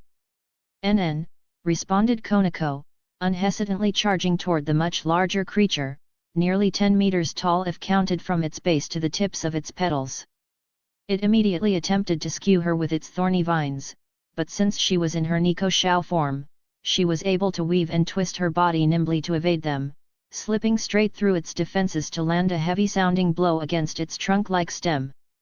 Though it wasn't pushed back in the slightest, the monster was clearly angered by Konako's attack, its leaves and petals bristling before it swept its upper half as if trying to slap her away with its uncoiled petals. Before the massive plant could complete its counterattack, Vaughn's spear impacted the crystal he presumed to be its weak point, producing a fiery explosion that made the creature hiss and release an exceptionally high-pitched cry. The legendary spear was sent flying after rebounding off of it, but Vaughn was able to recall it to his hand mid-air as he descended upon the monstrous plant, stabbing it in the thinnest section of its stem, behind its crystalline head. Accompanied by the sound of a slightly muffled explosion, the plant-like boss shuddered violently, the luminance of its crystal dimming as its vines and petals drooped. It was still alive, but it would need time to recover to a fighting condition, time it wouldn't be allotted. Leaping up to the monster's crystalline head, Konako braced her feet against the horns framing it before pulling at the crystal with all her might. Her incredible grip strength caused the crystal to crack where her fingers made contact, and though it took her a few seconds, she was eventually able to pull the head free, causing its form to explode into an incalculable number of green and reddish motes of light. With the monster abruptly disappearing, Konako lost her balance and fell backward. She could have very easily righted herself to land on her feet, but since she could sense Vaughn below her, she trusted he would catch her and wasn't disappointed. "Hey, there!" said Vaughn, catching Konako in a bridal carry and supplying his best smile. "Nay," responded Konkyo, drawing up her knees and curling her hands cutely as she made a pawing gesture with her right. "Such an adorable little kitten," remarked Vaughn, drawing Konako into a lengthy kiss. He had technically lost out on his bonus stats due to her being the one to finish the boss, but since it would respawn after 24 hours in corridor time, he didn't mind. Rather, he felt compelled to reward her. "Master!" muttered Konako, the faint ruddiness in her cheeks deepening as Vaughn transitioned from her lips to her exposed stomach, supporting her almost inconsequential weight effortlessly as he rubbed his cheek against her smooth belly and probed her navel with his tongue. Instead of offering resistance, Konako crossed her arms and drew her knees up as if trying to encompass Vaughn's head. In response, Vaughn held her back with his left hand and cupped her butt with his right, squeezing the latter and sliding his thumb along the warmth and moisture emanating from her form-fitting leather, lace-trimmed shorts as he spent several minutes licking, kissing, and suckling Konako's navel, only stopping after she suddenly increased the strength in her arms and legs, trembling from her core. Though she would occasionally walk around completely naked, Konako had taken to wearing a two-layer leather top resembling a bra and form-fitting shorts that had roughly the same coverage as a pair of bloomers, both B-rank items. And, despite how little they appeared to cover, they had great defensive stats, providing a 20% increase to the wearer's guts and 10% resistance to both physical and magical attacks. They also had a secret function, one that Konako and Vaughn got a lot of use out of. Understanding what came next, Konako allowed Vaughn to pull her from his face before holding his shoulders with her hands and bracing her feet on his sides. This would hurt an ordinary person, but Vaughn didn't even bat an eye at it as he parted Konako's shorts down the center using a tiny hidden zipper. The shorts were her panties, so what awaited him once the zipper was undone was the tantalizing sight of Konako's salivating kitten, ready and raring to go. "Master, Konakonian wants your big thing, hurry!" groaned Konako, bucking her hips impatiently until Vaughn unequipped everything he was wearing, allowing her to seat herself against him with a bit of assistance. Then, for the 7th time that day, they enjoyed each other's company in the most direct way, followed by a hearty meal. After finishing their meal and enjoying a lengthy session of just cuddling, Vaughn and Konako made their way into the ending zone of the 10th floor, which, as usual, resembled an abandoned temple. Unlike previous floors, however, the stairs leading to the next floor were formed from a dark blue crystal, signifying the transition to a new stratum. "Should we set up camp?" asked Vaughn, prompting Konako to lick his face before loosening her hold on him, permitting him to set her down from her koala carry. She really enjoyed being held, riding on his back, or sitting on his shoulders, so when they weren't fighting, Vaughn carried her everywhere they went while exploring. With his hands free, not that they were necessary to remove things from his inventory, Vaughn pulled out everything they would need to ensure that those who arrived after them could rest comfortably. "Might I have the pleasure of assisting you?" questioned a familiar voice, prompting Vaughn to look back at where Graphia had appeared without him or Konako noticing, seemingly, and almost certainly, out of thin air. "Sure. Go ahead and set up the rest area and get started on food while Konako and I set up the bath," responded Vaughn, having no issues giving Graphia orders despite the drastic disparity in their strengths. "As Vaughn Sama wills," responded Graphia, offering a courteous bow before using what appeared to be telekinesis to make the supplies move through the air to their intended location. If Vaughn had asked her to, she could have the entire encampment set up within 1 minute without needing to move from her initial position. Instead, she did precisely as Vaughn had instructed, as it was not a maid's duty to question their master's commands. Though he was briefly mesmerized by the sight of Graphia's prowess with telekinesis, Vaughn eventually left her to her own devices as he and Konako made their way to the far corner of the spacious chamber and set up a large, well-insulated tent with ducts that could be opened to release heat and moisture if it got too hot or muggy within. Outside of that, they set up a makeshift slat fence and a handful of portable changing rooms, allowing multiple people to disrobe and use the large bath within, as group bathing was the norm among devils, particularly among close family, friends, and members of the same peerage. "Does Master want to take a bath with Konakonian?" asked Konako, seeing a bath as a fitting reward for the hour and a half they had spent setting everything up. Before Vaughn could respond, Grafia stepped into the tent, smiling as she appended, "I could also use a bath. So long as Vaughn-sama doesn't mind the company of an old woman, of course." "Old woman," parrot Vaughn, tilting his head and staring at Grafia as if she had just revealed she had a secret third boob located on the small of her back. "Well, I am much older than the girls Vaughn-sama is used to seeing naked. It's only natural that you would find my figure unsightly," stated Grafia, punctuating her words by touching her maid outfit with her right hand. As before, it immediately disappeared, leaving Vaughn feeling even more taken aback and confused as there wasn't a single thing about her appearance that could be interpreted as unsightly.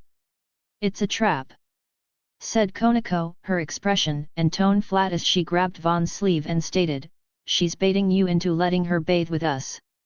"Is that a bad thing?" asked Vaughn, having gotten accustomed to bathing with others. He had even shared a bath with Kaiba, Issei, and Saji at Rias's behest, so he didn't see the issue with Grafia entering with them. "NN. Master should only bathe with girls he isn't prepared to sleep with," claimed Konako, sporting a slight frown as she stared at Grafia, smiling back at her. "Then there are no issues," contended Grafia, her smile gaining a hint of mischief as she explained, "because if Vaughn-sama felt inclined to invite me, of course I would sleep with him."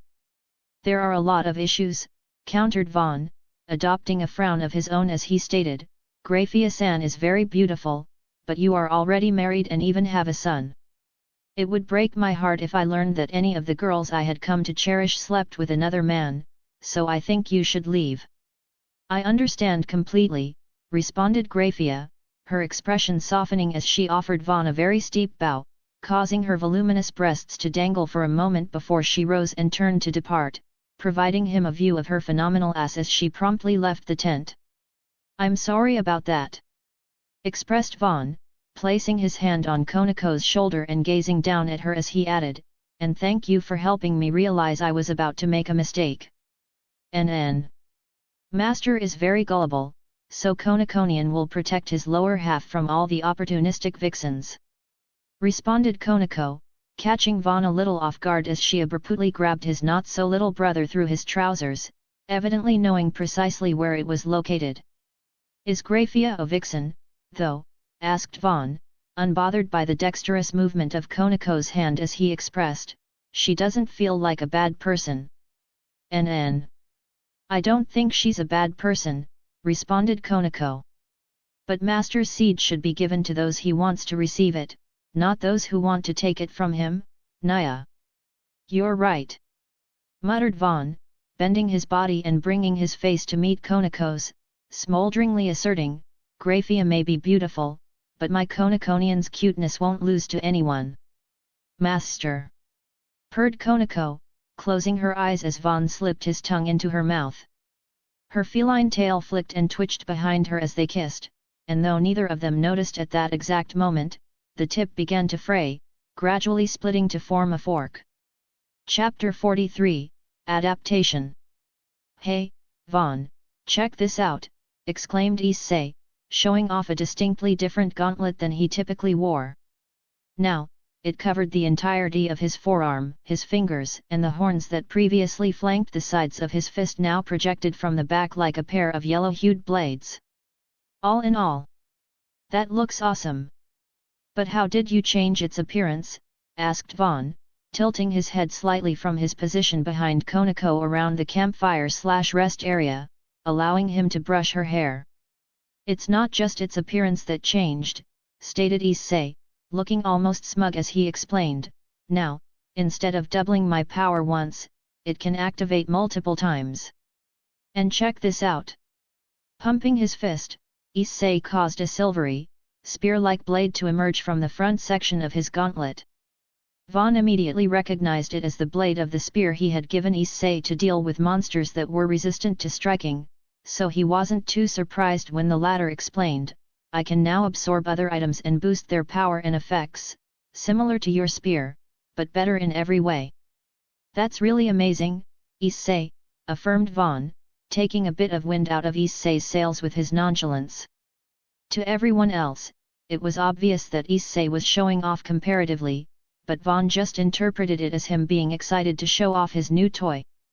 Throwing Issei a bone, Rias smilingly explained, "It's actually beyond amazing, Vaughn. Issei-kun's new gauntlet, the boosted gear, is one of the 13 original Longinus created by the god of the Bible and is regarded as the 5th most powerful sacred gear alongside its counterpart, divine dividing. And this is the first time it's ever been in the hands of a long-lived species like Devil, so if he trains hard, Issei-kun could become one of the most powerful beings in existence." Feeling his ego inflate like a balloon, Issei rubbed the underside of his nose with his boosted gear, causing it to rather abruptly state, "Do not get your snot on me, boy," in a distinct, masculine voice.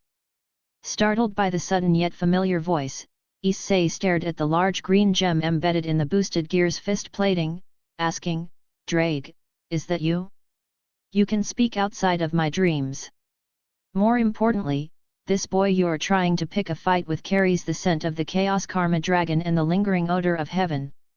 You should not antagonize him," advised the voice, ostensibly belonging to an entity named Drake, who, according to Sis, was the Red Dragon Emperor, one of 2 heavenly dragons. "Von Sama has been to heaven?" questioned Asia, tilting her head to the side from her position next to him, nursing a cup of hot cocoa as she awaited her turn to have her hair brushed. "I have," confirmed Vaughn, causing even the usually stoic Graphia to be surprised as he casually revealed, "When I first appeared in this world, it was in a place called the 7th Heaven. There, I met a bunch of eyes calling itself Throne. It invited me to stay in heaven, but it had been one of my dreams to attend school, so I left and came to Kuaha." "If you were in heaven, does that mean you got to meet God?" asked Asia, her voice raised, hands clasped, and her green eyes wide, twinkling with excitement. "I wasn't there that long," responded Vaughn, shaking his head. At the same time, he felt a sense of foreboding as he distinctly remembered Throne mentioning that someone like him was prophesied to appear in God's absence. Based on that, it wasn't particularly difficult to conclude that God wasn't in heaven. "I probably shouldn't mention that," realized Vaughn, smiling as he added, "After my conversation with Throne, I stepped through a portal shaped like a door and was already in Kuaha. The following day, I received a tour of the academy, met Sana and her peerage, and was introduced to Rias. The rest is history. And we're glad to have you with us," said Rias, prompting affirmations from nearly everyone present, the exceptions being Issei, Saji and the blue-haired Tsubasa. "You're no mere human," remarked Drake, drawing everyone's gazes to Issei's gauntlet as the green gem pulsed, stating, "The more I attempt to make sense of your aura, the less sense it makes. You appear human, but the energy within your body is like a mix of everything. I can even sense a faint but profound dragon's aura lurking within you, but you are not one of my kin." "A dragon's aura," repeated Vaughn, tilting his head as he asked Sis for an explanation. According to her, Source, which comprised his body, was the template from which other energy systems were derived. As a result, any entity capable of sensing through his veil of the traveler would perceive his energy as something familiar but simultaneously incomprehensible, as it was simply beyond their ability to perceive. "Indeed," responded Drake, surprising everyone by stating, "In a way, it is similar to Ophis and the Great Red, who occupies the dimensional gap. If you didn't smell and feel human, I would think you were one or both of their offspring. That's why you shouldn't antagonize him, partner. This boy is an anomaly even I can't make sense of." I mean, it's not like I was trying to pick a fight. Lied Issei, his cramped smile suggesting otherwise. In reality, he had been planning to joke that Vaughn was lucky to have met Rias first because now that he had a sacred gear as powerful as the boosted gear, he was confident he could become her greatest pillar of support. Causing Issei to feel even guiltier, Vaughn smiled and affirmed, Issei and I are friends. We might fight every now and then, but it's to help each other improve and get stronger. As for me being a dragon, I could become one if I wanted to, but I'll most likely remain human or become a devil to fit in when I move to the underworld. You can change your species, Vaughn? Asked Rias, brows raised slightly as various thoughts crossed her mind. It's like I explained before, responded Vaughn, clarifying, the corridor is an extension of my power. It's able to change and adapt because I'm able to. In other words, if you wanted to become a devil, dragon, or what have you, you could. It would just take time. Affirmed Rias, crossing her arms and her left leg over her right. That's right, confirmed Vaughn, supplanting, the only meaningful limiting factor is my understanding of what I want to become. I've never actually been anything other than human, but I'm pretty confident I could become a devil after spending so much time with everyone.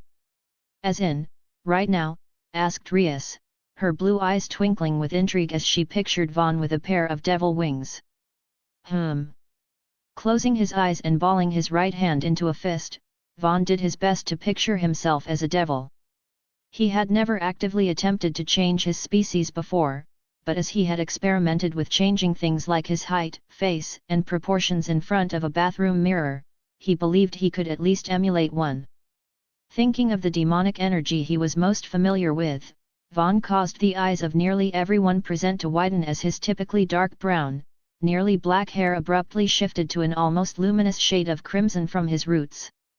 Then, as it was what he was aiming for from the beginning, a pair of bat-like wings erupted from his back, prompting him to open his eyes and find everyone staring at him. What's wrong? Asked Vaughn, unaware that even his eyes had changed color, emulating Rias's deep blue, gem-quality orbs. It's your hair and eyes, replied Rias, modeling an especially affectionate look as she pointed out, they've become the same shade of red and blue as mine. And that's not all. If this was our first meeting, I could have been convinced you were my cousin or a nephew. It's uncanny. Appended Graphia, experiencing a rare bout of genuine astonishment as Vaughn's aura, while incomparably weak, was identical to the descendants of House Gremory. With careful training and guidance, he may even be able to utilize the power of destruction. Pulling out a hand mirror to check his reflection, Vaughn was surprised by the rather drastic change in his appearance. He knew the person staring back at him was him, but in response to the feeling of incongruency he was experiencing, his hair and eye color promptly returned to their usual hue. Luckily, his aura and wings remained. Ah, you actually looked good as a redhead, remarked Rias, adopting a playful expression and nearly laughing out loud when Vaughn's hair abruptly shifted back to crimson. His eagerness to please her filled her chest with an indescribably fluttery sensation, so since he had long finished brushing Konako's hair, Rias got up, made her way around him, and embraced Vaughn from behind, kissing his cheek and whispering, "You are beyond adorable sometimes." With her arms wrapped around the front of his body. Hey, I'm going farming!" groaned Saji, getting up from where he was seated, prompting Ruriko to rise and hurry to catch up with him. Issei's expression visibly cramped when he saw Rias being affectionate toward Vaughn, but he felt considerably better when he turned to look at Tsubasa, seated to his right with crossed arms. She exhaled faintly from her nose when he did, but as the two of them had agreed to begin dating for real a few days into their exploration, she rolled her eyes, adopted a smile, and playfully remarked, "You're hopeless," before getting up and leading him by his hand to their shared tent. "Focus your mind," whispered Rias, sitting naked behind Vaughn with Akeno and Konako lying nearby, observing as she supported his right arm with her hand, her voice low and sensual as she explained, "The magic used by devils is heavily influenced by the user's imagination and desires. Picture what you want to happen, and so long as your desire and power are great enough, your demonic power will give it form. What should I imagine? Asked Vaughn, prompting Rias to hum as she linked her arms around his body, caressing his chest as she suggested, for now, imagine a light, deep and crimson in hue, just like my. Before Rias could finish, a vibrant sphere of crimson materialized a short distance from Vaughn's index finger, its hue perfectly matching her hair. At the same time, a prominent warmth permeated the air, making everyone present feel pleasant and warm. Realizing the pleasant sensation was likely a manifestation of what Vaughn was feeling at that exact moment, a loving smile developed across Rias's face as she squeezed him and sincerely asserted, "Everything about you is exceptional, Vaughn. You choosing to love me and giving me the chance to love you back may well be the greatest thing that ever happens to me in this life." "I feel the same way," responded Vaughn, opening his eyes, which, due to the use of his demonic energy, had temporarily turned a luminous shade of deep, shimmering crimson. Rias noticed this when he looked at her, the smile on her face becoming especially sensual as she remarked, "We have to, but I can't wait to bear your children." Though he was a little taken aback by the sudden admission, Vaughn gained a smile of his own as he dismissed the glowing sphere and turned to face the lovable devil, causing her to cry out in feigned surprise as he pushed her onto the bed. It hadn't been long since they stopped, but perhaps as a result of his devilish nature, Vaughn couldn't restrain himself as he pinned Rias beneath him, causing her to moan, writhe, and cling to him as she readily accepted everything he was prepared to give with a similar amount of passion and hunger. Chapter 44, One a Day. "It feels like we've been in here a long time," muttered Asia, borrowing Vaughn's lap, chest, and shoulder as they rested in one of the passages of the second stratum's 6th floor. She had petitioned Rias passionately to let her join his party a few weeks earlier, but while he and Konako couldn't be as uninhibited as before, Vaughn enjoyed having her around. About 41 days. Revealed Vaughn, having to confer with Sis as he had also lost track of the passage of days. There was no day-night cycle within the corridor, so unless you were inside a checkpoint, it was always around the same level of brightness while exploring. "And how many more until we return?" asked Asia, instinctively drawing her face closer to Vaughn's neck, her hot breath tickling and moistening his skin as she spoke. "Based on the current time compression and the rate at which it has been increasing, we still have around 36 days," answered Vaughn, causing Asia to hum contentedly, ostensibly satisfied by the answer. "NN. We've got company," remarked Konako, moving away from her position at Vaughn's side and performing a cat-like stretch with her butt presented for his perusal before rising to face a group of 6 werewolf-like monsters. There was always at least one person moving around the floor at any given moment, so while they were restricted to moving every 4.3 seconds, there were groups of monsters constantly patrolling. "Wait. Let me take care of them," said Vaughn, prompting Asia to, somewhat reluctantly, get off him, allowing him to stand. At the same time, Konako moved around and stood behind him, clearing a path for him to stand with his left hand forward, within which was a golden, 4-pronged Vatra with ends resembling a dragon's claws. When activated, golden lightning shot forth from the end, arcing between and incinerating the werewolves from within. "Magic is really powerful," remarked Vaughn, looking between the charred, dissolving remains of the werewolves and the Vatra with somewhat mixed feelings. He couldn't deny that it was more efficient, but it was difficult to get excited or feel accomplished when he could defeat nearly everything they came across in one blow from afar. "NN. It's Master and his equipment that's powerful," contended Konako, staring at the Vatra in Vaughn's hand, an A-rank weapon acquired using the OP obtained from selling Graphia's abundant loot. "Konako-chan is right. Vaughn-sama is amazing," exclaimed Asia, placing her palms together and clapping with the tips of her fingers. "Thanks, but you two don't need to praise me every chance you get," said Vaughn, smiling as he unequipped his Vatra and caressed the duo's heads. He really enjoyed receiving praise, but receiving it too often was starting to feel awkward. "But doesn't Vaughn-sama praise us just as often?" asked Asia, tilting her head adorably. Then, should I stop? Asked Vaughn. No, responded Konako flatly. Please don't, exclaimed Asia, her expression slightly panicked as she imagined Vaughn never again patting her head or holding her. Then I'll keep praising you, said Vaughn, his expression softening as he appended, also, I don't mind praise. I just don't require it all the time, okay?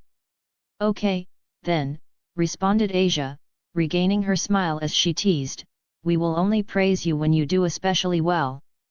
Just expect the praise to be especially big when that time comes. NN. I look forward to it. Affirmed Vaughn, pulling Asia's head forward and kissing her forehead before permitting Konako to climb onto his shoulders so they could continue their exploration. I think I know whose desires inspired these monsters. Thought Vaughn, his expression cramping slightly as he, Konako, and Asia entered a room filled with headless, centaur-like creatures with very large breasts. Disgusting! Muttered Konako, punching her gloved fists together with a sullen, slightly annoyed look. All right, same as usual, said Vaughn, materializing his spear in his right hand before stating, Konako, you will take point. I will fight at the mid-range, and Asia will stay at the back to provide support. Remember to keep your barrier up and pay attention to your surroundings. Right, responded Asia, grasping the golden, cross-shaped scepter Vaughn had acquired for her from his shop, tapping its pointed end against the ground to create a 5-meter-wide dome of light that allowed allies to pass freely but denied entry to enemies.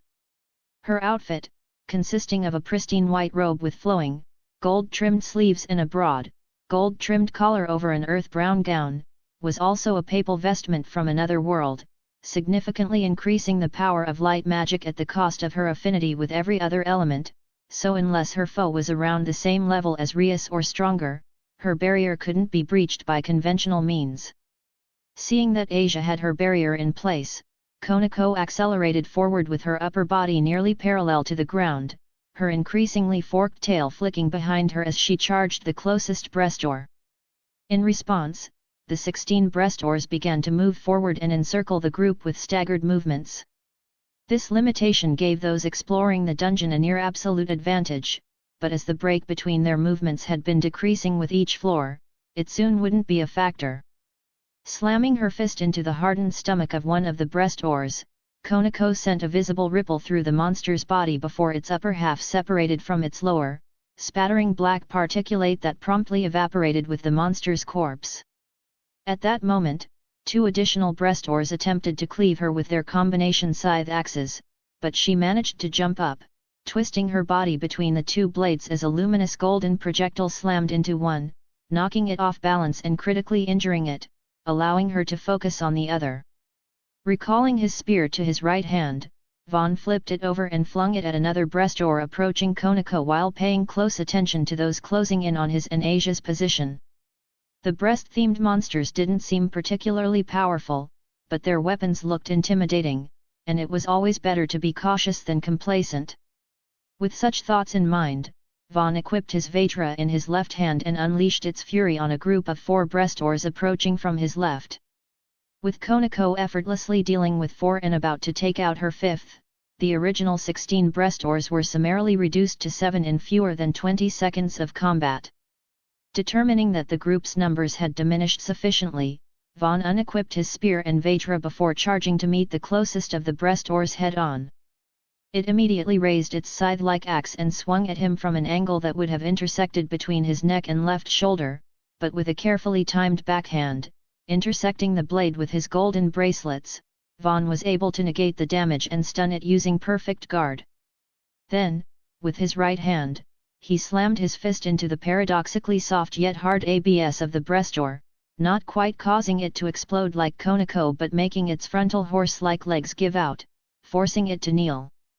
Sorry about this, said Vaughn, raising his right hand aloft and chopping downward with all his might, a faint white aura surrounding his hand as he sliced the breast oar from its clavicle to halfway down its abdomen.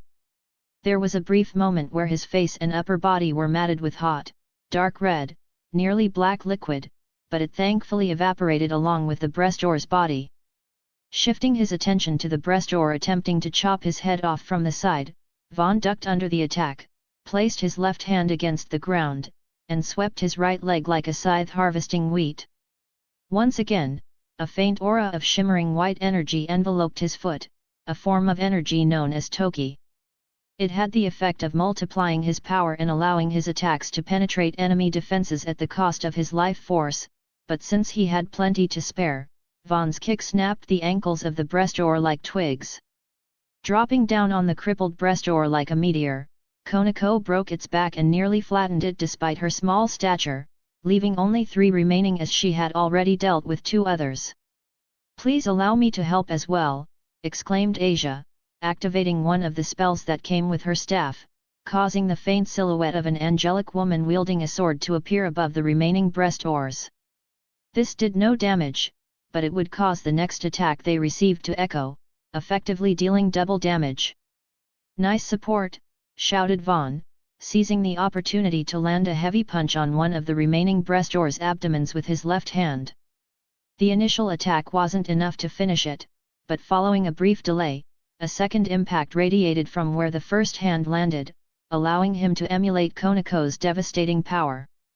Though Vaughn's heroic figure and confidence-filled smile briefly entranced her, Konako quickly regained her senses and moved like a blur, briefly zigzagging between to make it harder for the breastores to target her before veiling her gloved fists in Toki to explode their horse-like lower halves in one blow. "Is that all of them?" asked Vaughn, simultaneously producing warm towels from his inventory, one for himself and one for Konako. They hadn't been dirted by the fluids that briefly caked their bodies after defeating each of the breastores, but even if they looked clean, they felt dirty until they had a chance to wipe themselves down. "Excellent work, you two," hummed Asia, holding her staff sideways and smiling as she approached Vaughn and Konako, resisting the urge to tell the former how amazing he was. "Want me to gather the loot?" asked Konako, looking around at the various, ostensibly random items littering the ground. One thing that kept the corridor from feeling too monotonous was that you could defeat the same monster 100 times and acquire 100 different drops, so while there were 3 seemingly identical crimson apples, the remaining 13 drops were different and unique. "We can collect them together," said Vaughn, briefly ruffling Konako's hair before parting with her to pick up and inspect one of the apples. It had the look of an ordinary apple, but when he inspected it, he couldn't help but widen his eyes. Crimson apple. Rank, D. Use, alleviates hunger and increases the power of the consumer by 1. An apple harvested from a tree distantly descended from Yggdrasil. A favorite of many Aesir. Restriction, only 10 D-rank crimson apples can be consumed before the parameter boosting effect is lost. So eating 10 of these would make an ordinary person twice as strong.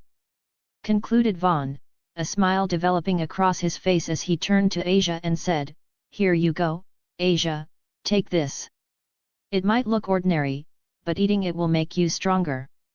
"Then shouldn't Vaughn-sama or Konako-chan eat it?" asked Asia, tilting her head to the side. "We're plenty strong as is, and I'm sure we can find more rooms like this if we search around," assured Vaughn, holding the crimson apple out until Asia reluctantly but gratefully accepted it. Demonstrating her gratitude, Asia bowed low and said, "Thank you, Vaughn-sama," before raising her head, beaming, and tentatively taking a bite out of the glossy crimson fruit. It was crispier and sweeter than any apple she had eaten, and the moment she swallowed its succulent flesh, a feeling of revitalizing warmth permeated her body, compelling her to close her eyes and produce an unintentionally sensual groan.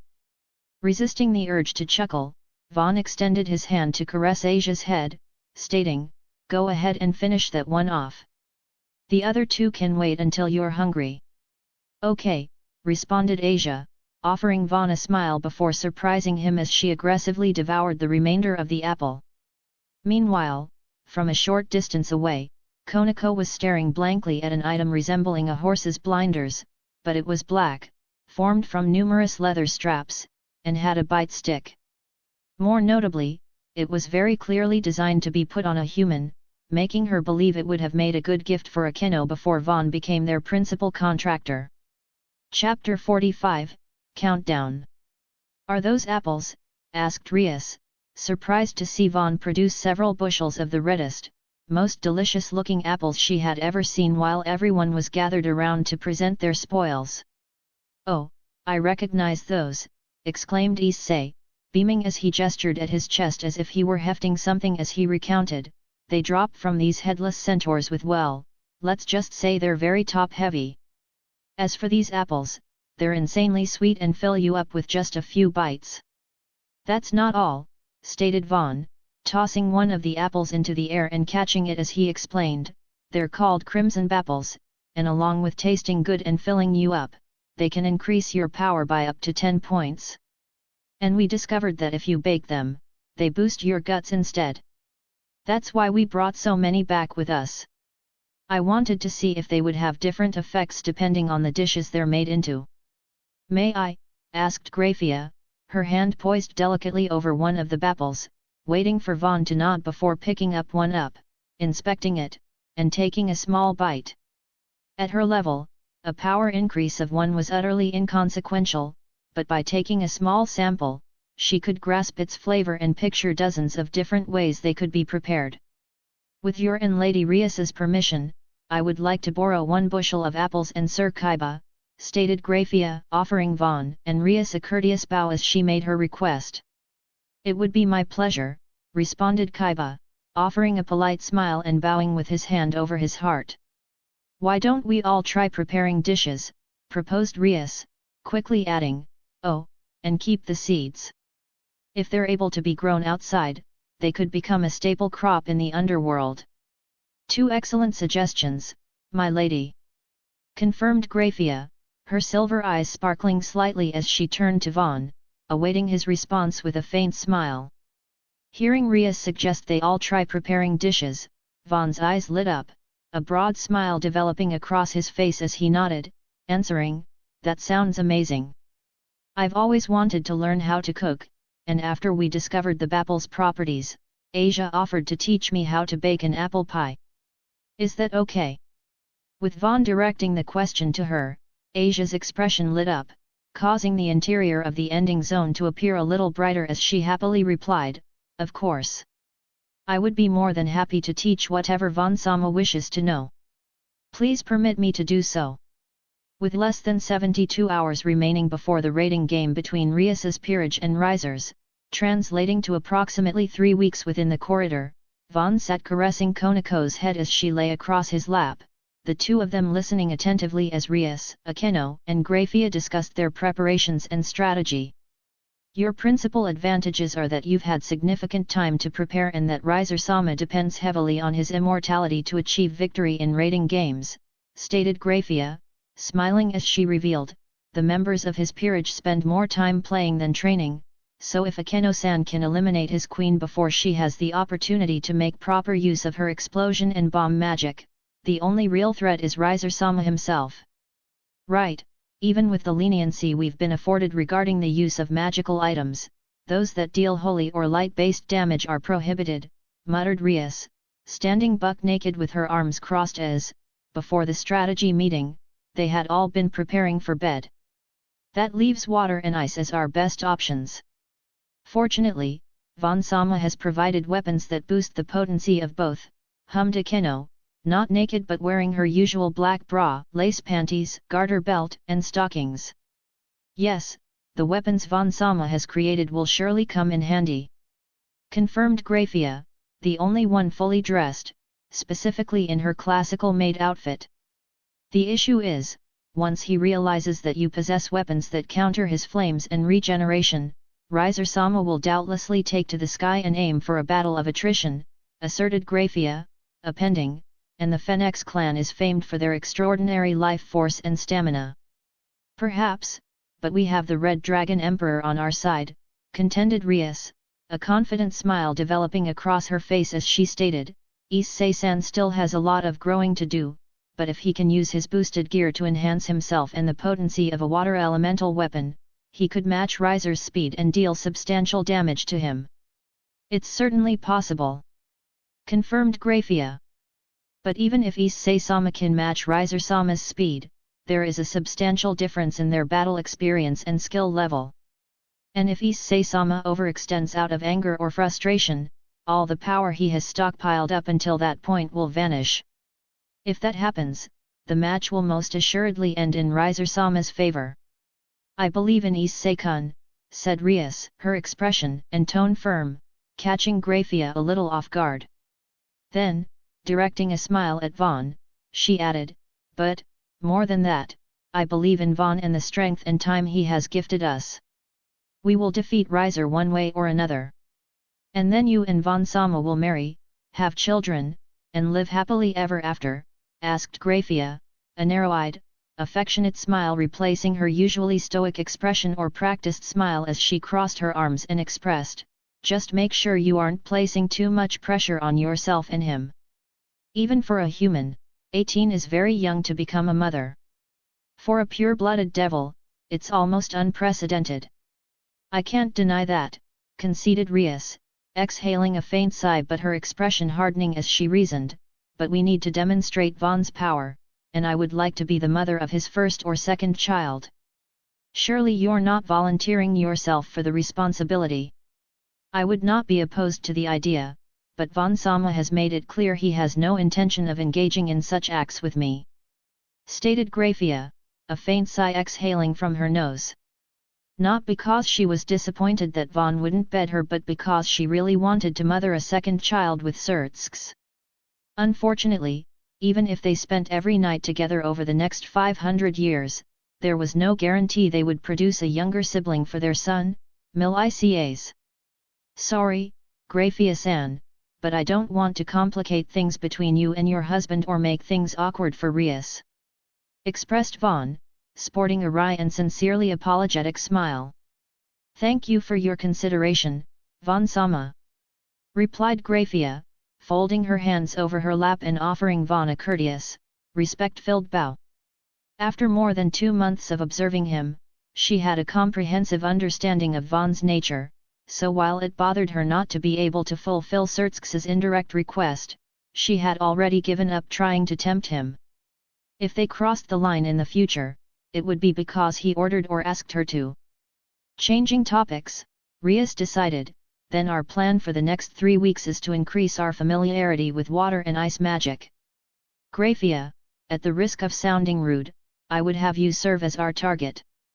If we can reliably hit you moving at or slightly exceeding Riser's maximum flight speed, it won't matter if he takes to the sky. That would certainly be an effective way to prepare, confirmed Graphia, adopting a mischievous smile as she added, we just need to ensure that Lord Fenix and his son are never made aware that I had a direct hand in helping you prepare.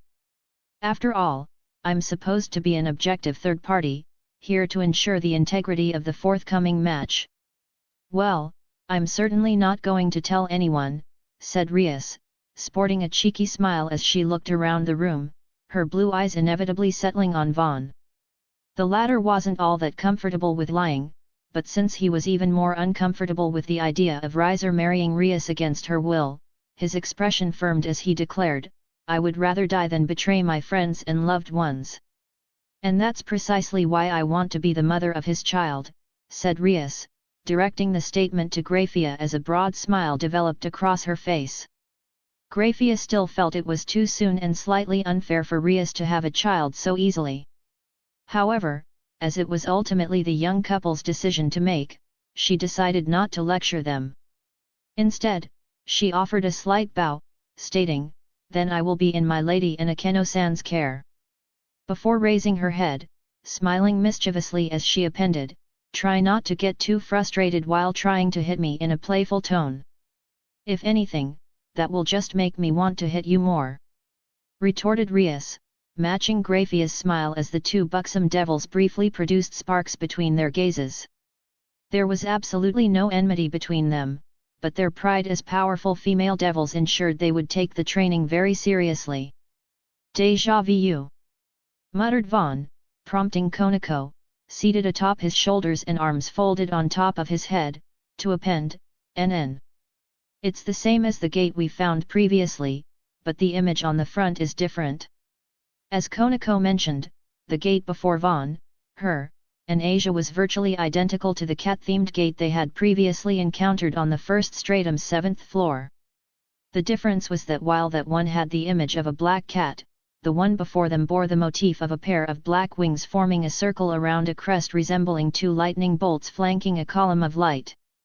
More notably, while one of the wings was the characteristic bat-like wing of a devil, the other was feathery, reminiscent of a crow's but slender and elongated. "You should bring Akeno-san here in the future," said Konako, prompting Vaughn to tilt his head back slightly, brushing against her chest as he asked, "I'm guessing this is related to her past." "NN," responded Konako, followed by a lengthy silence that made it clear she had nothing more to say. Providing some insight into what the images on the gate might represent, Asia innocently remarked, "This second wing resembles the wing of a fallen angel, and while I'm not too certain, two bolts of lightning around a column of light symbolize Baraquil, one of their leaders." "Akeno will talk about it when she's ready," said Konako, turning a stony gaze to Asia as if compelling her to be silent. "Oh? Did I say something I shouldn't have? If so, I am very, very sorry," expressed Asia, offering a steep, apologetic bow to Vaughn and Konako with her golden, cross-shaped scepter resembling a horizontal bar as she held it sideways with her hands over her lap. "You didn't do anything wrong," assured Vaughn, gently caressing Asia's head as she had practically presented it to him. Feeling better after Vaughn's caress, Asia kept her head bowed and exhaled a faint ahee as the former returned his attention to the gate, studying it for a short while longer. He felt a strong urge to discover what lay beyond it, but as it was clear the gates were related to events from their past that Konako and Akeno weren't ready to disclose, Vaughn told himself, "Now isn't the time," before nodding in approval of his decision. "For now, we'll keep the existence of this door to ourselves," said Vaughn, beginning to understand the importance of keeping secrets as he added, "Akeno-san has already mentioned that she would tell me about her past after this situation with the Phoenix clan was resolved. Once she does, I'll bring her here myself." "NN. That's probably for the best." "Good job, master," said Konako, sitting up straight and using both hands to tousle Vaughn's hair. It curiously always returned to his somewhat spiky hairstyle, so in recognition of him making the correct decision, she messed it up good and proper before massaging his scalp and temples until he sprouted a pair of dark brown cat ears, just as she was hoping he would.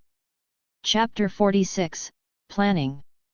With the rating game scheduled for that evening, in real-world time, Rias had everyone gather around a large rectangular dining table in the ending zone of the second stratum's 15th floor to enjoy a feast. "First off, I would like to express my gratitude toward the members of Sana's peerage for accompanying us in this training endeavor. We could have done this without you, but your presence and companionship during this period made this extended training venture much more endurable and pleasant for everyone," expressed Rias, raising a thin champagne glass of sparkling juice in a toast. Here," exclaimed Issei, beaming as he clinked his own glass with Tsubasa and Kaiba. Around the table, everyone followed suit, clinking their glasses together in a gesture of camaraderie, provoking smiles all around. Waiting for everyone to take a drink and settle down, Rias narrowed her eyes in appreciation, adding, "Second, I'm proud of how far everyone has come these past 2.5 months. I could not have asked for better subordinates and friends, and I'm confident that if we give tonight our all, Riser and his peerage won't stand a chance. So let's do it." In response to Rias's vigor, everyone gathered around the table raised their glasses high, emulating her gesture as they responded with cheers and affirmations. Issei made a comment about having grilled chicken for their post-game meal, prompting a round of laughter. Then, for the rest of their time in the corridor, everyone feasted and made merry, completing their protracted stay on a high note. "You've finally returned. Welcome back," said Sana, wearing a faint smile when she saw the members of her peerage, the orc and Vaughn reappear at the same positions they had departed from. "Thank you for coming to meet us, Sana. Did you encounter any issues while we were away?" asked Rias, crossing her arms and reciprocating with a broad smile of her own. "Before that," said Sana, shifting her violet-eyed gaze to her peerage as she instructed, "Saji, Tsubasa, Tomo, Rhea, Ruriko. Return and get some rest. We are responsible for hosting and helping to maintain the barrier for tonight's raiding game, so I need everyone in peak condition. I will check your progress individually later." "Understood." "Hi. Yes, my lady." "Yes, Kaiku." Noticing that Saji was just staring at her rather than offering a response like the rest of her peerage, Sana raised her right brow slightly and asked, "Is something the matter, Saji-kun? If you're worried about your siblings, I ensured they were well cared for during your absence." "Nothing's the matter," responded Saji, shaking his head before forcing a smile as he added, "and thanks for looking after my younger brother and sister. I greatly appreciate it, Kaiku." As Saji typically referred to her as Sana-sama or without honorifics, Sana hummed thoughtfully, crossed her arms, and asserted, "We'll talk about it later. For now, return to your family and rest well."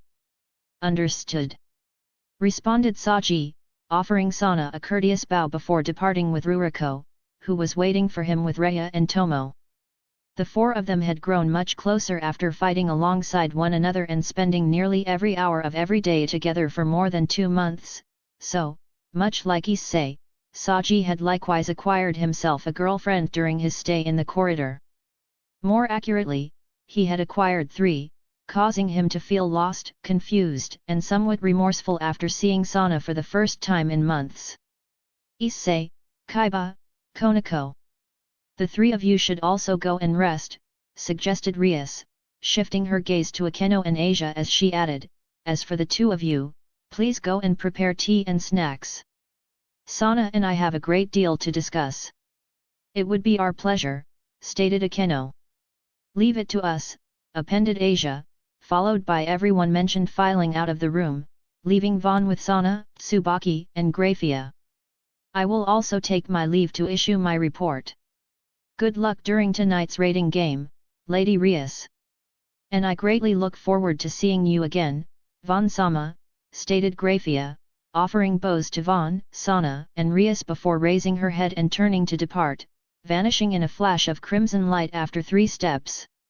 Finding Graphia's words and bowing to Vaughn first to be a little odd, Sana turned to Rias, her brows slightly raised as she questioned, "Did anything happen during your stay in the corridor?" "Quite a lot, but not what you're imagining," assured Rias, supplying a curt nod before looking at Vaughn, tilting her head in the direction of Sana as she asked, "More importantly, are you forgetting something, Vaughn?" "I haven't forgotten," replied Vaughn, shaking his head and approaching Sana as he adopted an affectionate smile and asserted, "I missed you, Sana," before placing his hands on her waist and kissing her.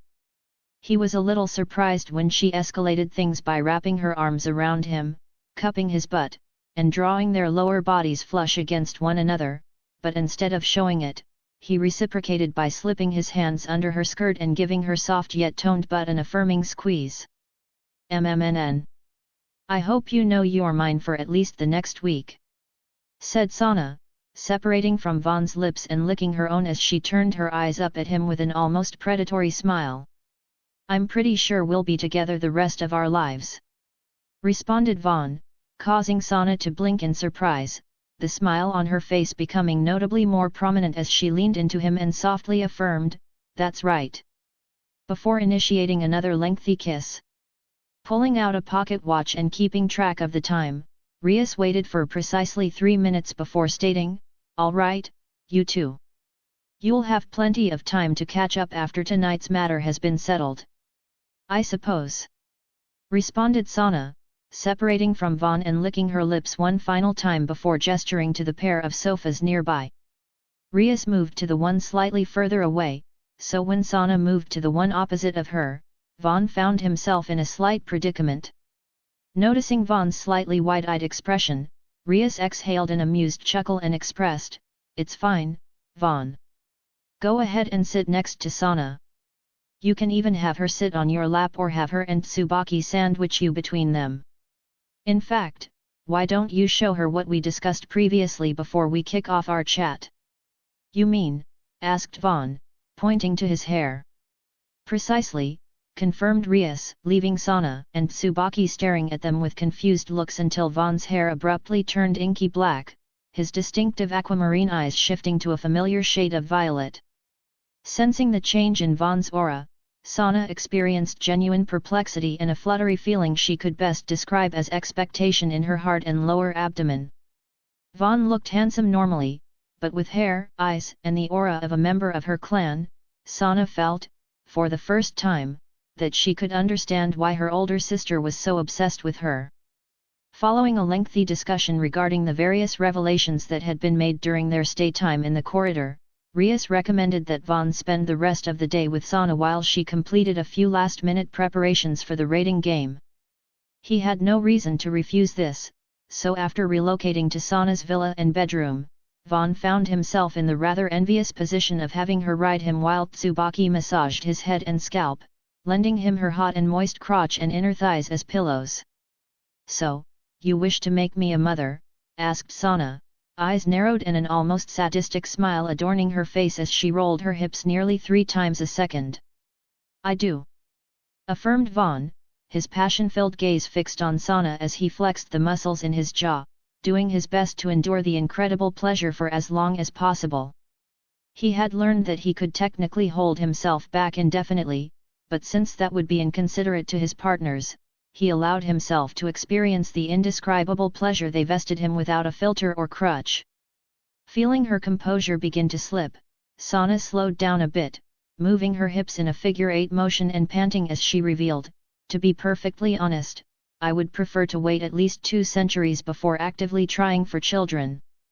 Devils being too close in age to their offspring creates a lot of issues, both socially and politically." "I know," exhaled Vaughn, his chest heaving as he revealed, "Rias, and Grafia-san, told me the same thing. We even talked about me having kids with Tiamat first, but I don't know her that well or want to have kids with her, not yet, at least." "Then how about starting with my sister?" asked Sana, explaining, "She is a mature devil, one of the 4 Satans, and people have been pestering her to pass on her genes for a long time. Honestly, it kind of bothers me that people keep nominating girls I've never even met to carry my children," confided Vaughn, exhaling from his nose as his breathing gradually returned to normal. "That's perfectly understandable," affirmed Sana, nodding. Immediately after, however, she contended, "But, in a way, it reinforces how important you are to us. I wouldn't arbitrarily nominate my sister to bed or bear the child of just anyone. I'm only willing to do so because I have faith in you and know what kind of person she is. Sira is bound to test you or meddle in our relationship the moment she learns about it, so including her in the mix will make things easier for everyone. If that's what you believe, I can at least meet her," responded Vaughn, feeling slightly exasperated but willing to do whatever it took to ensure Sana and Rias were happy while simultaneously securing his position in Devil Society. During Grafia's and Rias's many conversations about the future, they deliberated on having him form a peerage of his own from the daughters of various houses and, given time, possibly having him become the 5th Satan. It all sounded a little absurd, but since there was no upper limit to his growth, Vaughn was willing to become whatever he needed to be to secure the futures of those he cared about and for. "Excellent. I will arrange a meeting between you in the very near future," stated Sana, smiling as she gradually accelerated the shaking, twisting, and bobbing of her hips. She would truthfully prefer if her sister, Sira Fall Leviathan, never learned about her and Vaughn's relationship, but since that was an impossibility, proactively arranging for them to meet and become a couple was the path of least resistance. And if Vaughn were able to form a contract with her sister. Feeling Vaughn's value and her sentiments toward him compound, Sana's violet-eyed expression became especially sultry. She hadn't been a part of Rias's and Grafia's discussions, but with a Dragon Queen as a familiar and one of the 4 Satans as his contracted subordinate, it didn't matter that Vaughn was currently only around the level of a low to mid-class devil. He could easily gain recognition as a contender for the position of Satan. With such thoughts in mind, Sana redoubled her efforts, determined to ensure that, even if she couldn't become Vaughn's first wife, she would at least be able to remain in his inner circle. If he created a peerage, it was almost assured that Rias would become his queen, so even though they had yet to discuss the possibility, she reserved herself a position as one of his bishops. Unaware of the various plans forming within Sana's head, Vaughn focused solely on enduring her ministrations as long as possible. At the same time, unbeknownst to all of them, the gem-like eye of a large teddy bear in the corner of Sana's surprisingly girly room twinkled slightly. Chapter 47, Pre-Game. How was Saji-kun during your stay in the corridor? Questioned Sana, sitting behind Vaughn and washing his back as they prepared for their bath. Tsubaki had volunteered to lend her services, but since Vaughn had helped to alleviate her stress, Sana felt compelled to wash him herself. Thinking back on his interactions with Saji over the past 2.5 months, Vaughn revealed, we were in different groups, and since I got the impression he was avoiding me, I did my best to give him space. Because of that, we only really interacted when he traded in his drops or requested specific items. I suspected that might happen, remarked Sana, exhaling a faint sigh before expressing, just give him time. Saji-kun is a kind boy, so while he can be obsessive, he isn't good at holding grudges against people who don't antagonize him. Fortunately, his feelings appear to have mellowed at least a little during his time in the corridor. Seemingly finished talking about Saji, Sana said, close your eyes, before creating a deep blue magic circle above Vaughn's head, from within which a warm torrent of water emerged. Afterward, it was his turn to wash her, an experience that left Sana feeling somewhat taken aback as she was accustomed to having her hair, back, and body washed by others. Having Vaughn do it, however, was far more stimulating. Did you enjoy your time with Sana? Asked Rias, smiling from behind her desk as Vaughn entered Orc's club room shortly before 10 p.m., giving them a little over 2 hours before the rating game got underway. It was fun, confirmed Vaughn, approaching as Rias got up from her desk and walked around its front, allowing him to embrace and kiss her before separating their lips to ask, how are you feeling, with clear concern in his expression and tone. Nervous but confident, responded Rias, exhibiting concern of her own as she asked, what about you? I appreciate it, but you don't need to be here for this. I choose to be, responded Vaughn, his expression softening as he leaned in for another kiss. Rias readily reciprocated, causing the nearby Akeno to cover her mouth and stifle a soft chuckle. Unfortunately, the atmosphere was ruined when a crimson magic circle appeared a short distance away, followed by the arrival of Grafia. Good evening, Vaughn-sama, Lady Rias, Akeno-san, said Grafia, offering a courteous bow before raising her head, her silvery eyes meeting Rias's deep blues as she asked, are you prepared, my lady? Ready as I'll ever be, responded Rias, separating from Vaughn and guiding him to take a seat before sitting at his side. At the same time, Akeno made her way around to stand behind them, leading to a marked increase in the room's tension as Grafia closed her eyes for several seconds. Time to see what this jerk looks like, thought Vaughn, his expression grim and serious as a large, fiery orange magic circle appeared a few meters away, unleashing a loud torrent of flames that, despite hitting the ceiling and spreading across it, thankfully didn't set fire to the building before it abruptly disappeared, revealing a tall and relatively handsome man with an arrogant expression, short, somewhat spiky blonde hair, and sharp, dark blue eyes in a burgundy blazer with gold embroidery on the right, a broad-collared white undershirt, burgundy slacks, and dress shoes. Though Vaughn's gaze remained fixed on the arrogant-looking man, he couldn't help but take notice of the 15 exceptionally diverse girls who had appeared alongside him. The two that stood out the most were a tall and voluptuous woman with long, wavy purple hair and a decidedly more petite girl with the blondest hair Vaughn had ever seen, fashioned in stylish, drill-like twin tails that framed a very pretty face set with intelligent, deep blue eyes. But the rest of the girls didn't exactly fade into the background, as there were busty, pink and blue-haired cat girls in skimpy sailor outfits, a pair of youthful-looking green-haired twins wearing gym uniforms, a girl that looked like she was from the Edo period, an Amazoness with bronzed skin and a wild hairstyle, a tough-looking woman with a mask concealing the right half of her face and a biker outfit, a woman dressed like a knight, another with a giant sword, two girls in maid outfits, and last, but certainly not least, a short but busty girl with distinctive Chinese features, a double bao hairstyle, and a skimpy, royal blue, kipao-like outfit. "Are you serious, Rias?" asked the man, Riser Phoenix, slipping his hands into his pockets and directing a disdainful look at Vaughn as he questioned, "This brat is the person you're trying to elope with?" "His face isn't bad, but what are appearances to a devil?" Catching Riser a little off guard, it was Grafia who stated, "Riser-sama, it would be prudent not to insult Vaughn-sama. He is capable enough to form a pact with me, so you may find yourself in a difficult position if you speak down to him too harshly." "A human managed to form a pact with you, an ultimate class devil? Is he the descendant of Solomon?" asked Riser, his expression making his disbelief apparent.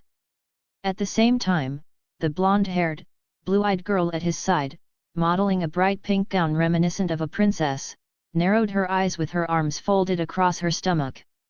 "Vaughn's origins are none of your concern," declared Rias, sporting an ill-tempered expression and sitting with her arms crossed as she asserted, "Now, take a seat. You're the one who arranged this pre-game meeting, so say what you came here to say." Recovering from his slightly slack-jawed disbelief at Rias's words, Riser's expression became serious as he approached and sat on the sofa across from her and Vaughn with the buxom, purple-haired woman standing behind him and the drill-haired blonde taking a seat next to him. "I arranged this meeting with the hope that you would see reason and come to your senses," revealed Riser, crossing his arms as he added, "If you would only take a step back and accept our engagement, I could do the same and withdraw from this farce. It benefits neither of our families if I am forced to defeat you in such a public manner." "You're assuming that your victory is assured, but let me assure you the outcome of this rating game is far from decided," contended Rias. "Rias, it's 16-5, and the most recent addition to your peerage hasn't even been a devil for a full month," reminded Riser, exhaling from his nose and shaking his head as he added, "But, even if that weren't the case, you, the most powerful member of your peerage, lack the strength to defeat me. I'm certain you've devised an excellent strategy, but within the bounds of the rating game's rules, I'm invincible." "Perhaps," conceded Rias, adopting a menacing smile as she asserted, "but even invincibility and immortality have their weaknesses. This game will be very educational for you in that regard." "That won't do, Rias," sighed Riser, shaking his head before staring at Rias with a look of pity as he stated, "I understand the impulse to rebel, but think of the situation of your family. Are they in a position for you to be this willful?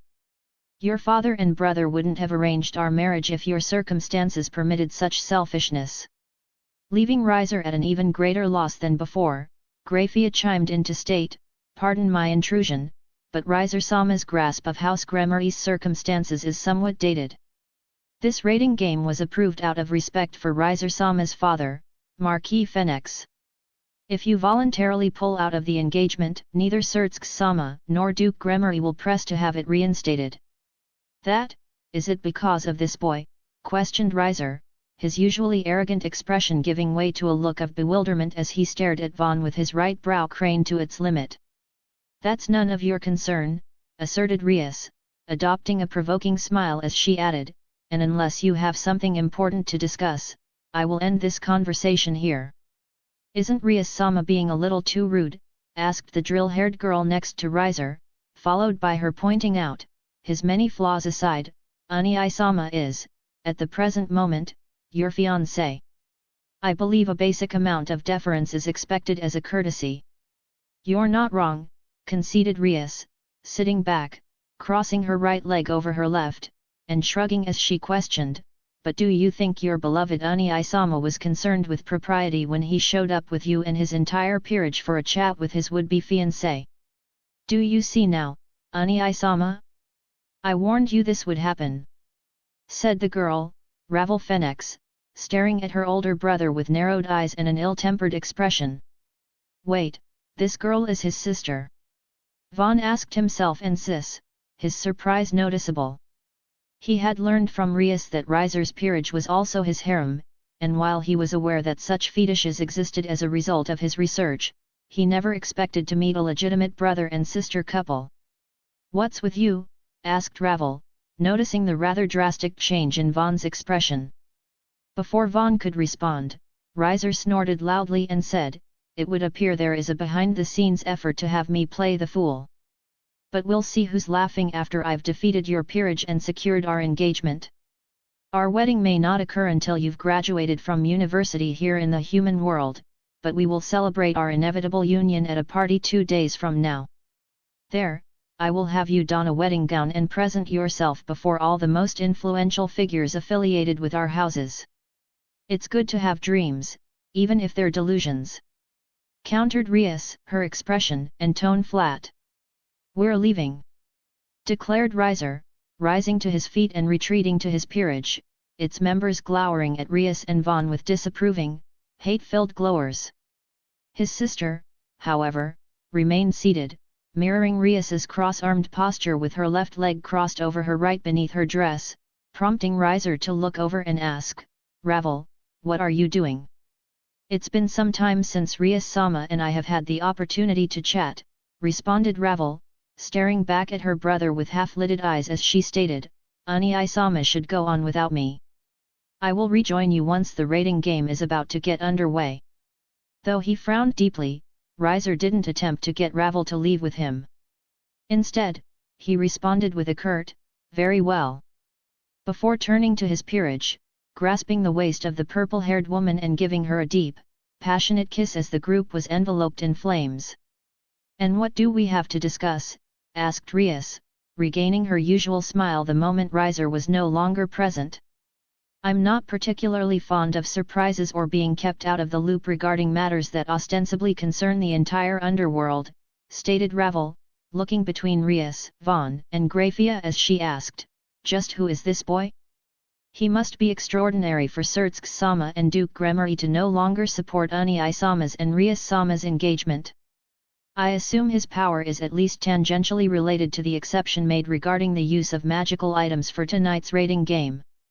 "As clever as always," remarked Rias, exhaling a faint sigh from her nose but retaining her smile as she confirmed, "It is, indeed, related, but while Vaughn might not be participating in tonight's rating game, we are making a concerted effort to keep his abilities under wraps. You will need to wait to hear the specifics from Marquis Phoenix in the coming days." That suggests that Vaughn-sama's power is related to me or, more likely, concerns all female devils," remarked Ravel, her blue eyes settling on Grafia, who returned a faint smile. "I see," hummed Ravel, gaining a confident smile as she looked to Vaughn and reasoned, "My guess is that you can produce or create magic items, that you possess a tremendous life force, and that you can either increase the rate of conception or draw out the latent power of devils. That would certainly explain why the members of Sana Satri's peerage accompanied you these past 10 days and why Surtsk-sama and Duke Gremory-sama aren't too concerned with maintaining Rias-sama's engagement." Following an exasperated sigh, as Vaughn's slack-jawed expression told Ravel everything she needed to know, Rias adopted a serious expression and remarked, "It's no wonder you have a nickname like the genius of the Phoenix clan. For argument's sake, let's say that all of your suspicions are correct. Where does that place you?" "I imagine somewhere near Vaughn-sama's bed," hummed Ravel, feeling incredibly pleased by the exasperation she had provoked. There were few things she relished more than apprehending and exposing the secrets of others using her inherent powers of observation and deduction, and now that she had a better idea of what she was dealing with, she couldn't help noticing that Vaughn was very handsome. Chapter 48, Spectator. "The power of devils is so versatile," thought Vaughn, sitting next to Asia in the student council room, populated by a bunch of floating displays that reminded him of throne. Sana and Tsubaki could control what was shown on each with a simple thought, and by making minute gestures with their right index fingers and thumbs, they could freely control the size, field of view, and color range of each display. "I hope Rias-sama and the others come out of this okay," muttered Asia, squeezing Vaughn's left hand and resting her head against his shoulder as she softly appended, "If I had joined Rias-sama's peerage as a bishop, I could have protected and healed them." "They'll be fine," affirmed Vaughn, his gaze focused on the central display, showing Rias strategizing with Akeno, Konako, Kaiba, and Issei. In place of their Kyoa Academy uniforms, Rias was wearing a black dress that made her look like a demon queen, Akeno was sporting a B-rank version of her shrine maiden outfit, Konako was modeling her brawler's secret set, Kaiba was still in uniform but had a silvery white breastplate and gauntlets, and Issei, since Tsubasa thought it made him look manly, was wearing a black and silver-studded leather jacket over his usual red t-shirt. He also had a red fingerless glove on his right hand to match his boosted gear, leather pants, and, to balance things out, a red belt and black, red-soled combat boots. "I shouldn't have to rely on others to protect those I care about, but I'm counting on you, Issei-san," thought Vaughn, his expression gaining a hint of severity as Graphia's voice echoed from each of the displays, explaining the rules and victory conditions to the viewers. During this, Riser ordered the members of his peerage, 5 of which had been gathered around him, clinging to his body, to mobilize, clearly planning to take full advantage of the numbers he had at his disposal by capturing and occupying every key objective before the members of the Orc had a chance to depart the old school building. Seeing Riser's peerage move into position in groups of 2 to 4, Vaughn, though he knew it would be cheating, wished he could inform Rias what was happening. Fortunately, while Riser's peerage had the advantage in numbers, the Orc was far more familiar with the terrain and layout of the academy. To secure their base, the old school building, Rias had Konako and Kaiba leave to scout and set up traps in the surrounding forest, aided by their familiars, while Akeno spent several minutes weaving an illusory barrier. In the meantime, Issei sent Munmaru to scout out the gym while he hung back with Rias, relaying what he saw while she sat calmly at her replicated desk. "She's so calm," thought Vaughn, feeling a great sense of admiration as he observed Rias calmly administering orders through the tiny motes of light everyone had placed in their ears to stay in communication. She didn't appear even a little concerned by the fact they were outnumbered, and as more than half of Riser's peerage was idling about, chatting away, the old school building became progressively more fortified.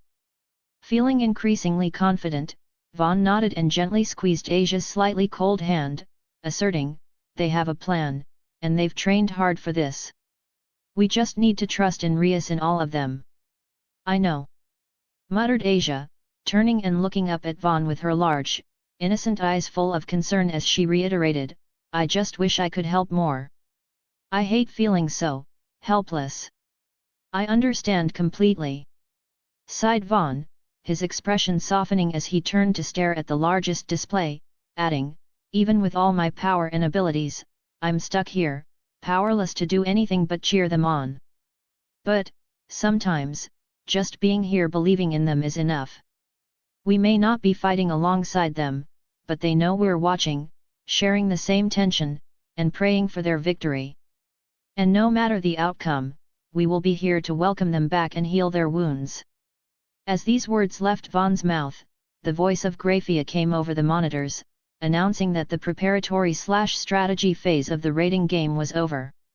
With that, Riser's peerage began making their move, 6 of his pawns, a rook, and a knight making their way into the forest with the intention of infiltrating the old school building. Doing so would allow the pawns to be promoted to higher pieces, so Rias's Operation Phoenix Ashes was 4 parts. Crush Riser's advance party. Secure the center of the battlefield. Distract Riser's queen. Sneak Issei into the new school building so he could be promoted to queen and back her up in the fight against Riser. Fortunately for the members of the Orc, Riser was willfully sacrificing the members of his advance party, believing that with their superior numbers, they should be able to take out or at least fatigue Issei, Kaiba, and Konako before Rias or Akeno were forced to intervene. If that didn't work, well, he still had 2 pawns, 2 bishops, a knight, a rook, his queen, and himself in reserve, outnumbering the orc 8 to 5. I wonder why no one in Riser's peerage is utilizing their familiars. Vaughn pondered, shifting his gaze to the display showing Kaiba's sparrow's line of sight. It was able to provide him a bird's-eye view of the battlefield, so as the enemy approached, he positioned himself relaxedly in the middle of a clearing while Konako turned almost completely invisible and disappeared into the nearby treeline. As the tension in the student council room grew, Vaughn was surprised to feel a distinctive cooling sensation permeate his mind, his racing thoughts settling into a state of calm focus as he anticipated the coming battles. It was honestly a little disconcerting, but since he had other things to focus on, he set it to the back of his mind. Kaiba is in his element here, thought Vaughn, watching as Kaiba unsheathed his sword, wearing a distinctly welcoming smile as Riser's advanced party encircled his position. Since this was the main point of interest, several of the displays, including the largest one, shifted their focus to the scene as Kaiba challenged the enemy knight, a young woman with bandaged brown hair, green eyes, and light armor, to a duel. Unable to back down from a direct challenge, Riser's knight told the rest of her team to go around while she stepped forward to face Kaiba alone. A few of the pawns asserted that they should face him together, but before they could make a decision, Konako erupted from the forest as a hard-to-spot shimmer, landing a heavy blow against the enemy rook, the girl who was dressed like a biker gang member and modeling a white mask on the right side of her face. Though she may have been able to endure if her opponent were a normal rook, Riser's was sent spinning through the air, her mask flying off her face as bluish-white light enveloped her body, transporting her away from the battlefield. Konako's Toki-wrapped punch had functionally ignored the opposing rook's enhanced defenses, and since she withdrew before the remaining members of the advance party could make out who or what had hit them, chaos abruptly ensued. Taking advantage of that moment, Kaiba charged at the opposing knight, offering her an apology as his sword clashed with hers from above. Their strength and speed were about even from what Vaughn could tell, but even though he was promptly surrounded, things quickly shifted in Kaiba's favor as Konako launched sneak attacks on anyone foolish enough to shift their focus from their surroundings. With her focus split between Kaiba and her rapidly diminishing teammates, Riser's knight endeavored to disengage him and regroup but would never get the chance as he activated the option of silvery white gauntlets. They weren't particularly powerful, primarily granting enhanced magic defense, but when their effect was activated, they released a blindingly white flash of light. And since devils possessed enhanced vision, particularly at night, it was especially effective, surprising and blinding Riser's knight. Wasting no time, Kaiba slipped past the opposing knight in the blink of an eye, striking a pose with his body angled forward, a slight smile on his face, and his sword at the end of its swing. His opponent collapsed due to a deep cut in her side, but not before commenting that he was a deceitful coward for not facing her alone. Unfortunately for her, Konako never once targeted her, and since Kaiba similarly had to be aware of her allies, it was unmistakably a fair fight when viewed objectively. Sheathing his sword, Kaiba turned and offered a bow to the disappearing knight before regrouping with Konako. No amount of pawns was a threat to her, so after defeating the pink and blue-haired Nikomata twins, every member of Riser's advance party was wiped out. I am going to pamper that girl until she's giddy. Vaughn swore, a broad smile developing across his face as he squeezed Asia's now warm and slightly sweaty hand. Seeing their friends emerge victoriously in an 8 versus 2 excited them tremendously, but since they had promised Sana they would remain quiet so she could provide analysis and commentary to the Gremory and Phoenix houses, spectating from their respective estates in the underworld, they restrained their urges to cry out and celebrate. I told you they had a plan, whispered Vaughn, leaning slightly toward Asia as she turned to him and smiled softly, still clutching his left hand. Everyone is amazing, affirmed Asia, her whispering voice pleasant to the ear, causing Vaughn's expression to gradually soften as they held each other's gazes for several seconds. Then, as if she wanted him to give her permission to become a member of Rias's peerage. She reiterated, "But I still wish I could be there to support them." Exhaling faintly from his nose, Vaughn removed his left hand from Asia's, replacing it with his right before drawing her head toward him with his left and kissing the top of her head. Her green eyes glistened when he pulled away, then, in the most reassuring tone he could muster, Vaughn reassured, "You do plenty, Asia, but if you want to do more, you have my support, no matter what." Before Asia could respond, several of the displays flickered, shifting focus to Akeno, hovering in the air with narrowed eyes and a scary smile. Across from her was the voluptuous, purple-haired woman who functioned as the queen of Riser's peerage. Neither had attacked, but the influence of their overwhelming demonic power caused noticeable distortions in the air and space as the sky above them swirled with dark clouds. "Beat her ass, Akeno-san," thought Vaughn, prompting Sis to gently chide him for his language as the match between Akeno and the purple-haired woman, Yubelina, got underway at Rias's command. Akeno kicked things off by raining down lightning from the sky, but without moving, Yubelina was able to deflect them away and shield herself with a spherical barrier adorned with spinning magic circles. Demonstrating that she wasn't a queen for nothing, Yubelina raised the staff she was wielding in front of her body, causing a purple-hued magic circle to appear beneath Akeno. She was able to dodge out of the way in time, but Vaughn tensed when he saw the massive explosion wrought by the near-instantaneous attack. Yubelina's moniker within the official rating games was the Bomb Queen, and it was very apparent why. Feeling another cool sensation spread through his mind, Vaughn's anxiety abruptly disappeared, allowing him to calmly observe as Akeno weaved between Yubelina's explosive attacks while counter-attacking with her equally swift lightning. The two appeared evenly matched, but as Akeno produced a broom identical to the type commonly associated with shrine maidens, slipping it under her butt and smiling, she abruptly accelerated at several times her usual flight speed, catching Yubelina by surprise as the tip of the broom impacted her barrier, shattering it like glass. Chapter 49, Breaking Point. Though it wasn't enough to end the fight, Akeno catching Yubelina off guard and hitting her with a point-blank blast of lightning was enough to injure and inhibit her mobility severely. They had several exchanges after the fact, but with Akeno's evil banishing broom possessing accelerated flight, magic gemming, evil warding, and clean sweeper, it was nearly as effective as a holy sword or light-based weapon against devils and other supernatural entities.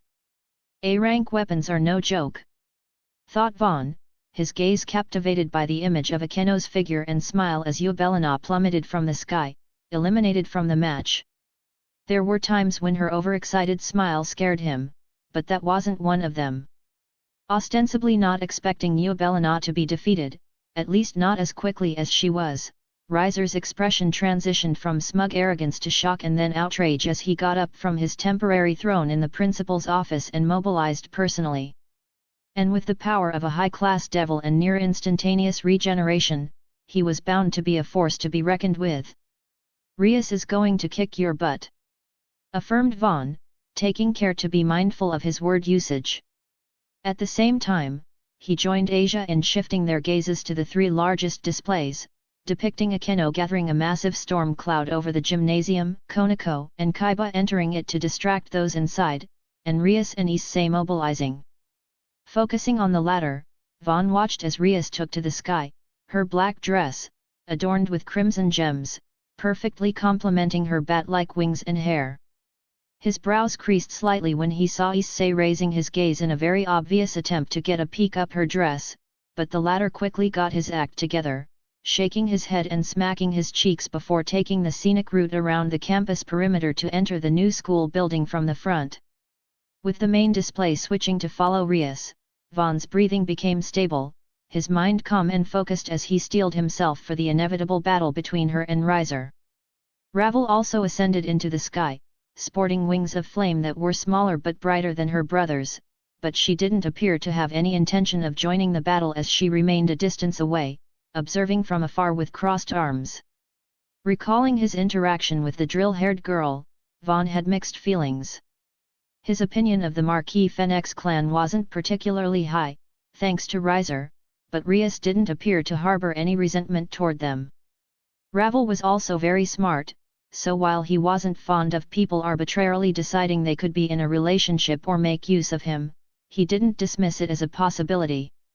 Following a brief exchange, where Rias vehemently refused to back down, the battle between her and Riser got underway. Riser had the advantage in terms of speed and general aerial mobility, as his fiery wings functioned similarly to rocket boosters, but Rias quickly demonstrated she hadn't come to the raiding game unprepared as she struck a pose with a long, thin, elegantly designed magic wand, icy white in color and emitting a faint aura of frost. As Rias was mainly known for using destruction and teleportation magic, Riser wasn't expecting her to spontaneously produce a localized blizzard, battering him with ice, wind, and snow. The attack didn't cause any visible damage to his body, but unlike the majority of spectators, Vaughn knew why his speed had suddenly slowed drastically, as one of the effects of the A-ranked Frost Queen's frozen baton was deep cold, temporarily reducing the target's mobility by a minimum of 50%, increasing based on exposure. With his movements producing a distinct purple afterimage, an effect he failed to dissipate even after igniting his entire body, Riser charged at Rias with his wings functioning as afterburners. Even with his speed cut in half, he was still incredibly fast, forcing her to take evasive action as she made use of the wand's 7500 magic attack and spell rotation enchantment to bombard Riser with low-class water and ice magic that had the power of middle-class spells. Though his body and flames were continuously doused or briefly frozen solid, Riser didn't relent. Rather, as they had expected, he gave up trying to face Rias directly and instead created distance from her, reciprocating her barrage of magic with fast-moving flame attacks. Vaughn was surprised to see that Riser could create seemingly autonomous birds that could fly at extreme speeds and actively dodge counterspells, but since the raiding game was taking place in a sub-dimension that replicated Qah Academy down to the grass and soil, he supposed it made sense that a high-class devil could create seemingly living flames. Boom! As his gaze had been fixed on the match between Rias and Riser, Vaughn was slightly startled by an intense flash of light and the sound of a very powerful explosion. Anew had completely erased the gymnasium with a powerful bolt of lightning and a massive explosion that ostensibly shook the entire battlefield as all the displays briefly flickered. I knew Anew-san was powerful, but to reduce such a large building to nothing but a smoldering crater, I still have a long way to go, thought Vaughn, swallowing due to the tension in his throat. Anew-san is amazing, muttered Asia, her green eyes wide in a mix of fascination and awe. She had seen numerous miracles during her time as a sister, but nothing quite on the level of what Anew had just performed. Others in the church would doubtlessly find such a thought blasphemous, but she imagined it's what God's wrath would manifest.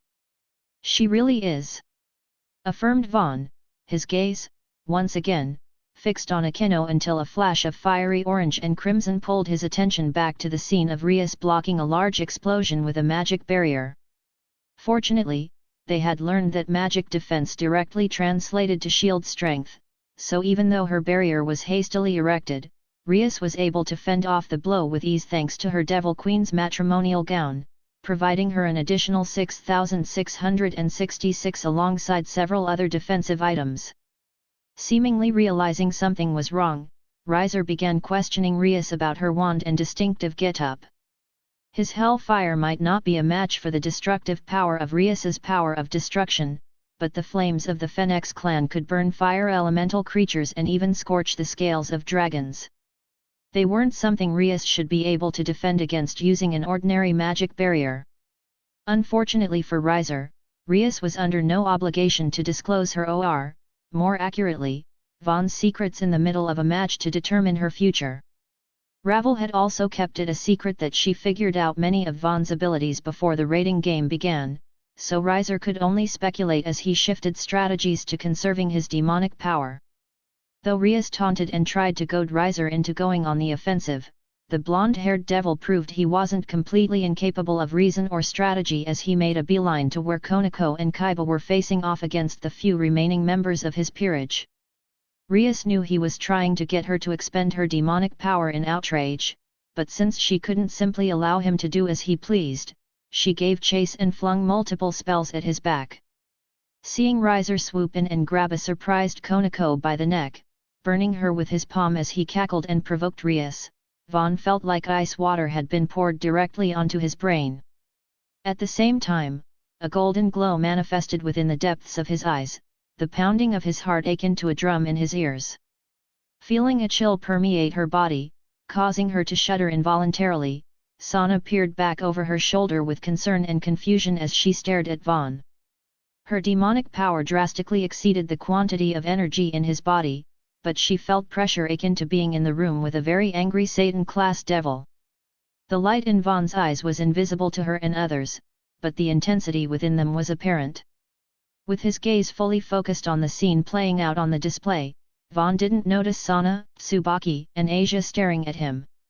He didn't even hear Asia softly calling out to him, the pounding in his ears much too loud and his mind too focused to process extraneous stimuli. "I will fucking destroy him!" Vaughn exclaimed in his mind, his fury peaking as Riser tore away Konako's top, groping her chest and licking her cheek as he threatened that if Rias kept misbehaving, he couldn't guarantee the safety of the members of her peerage. "Vaughn, calm down," shouted Sana, embracing Vaughn alongside Tsubaki and Asia as he rose to his feet, the room around them shaking and all but the central display flickering out of existence as he stepped forward.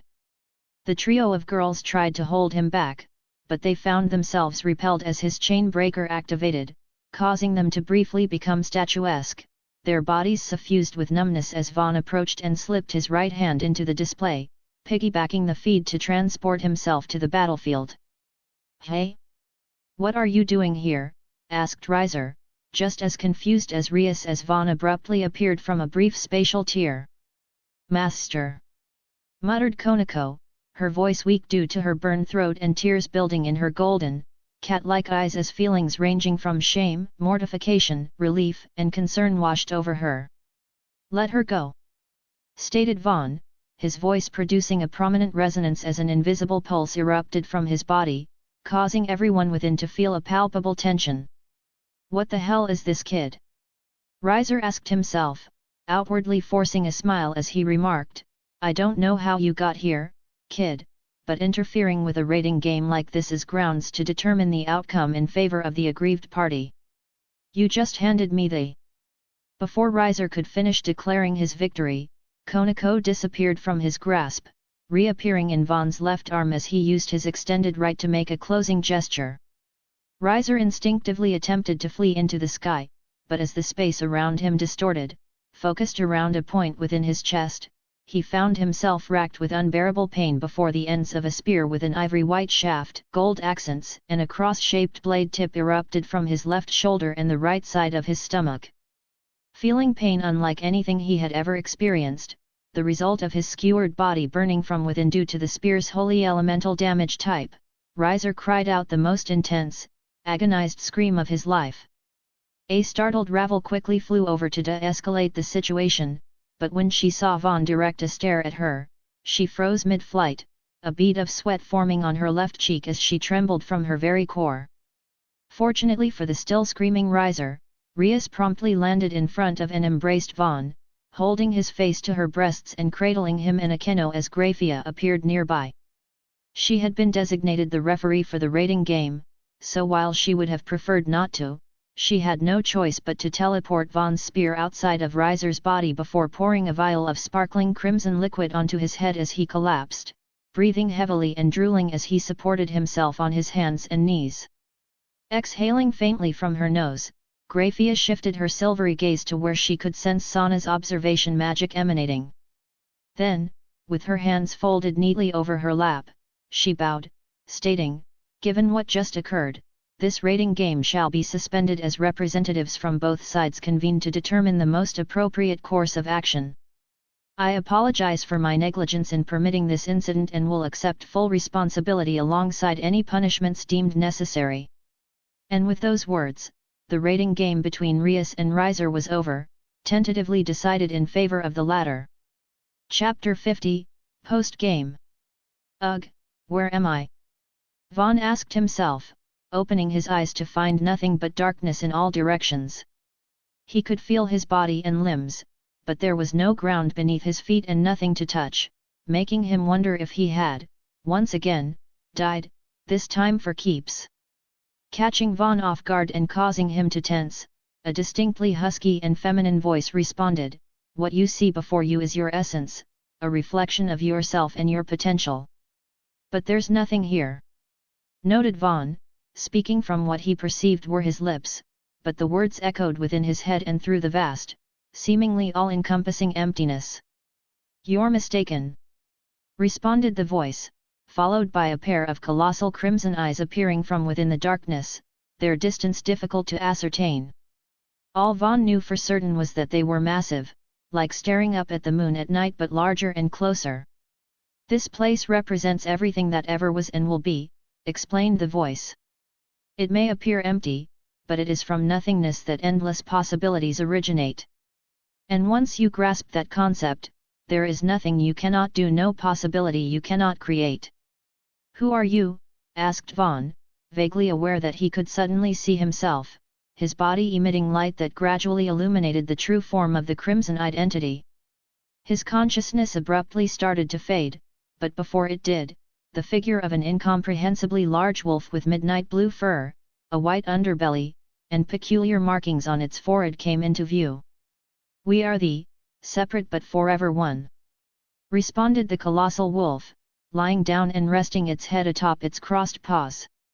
It said something more, but despite his best efforts to remain conscious and make out what was said, Vaughn collapsed forward, feeling something modest but familiar against his face and something soft and fluffy wrapping around his head before he invariably succumbed to the serenity of oblivion. Waking with a start, Vaughn nearly shot to a seated position but suppressed the urge as he noticed that Rias and Akeno were borrowing his shoulders, both naked as the day they were born, and Kong Kyo sleeping atop him, her head resting on his chest. "What happened? What about the raiding game?" asked Vaughn, directing the question at Sis. In response, memories that were notably hazier than those he had experienced directly or cognizant appeared within his mind as she calmly and dutifully explained, "The awakening of your innate will of the Emperor placed a significant burden on your mind, body, and spirit. As a result, shortly after Rias Gremory smothered you with her bosom and assured you that everything was okay, you lost consciousness." As Sis provided her explanation, Vaughn viewed the events she described playing out at an accelerated but comprehensible rate as the memory was functionally up or downloaded directly to his brain. Fortunately, the raiding game hadn't been called in Reiser's favor despite his egregious violation of the rules. There were several reasons for this, but the most pertinent was that Reiser had also violated the rules by doing what he did to Konako and trying to force Rias to yield her winning position. He might have been able to get away with his actions in a closed setting, but since House Gremory held a much higher status than House Phoenix and the match had been observed by no less than 2 Satans, including the presiding King of Hell, there was no way his family could cover for him. "That's a relief." Vaughn sighed internally.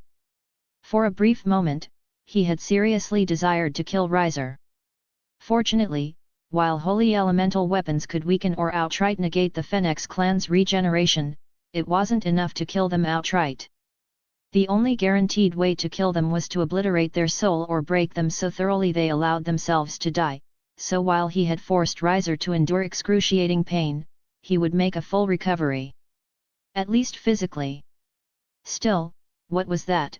asked Vaughn, recalling Sis mentioning something called Will of the Emperor, compelling him to open his combined status and skill window. Status. Name, Vaughn Mason. Age, 18. Race, High Class Devil, Sealed. Title, Dragon's Champion, Young Dragon, New, Devilish Lover, Object of Envy, Phoenix Bane, New. Parameters, High School DxD. Power, 156, 234. Guts, 445, 1112. Proficiency, 71, 496. Charm, 274, 438. Alignment, Neutral Chaotic Good. Soul Tier, 1, Mortal Soul. Karma, 128,991. OP, 1,004,500. Skills.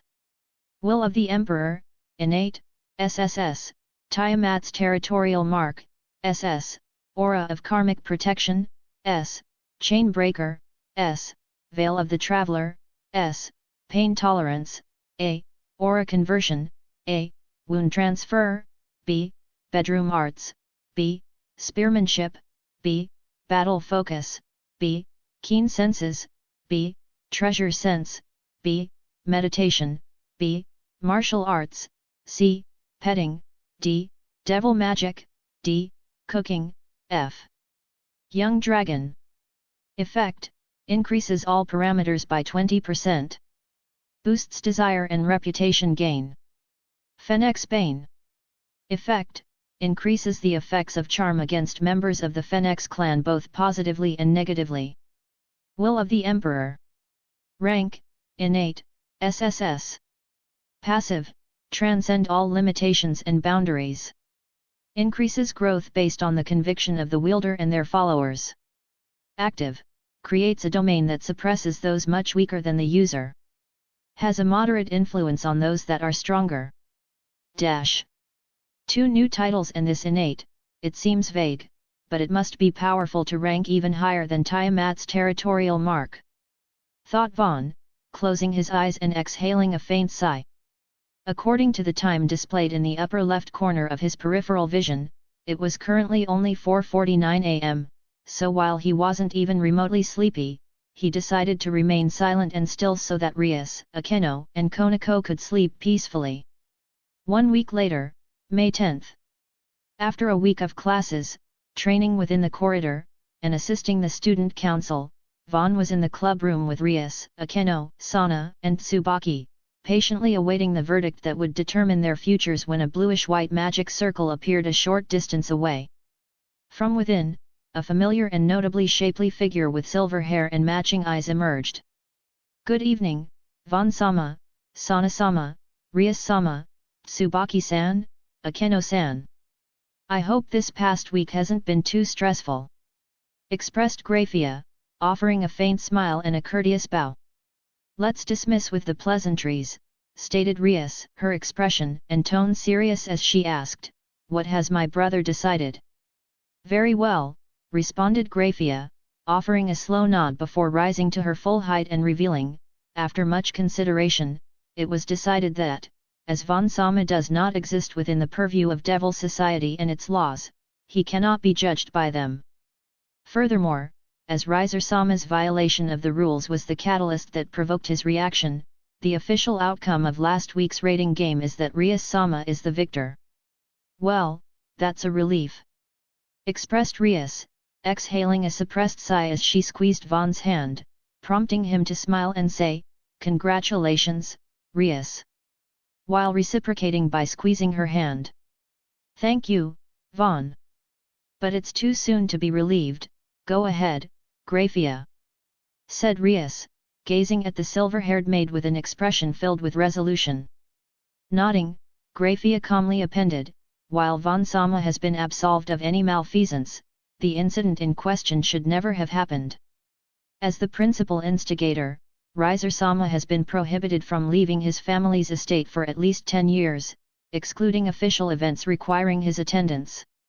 Similarly, for allowing Vaughn-sama access to the broadcast and inadvertently facilitating his interruption of the rating game, Sana-sama shall undergo mandatory retraining and community service over the impending summer vacation." "I understand and accept my punishment without protest," responded Sana, closing her eyes and sitting composedly, presumably anticipating the outcome. "But Sana didn't do anything wrong," protested Vaughn, his expression a sulky, slightly guilty frown. "It's okay, Vaughn," assured Rias, smiling and pressing her forehead to his as she stated, "This is what it means to be a noble and a high-class devil. If someone doesn't accept responsibility for what occurred, it will shake the trust others have in us and the system we uphold.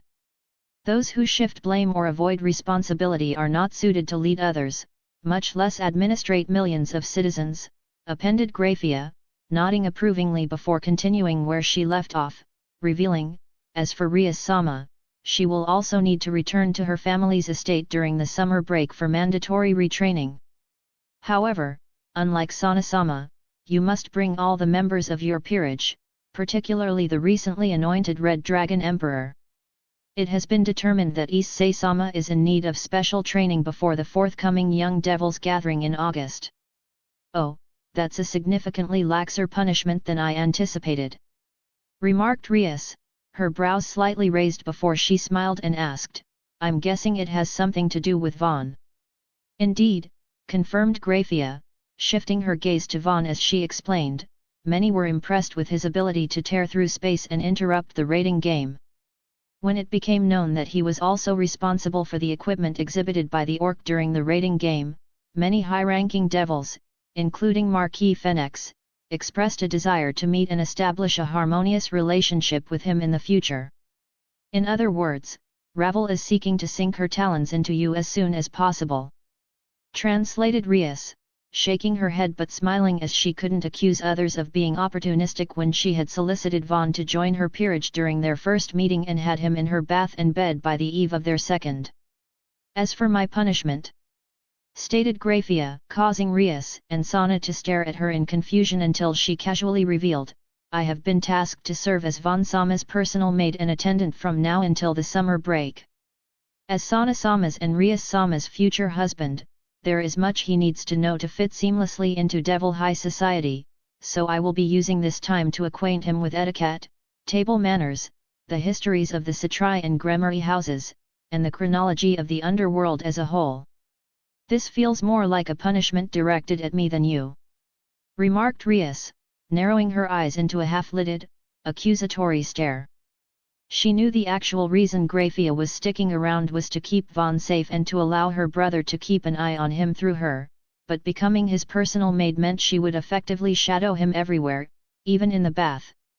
Please consider this a necessary sacrifice to ensure that Vaughn-sama isn't made to feel ashamed or embarrassed during important social gatherings or similarly high-profile events, expressed Grafia, closing her eyes and offering a courteous bow. What do you think, Vaughn? Are you okay with Grafia becoming your maid and personal attendant for the next 4 months? Asked Rias, staring at Vaughn with her head tilted to the side, her blue eyes clear and wide, and a supportive smile on her face. Me? Asked Vaughn, looking between Rias and Grafia before adopting an awkward smile as he stated, I think Grafia-san should spend more time with her family and son. I don't mind being embarrassed, and we still have plenty of time before I need to know that stuff. If that is Vaughn-sama's sole apprehension, arrangements are presently underway to have Milikas-sama enrolled in Kyoha Academy's elementary division, revealed Grafia, causing Rias's eyes to widen. Her nephew was certainly old and intelligent enough to enroll in Kyoha, but the original plan was to wait until he was middle school age, allowing him to take over her stewardship of the academy and the encompassing town in the wake of her return to the underworld. Preempting whatever Rias was planning to say, Grafia stated, this was the decision of Surtsk-sama, and Milikas-sama himself desires it. Thus, even if Vaughn-sama insists on not having me serve as his maid, I will reside and work here in the evenings and teach home economics during the day. I request everyone's understanding in that regard. Of course, you've already arranged to become a teacher, sighed Rias, combing aside her bangs with her free hand before meeting Vaughn's gaze and stating, if she's going to be here anyways, you may as well have her serve as your maid and Asia-chan's instructor. My villa employs around 100 maids and butlers, and the main Gremory estate has over 1,000, so you will need to get acclimated to dealing with overzealous servants and attendants. NN. My family's estate employs around 3,000 personnel, so it isn't the worst idea, appended Sana, understanding well the true reasons Grafia was sticking around. Vaughn was simply too valuable, too important to entrust to her and Rias alone to protect. With even Sana agreeing, Vaughn sported a conflicted frown but no longer attempted to dissuade Grafia from serving him. Instead, he met her gaze with a firm expression, surprising everyone present by creating a palpable tension in the air as he stated, then I'll be in your care. Before offering a curt, Affirming nod. Lowering his head too far or bowing now caused him to feel increasing discomfort, so unless the situation mandated it, he kept his head high, his chin slightly raised. Chapter 51, Envy. Man. No offense, Vaughn, but I mean, not hate but I really envy you sometimes. Remarked Issei, brows furrowed and grimacing as he watched Graphia, standing behind Vaughn, gently massaging his scalp while Konako borrowed his lap, allowing him to caress her head during the time allotted for club activities. I know, but there's not much I can do about that. Responded Vaughn, gently digging his fingers into the base of Konako's cat-like ears as he asked, but do you even need to feel envious toward me? You're dating Tsubasa-senpai, and as the Red Dragon Emperor, you shouldn't have any issues creating the harem you dream of. Yeah, I get that, and I'm grateful that Tsubasa agreed to become my girlfriend. Conceded Issei, slumping, exhaling a tired sigh, and shaking his head before meeting Vaughn's gaze and asserting, it just feels like I'm trapped in your shadow, you know? Because of how amazing your powers are, a lot of girls I think I might have had a shot with gravitate toward you instead. Maybe, but it's not like I'm actively trying to build a harem or anything. Stated Vaughn. And though it makes me happy to feel valued by everyone, I don't feel I deserve much of the attention I get.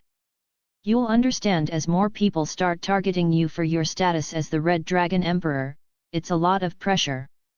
Indeed. That's why it's important to have dedicated attendants to help alleviate your stress and help you relax. Hummed Graphia, prompting a faint NN, from Konako. You say that, but you're probably the biggest stressor in my life, Graphia-san. Said Vaughn, leaning his head back to stare up at Graphia but instead getting a view of her plentiful underboob as she slid her hands to his face and massaged his cheeks with her thumbs. For that, Ga-Shujin-sama has my sincerest, most heartfelt apologies.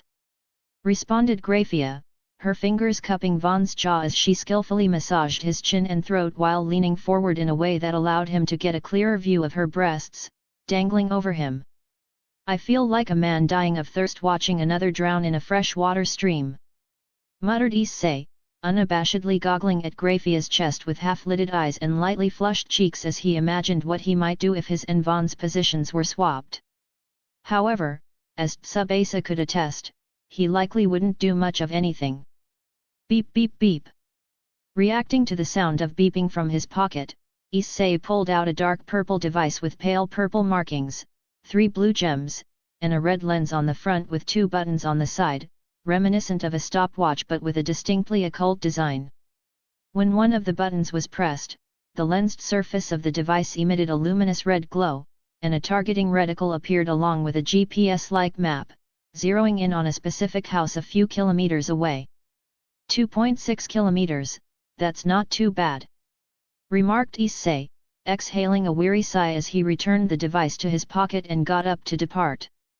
It was already nearing the end of May, and he hadn't secured a single contract, so Rias had lectured him earlier that day, making him think that if he didn't acquire a contract soon, he might be discarded. She would never actually throw him away, of course, but since he hadn't been able to meet her expectations during the rating game, he felt pressured to do better. Looks like I'm not the only one feeling pressured. Thought Vaughn, his expression morphing into a slight deadpan as Graphia, following Issei's departure, asked, shall we relocate to Ga-Shujin-sama's bedroom and continue his studies? Or shall I retrieve Asia-san so we can resume her massage training? Recalling the last massage he received, Vaughn's face warmed between Graphia's hands. Konako also noticed a distinct change in his scent and aura, causing her to stir, draw up her legs, and her tail to flicker. Before Vaughn could answer, the door to the club room opened, followed by Asia entering with an excited smile and a pushcart, remarking, I just saw Issei-san leaving. Are we going to continue our training? I just asked the very same question, stated Graphia, releasing her hold on Vaughn's face and head to check the quality of the tea and snacks Asia had prepared. If we do, I look forward to massaging Vaughn-sama's front. He makes the cutest expressions, hummed Asia, causing Vaughn's face to become even warmer.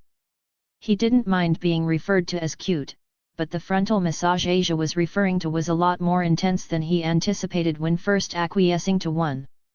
Shaking his head to clear his apprehensions, Vaughn did his best to appear calm and confident as he responded, "I don't feel right relaxing or fooling around while Rias and Sana are busy. I think I'll train with Konako for a bit before calling it a night." "NN.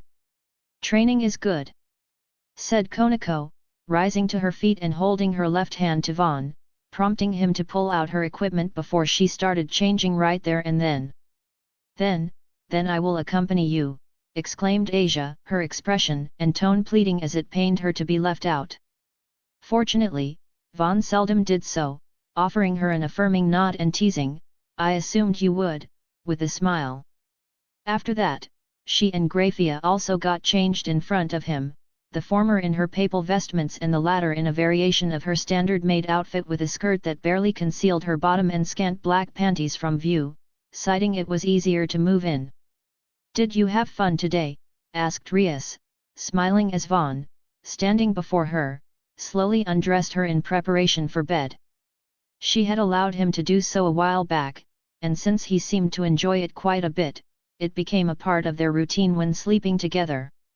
"We discovered a glowing hot spring in one of the checkpoints," revealed Vaughn, peeling off Rias's corset before attentively undoing the black ribbon around her neck as he smiled awkwardly and appended, "Because of that, I ended up seeing Graphia-san and Asia-chan naked again, but I'm mostly used to it by now. If she keeps tempting you, it's okay if you act on impulse," contended Rias, turning around to allow Vaughn to peel off her blouse as she asserted, "Graphia-san is a mature devil and wouldn't behave like that without my brother's consent. Just make sure you don't get her pregnant unless it's something you want to do." "Is that really okay?"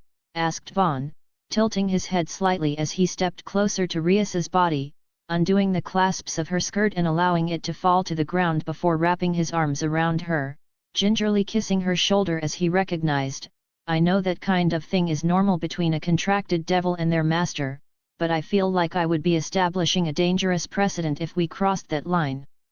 "Then don't," responded Rias, turning to face Vaughn and linking her arms around his neck and shoulders as she argued, "The decision is yours to make, Vaughn. That applies to everything we'll be doing moving forward, so if you don't mesh well with a particular devil looking to join your peerage, reject them." "I understand," responded Vaughn, supplying a curt nod before he slid his hands into semi-transparent black and purple lace panties and gradually lowered himself to remove them. He was initially surprised when Rias and Sana informed him of his tentative promotion to a high-class devil, but as it would allow him to participate in future raiding games, he wasn't against the idea. Convincing Tiamat to become his queen was one aspect he was still uncertain about, but she didn't seem like a bad person. With such thoughts in his mind, Vaughn waited for Rias to sit on the edge of her bed before peeling off her stockings, leaving her completely bare and encouraging her to pull up and spread her legs while smiling at him with a very sultry look. He had seen her naked form dozens of times by then, but Vaughn still found himself awed by the sight, his lips parting, pupils dilating, and his throat feeling tight as he stared at her for several seconds before unequipping everything he was wearing. "That's right, and I'm all yours," whispered Rias, using her middle fingers to spread her slightly pink vulva, exposing her exceptionally moist interior and small, visibly expanding and contracting entrance. Vaughn honestly had no idea how such a tiny hole was able to accommodate him, but when he lined himself up at her eagerly awaiting entrance, his glands alone the size of a plum, he was able to sink into her, her interior folds providing enough stimulation to give him goosebumps and cause him to shudder before she had swallowed half his nearly 30 centimeters. "Your reactions are always so adorable," hummed Rias, her body flushing noticeably and a layer of sweat developing across it as she linked her feet around Vaughn's waist and drew him flush against her, causing him to clench his teeth and her nipples to harden as she gained her own prominent layer of goosebumps. Just having Vaughn inside her was enough to compel her to have continuous microclimaxes, but she did her best to appear calm and poised as she smiled and playfully appended, "Now, put your back into it. Show me how manly you can be." "NN.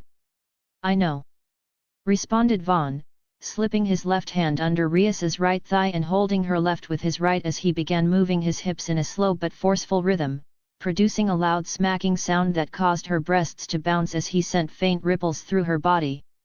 As she was the principal contributor to the development of his B-rank bedroom arts, Vaughn knew exactly where all of Rias's weaknesses were and how to adjust his speed and angle based on her reactions, so when she invariably raised her hands to clasp the sides of her face, he sped up, timing each of his thrusts with the rebounding sway of her breasts. "Ha, that's right, Vaughn, send me straight over the edge, make me unable to live without you," groaned Rias, her jaw quivering and teeth clattering as her blue eyes briefly lost focus. Before experiencing it for herself, she couldn't understand how anyone could become addicted to sex, as it had always seemed so exhausting. Now, as Vaughn sent waves of pleasure through her body with each of his forceful thrusts, causing her brain to feel like it was melting, Rias couldn't help feeling grateful to both him and the fact she had been born a woman. "Good morning, Ga Shujin-sama, Rias-sama," said Grafia, entering Rias's room and offering a courteous bow before raising her head and staring at them with her right brow slightly raised. Vaughn was currently standing next to the bed, effortlessly supporting Rias with his left hand on her left thigh and his right between her shoulders as she arched her back and allowed her head to hang limply, breathing and moaning loudly with a thoroughly enraptured smile. "Good morning, Grafia," responded Vaughn, scarcely paying attention to the silver-haired maid as he transitioned his right hand to the back of Rias's head, his gaze transfixed by her beauty as he supported her with his forearm and guided her into a deep and passionate kiss. "Ga Shujin-sama is going to make a lot of women very happy," thought Grafia, making sure to refer to Vaughn as her Ga Shujin-sama even within her mind, as any proper maid ought to. Because they could instantly or gradually change their forms at will, there was no such thing as a poorly endowed devil, but very few had the patience to be as thorough as Vaughn. Many outright had their female partners do all the work, so even though he seemingly couldn't spare any appreciation for her, Grafia was happy that Rias had found such a considerate partner. Chapter 52, A Heart's Desire. "It's a good thing today is a Saturday. You really put me through the ringer last night," Vaughn remarked Rias, sporting a contented smile as she sat across from him in the club room, her right leg crossed over her left as she held a saucer with her left hand and sipped tea with her right. Ordinarily, she would sit beside Vaughn, but since she had him to herself the previous night, she allowed Asia and Konako the privilege. Ara, you're going to make the rest of us jealous," hummed Akeno, joining Grafia in setting out breakfast and ensuring everyone's cups were filled with their preferred drink. Konako enjoyed her coffee black, Asia had tea, and since he wasn't particularly fond of bitter things, Vaughn enjoyed a tall glass of freshly squeezed orange juice. "Is there a need to be jealous?" asked Vaughn, catching Akeno a little off guard as he stared at her and offered, "Let's team up when we enter the corridor later. There's a place I want to take you, and I can give you just as much affection when we take a break. It looks like today is my lucky day. I'm looking forward to it," hummed Akeno, cupping her right cheek and blushing from a mix of merriment and expectation. "Yui, I wanted to be the one to explore with Vaughn-sama," pouted Asia, puffing her cheeks slightly until Vaughn gently caressed the top of her head, causing her ahogue to squirm like a living organism as he assured, "I will team up with you the next time." "Asia has become sly," muttered Konako, disappointed that she wouldn't be the one to accompany Vaughn, but not noticeably so. They almost always explored the corridor together, and when he stayed at her apartment, she had him all to herself. It was only natural that Akeno and Asia be afforded the same opportunity. "It's fine to be a little selfish occasionally," affirmed Rias, closing her eyes and smiling as she sipped from her teacup. She and Sana had returned to the underworld the previous afternoon to discuss formalizing their status as Vaughn's fiancés. Afterward, her mother offered her and Sana advice on efficiently managing a harem, so if Vaughn hadn't taken the initiative himself, she would have privately encouraged Akeno and Asia to be at least a little bolder. "I'll be sure to keep that in mind," hummed Akeno, causing goosebumps to spread across Vaughn's body as she narrowed her violet eyes and licked her lips while gazing at him predatorily. She had only shared him up until then, so she was greatly looking forward to them having some time alone and getting to know each other on a more profound level. So this is where you wanted to take me, but to think there would be a door only the two of us could enter," remarked Akeno, sporting a smile that didn't quite reach her eyes as she stood cross-armed before the door bearing the symbol of Burukil, circled by the wing of a devil and a fallen angel. "We don't have to enter if you don't want to," said Vaughn. "I just want to." "Where's the fun in that?" asked Akeno, unhesitantly placing her left hand in one of the two hand-shaped grooves on the door as she stated, "Life is a journey, and love is the vehicle that sees you safely through it. I've been meaning to speak to you about my past, and my instincts tell me this door will make things much clearer. Then, no matter what we encounter on the other side, I will be here to support you," assured Vaughn, snaking his left hand around Akeno's lower back and resting it on her waist before inserting his right into the second groove. The moment both their hands were in position, the door promptly dissolved into motes of light, revealing a second gate reminiscent of the entrance to a traditional Japanese estate. It was large, red, comprised of wood with a smaller entrance next to it, flanked by high walls, and with a ridged overhang covered in dark blue tiles. Recognizing the gate or, more accurately, the name written across its headboard, Akeno closed her eyes and sighed. Meanwhile, Vaughn, staring at the same headboard, tilted his head and read aloud, "Heimjima Prison Complex," before looking to Akeno, surnamed Heimjima. Noticing Vaughn's gaze, Akeno smiled and explained, "It's much larger than the gate in question, but this appears to be the entrance of the Heimjima clan estate, where I lived for a time as a child." "Then why is it called a prison?" Vaughn asked himself, outwardly supplying a nod as he felt it would be better to have Akeno explain things at her own pace. "Look behind us," said Akeno, prompting Vaughn to look back, his eyes widening in surprise as the long passageway leading up to the entrance was nowhere to be seen. Instead, there was an expansive forest and a long line of crimson torii gates leading down a winding stone staircase, intermittently marked with ancient stone lamps and shrines.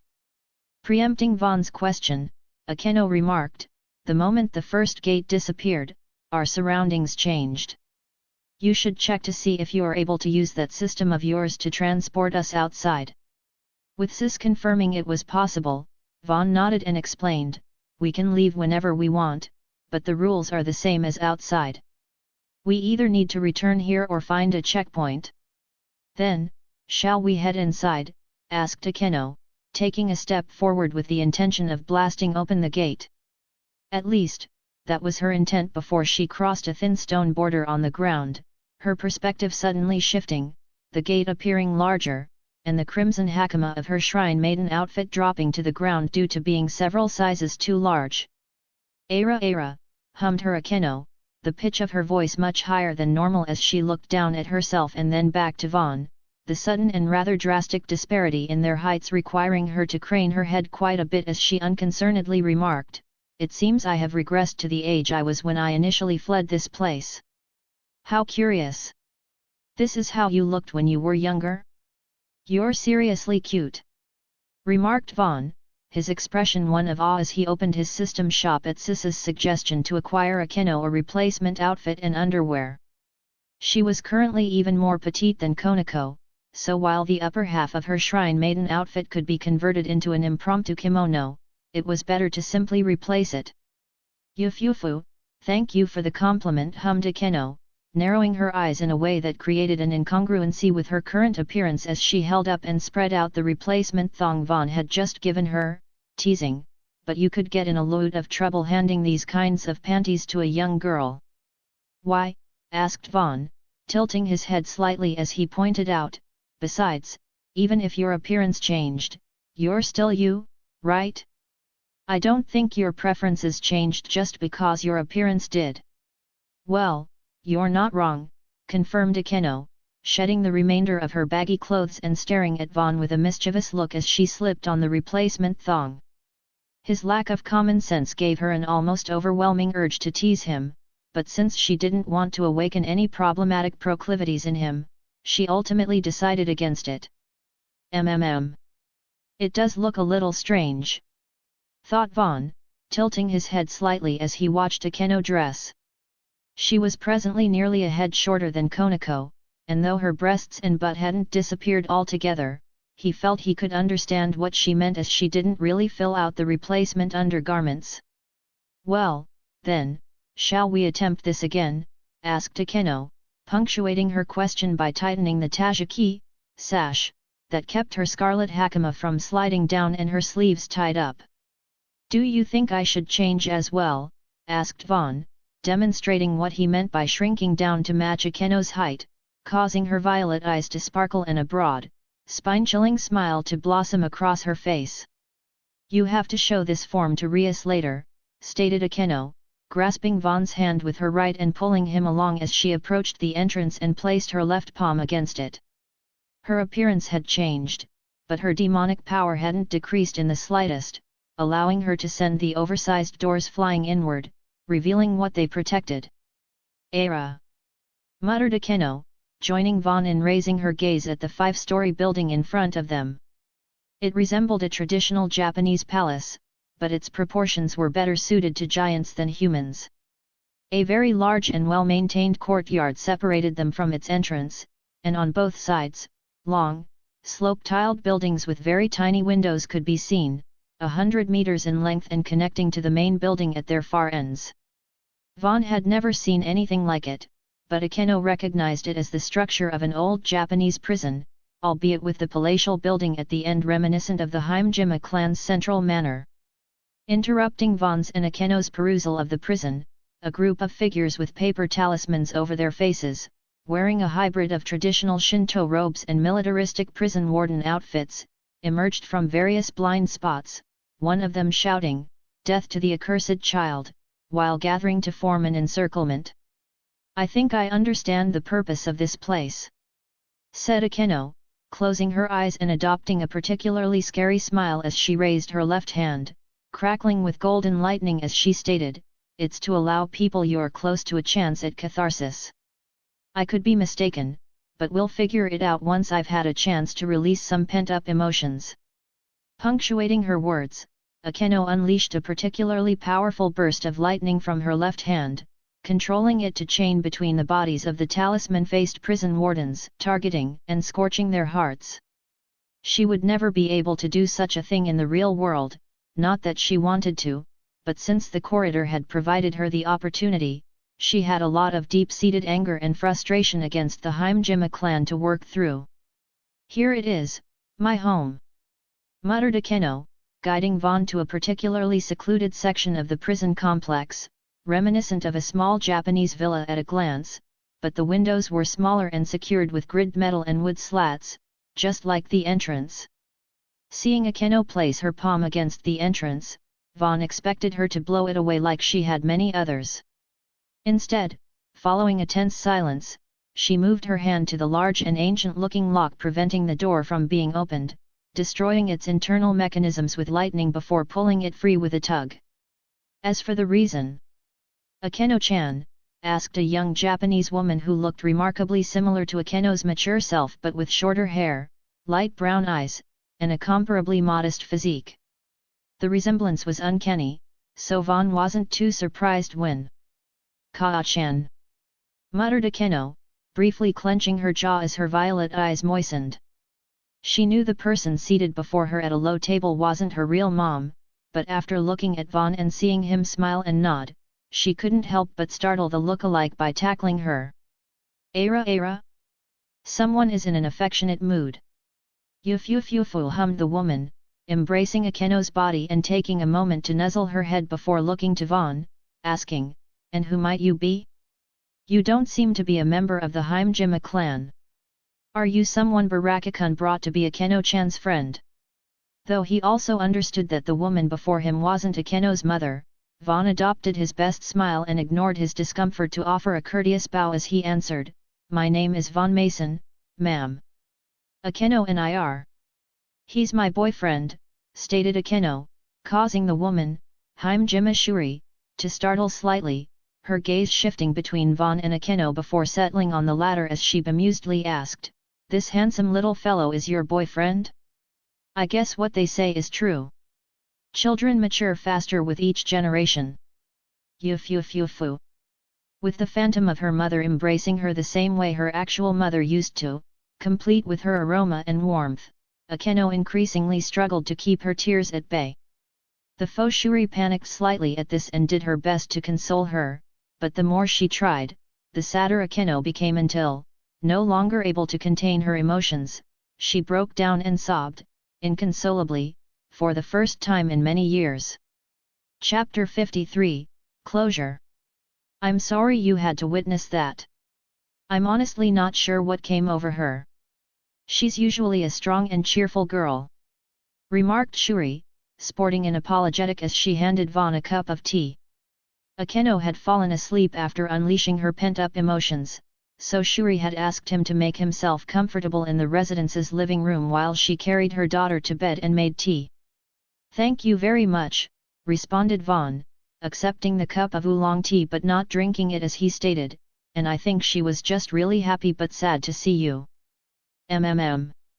You may be right, conceded Shuri, staring in the direction of Akeno's room for several seconds before asking, you know, don't you?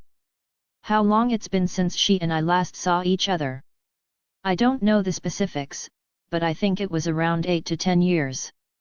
Responded Vaughn, causing Shuri's eyes to turn sad before she closed them, muttering, I see, in other words, I've already died.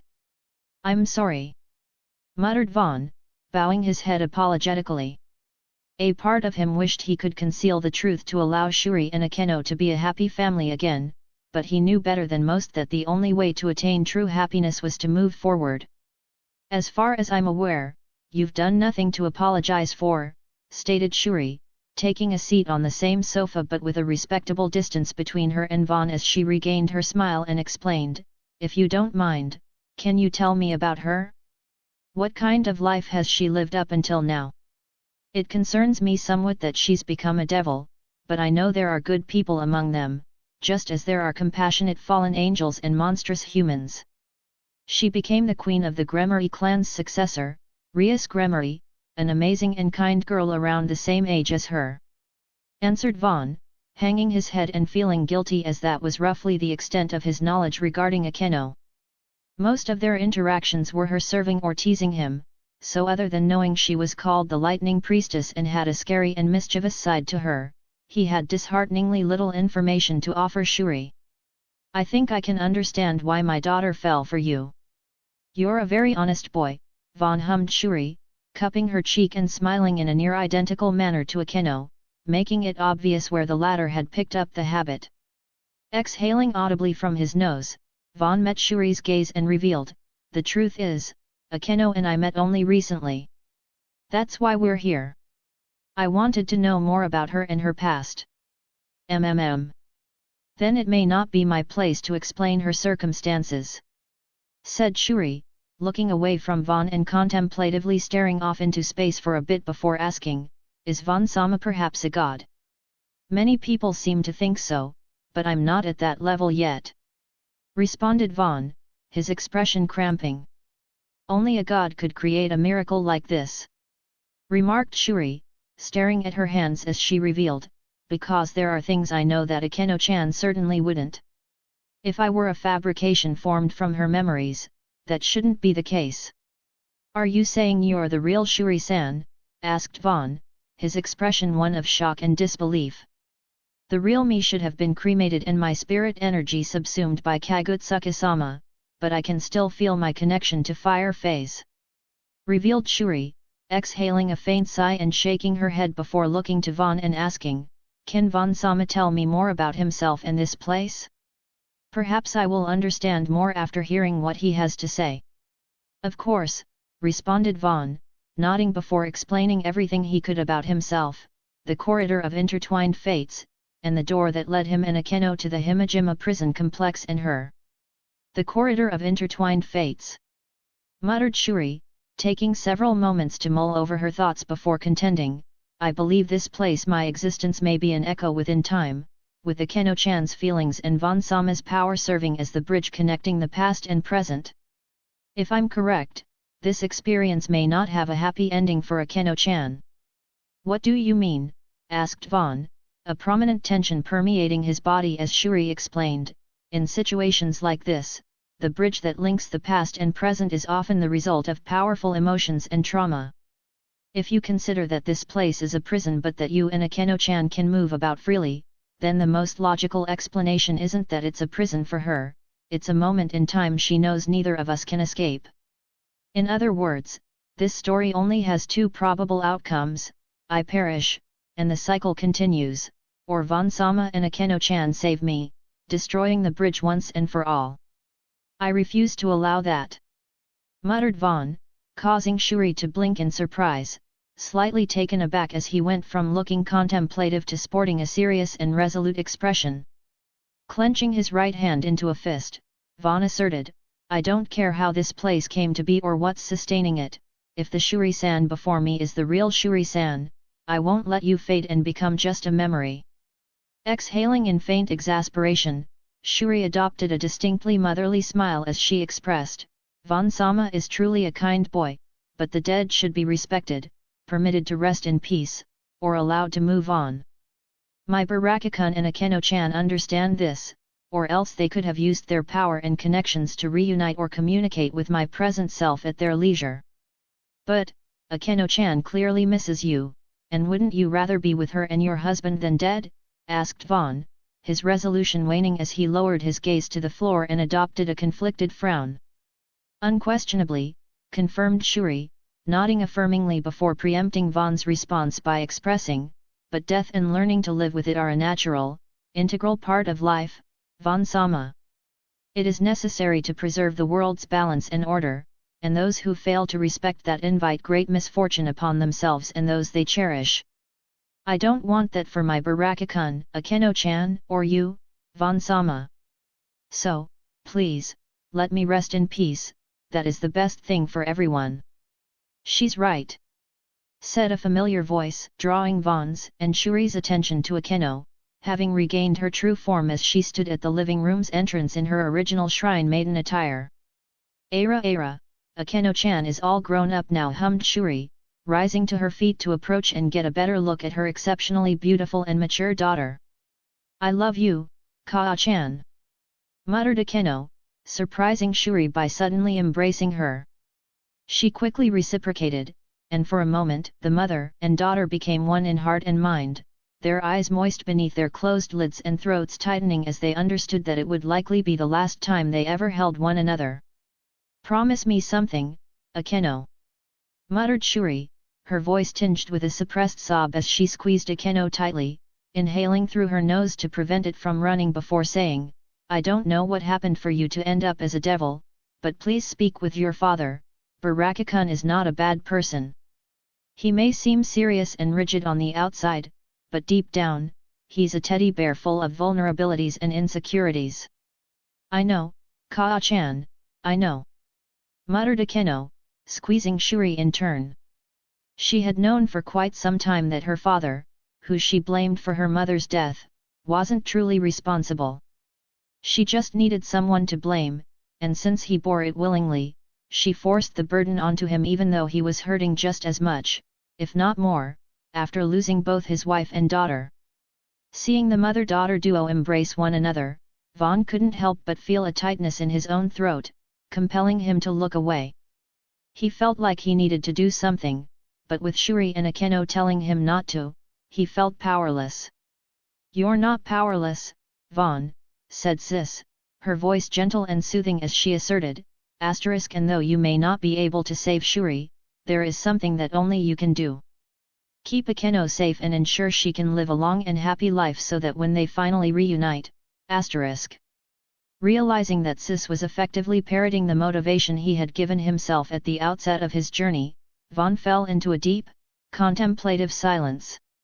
He knew well the pain of losing his mother, but since he learned she had already moved on, he resolved himself to live a life she could be proud of instead of insisting they be allowed to reunite. Akeno had likely formed a similar resolve, so while it felt wrong for her and Shuri to have to part, he couldn't deny it was the respectful thing to do. Vaughn-sama, asked Shuri, breaking Vaughn from his introspection as she and Akeno flanked him on the sofa. "Yes," responded Vaughn, feeling somewhat disjointed as Shuri grabbed his right hand with both her own, hugging it to her chest with closed eyes as she sincerely implored, "Please, promise me that you will take care of Akeno-chan.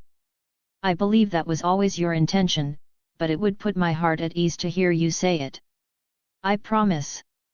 I will protect her and ensure she can live a long and happy life, no matter what," asserted Vaughn, his expression filled with every ounce of sincerity and resolution he could manage.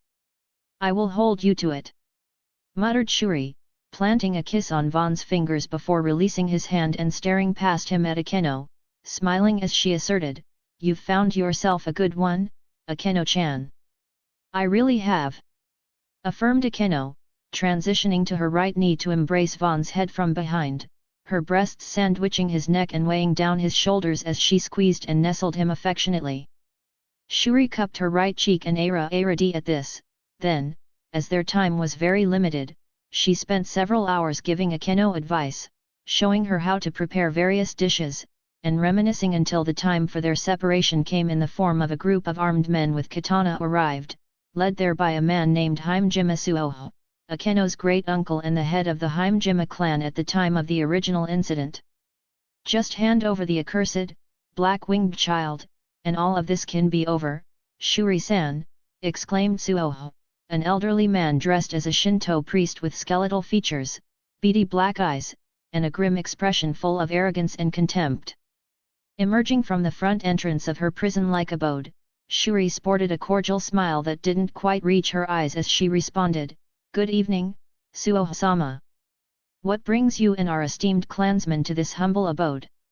"I will only say it once more," growled Suoho, his expression twisting in disgust as he expressed, "that black-winged child is an abomination, an insult to our beliefs, and a pox upon our illustrious and storied clan. If you have any shame or self-respect left, you will hand her over and obediently consign yourself to a life of penance and servitude to the main house." "No, I don't think I will," hummed Shuri, closing her eyes and tilting her head slightly to the side with the broadest, most sadistic smile she could offer.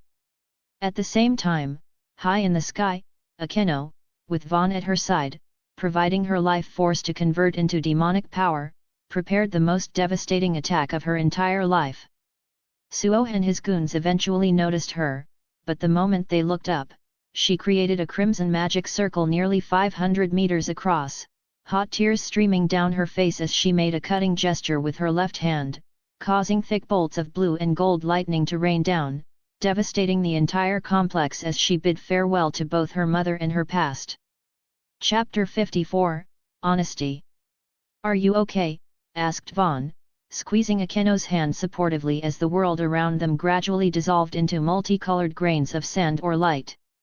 "I will be," assured Akeno, nodding as she used the sleeve of her shrine maiden outfit to wipe away her tears. The experience had allowed her to put to bed two of her biggest regrets, being powerless to help her mother and not telling her enough how much she loved her. Now, for the first time in years, she felt like she could truly move forward, forgiving both herself and her father. Sheen. Surprising Vaughn and Akeno, a golden light abruptly appeared before them, materializing into the shape of a spear-length wooden stick with a pair of long white streamers that formed a zigzagging pattern. Vaughn had no idea what it was, but Akeno immediately recognized it, extending her left hand to grab it as she asked, "What's a Goe doing here?" "A Goe," repeated Vaughn, grabbing Akeno and teleporting them away from the rapidly collapsing space before taking a closer look at the simple but unnerving stick. It was difficult to explain, but he got the feeling that if the stick were to strike him over the head, it would hurt a lot. Dash. Ancient Shinboku Goe. Rank, S growth. P.ATK, 1. M.ATK, 30. Enchantment, S enshrinement, spirit refinement, monoconductivity, A, indestructible, A. A replica of an ancient Goe used to seal a nine-tailed demon fox that devoured a god. It has the power to purify evil beings, and when used to enshrine a spirit or kami, it improves their growth and grants a fraction of their power to the wielder. Special property, Purifying Blow. Enshrined Spirit, SN/A. Usage Restriction, Heimjima Akeno. Though she was surprised by the sudden change in their surroundings, Akeno smiled and dutifully explained, a goe is a type of wand or staff used in various Shinto rituals. But this one appears special. It's much like the broom you gifted me, but the spirit energy within is significantly more potent. Nodding, Vaughn offered a smile of his own and supplanted, it seems to be a growth-type weapon made specifically for you. It's not that strong right now, but it possesses a high rank of indestructibility, and if you enshrine a spirit or kami within it, they will grow stronger alongside you. Oh? It almost sounds like a sacred gear. Remarked Akeno, staring at the deceptively simple-looking staff and gradually inserting strength into her hands and arms. As a queen, she possessed the extraordinary power and resilience of a rook, so if it were an ordinary goe, she would have been able to snap it like a dried twig.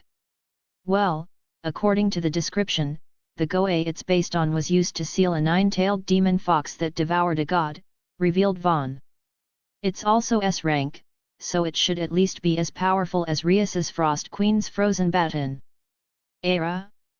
Then I'll be sure to cherish it dearly, hummed Akeno, closing her eyes and rubbing her right cheek and body somewhat sensually against the staff. Vaughn got the impression that she was forcing herself to act normally, but instead of calling her out on it, he extended his hand and suggested, let's find a checkpoint to rest. I don't know about you, but even though I didn't do much, I'm exhausted. MNNN. I could also use a long rest. Affirmed Akeno, causing the goe to disappear into a crimson magic circle before surprising Vaughn by falling into his embrace, entrusting her weight to him.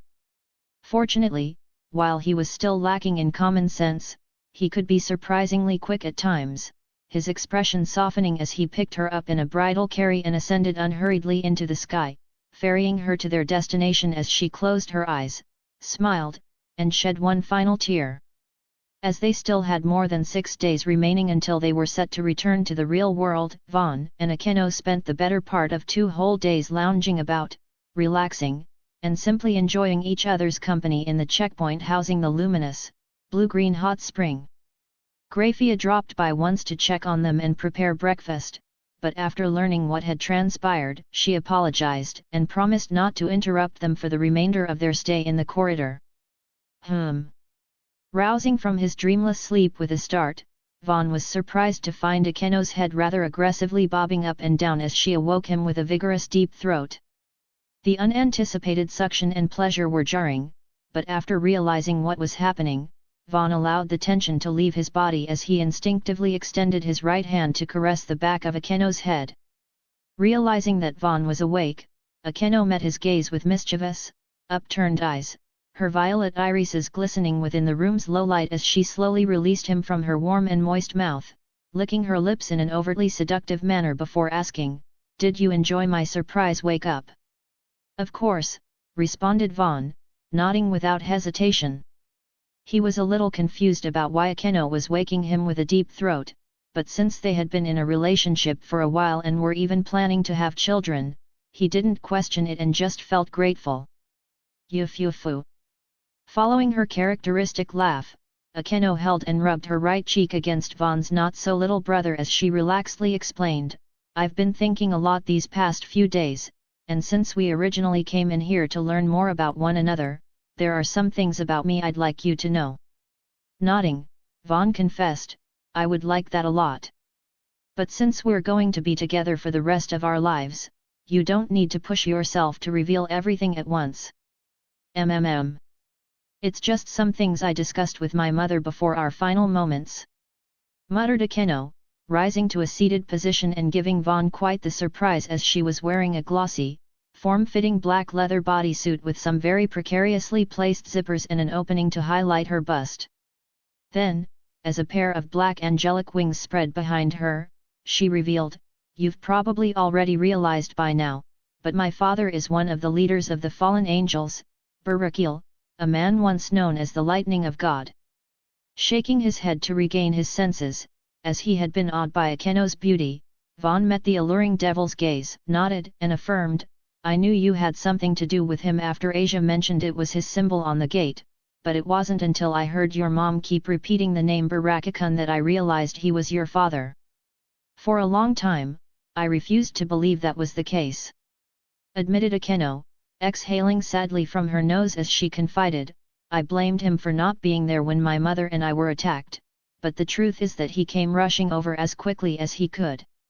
I'm only here today due to my mother buying time and him arriving to rescue me, but since I had no one else to blame and was too fearful of the Heimjima clan, I pushed everything onto him and ran away from him." Understanding that the best thing he could do at the moment was remain silent, even as Akeno straddled and began grinding against him, the silver zipper of her peculiar outfit causing him slight discomfort, Vaughn placed his hands supportively on her waist and held her gaze. "In hindsight, I was a pretty terrible daughter," sighed Akeno, her eyes narrowing sadly and seductively as she stated, "That's why I've decided that, until I can make amends with my father, I want you to punish me for being a bad girl." "Punish you?" repeated Vaughn, his expression a mix of incredulity and discomfort as he asserted, "but you didn't do anything wrong, it's your family, the Heimjima clan, that should be made to pay." "MMNN. You're not wrong," affirmed Akeno, licking her lips as she added, "but you're misunderstanding something. The truth is that while I'm most definitely a sadist, I'm also a masochist.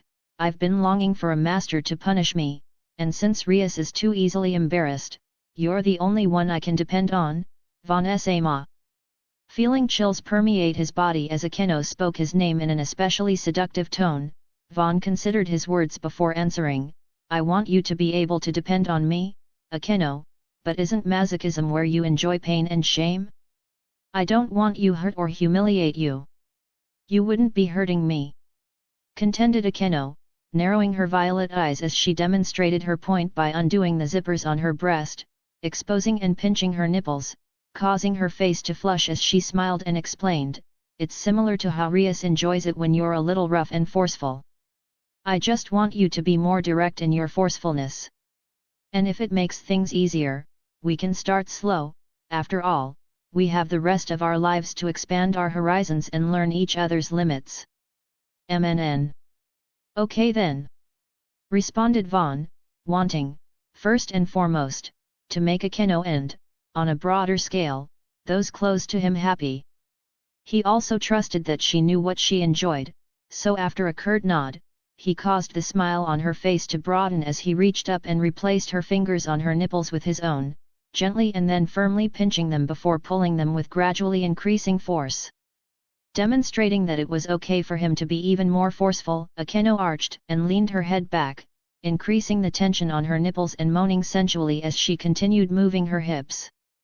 Vaughn honestly found it a little strange and disconcerting, but since he didn't want Akeno to think he thought she was weird, he decided to change perspective and regard it as a bonding and a learning experience, quite literally in the first case.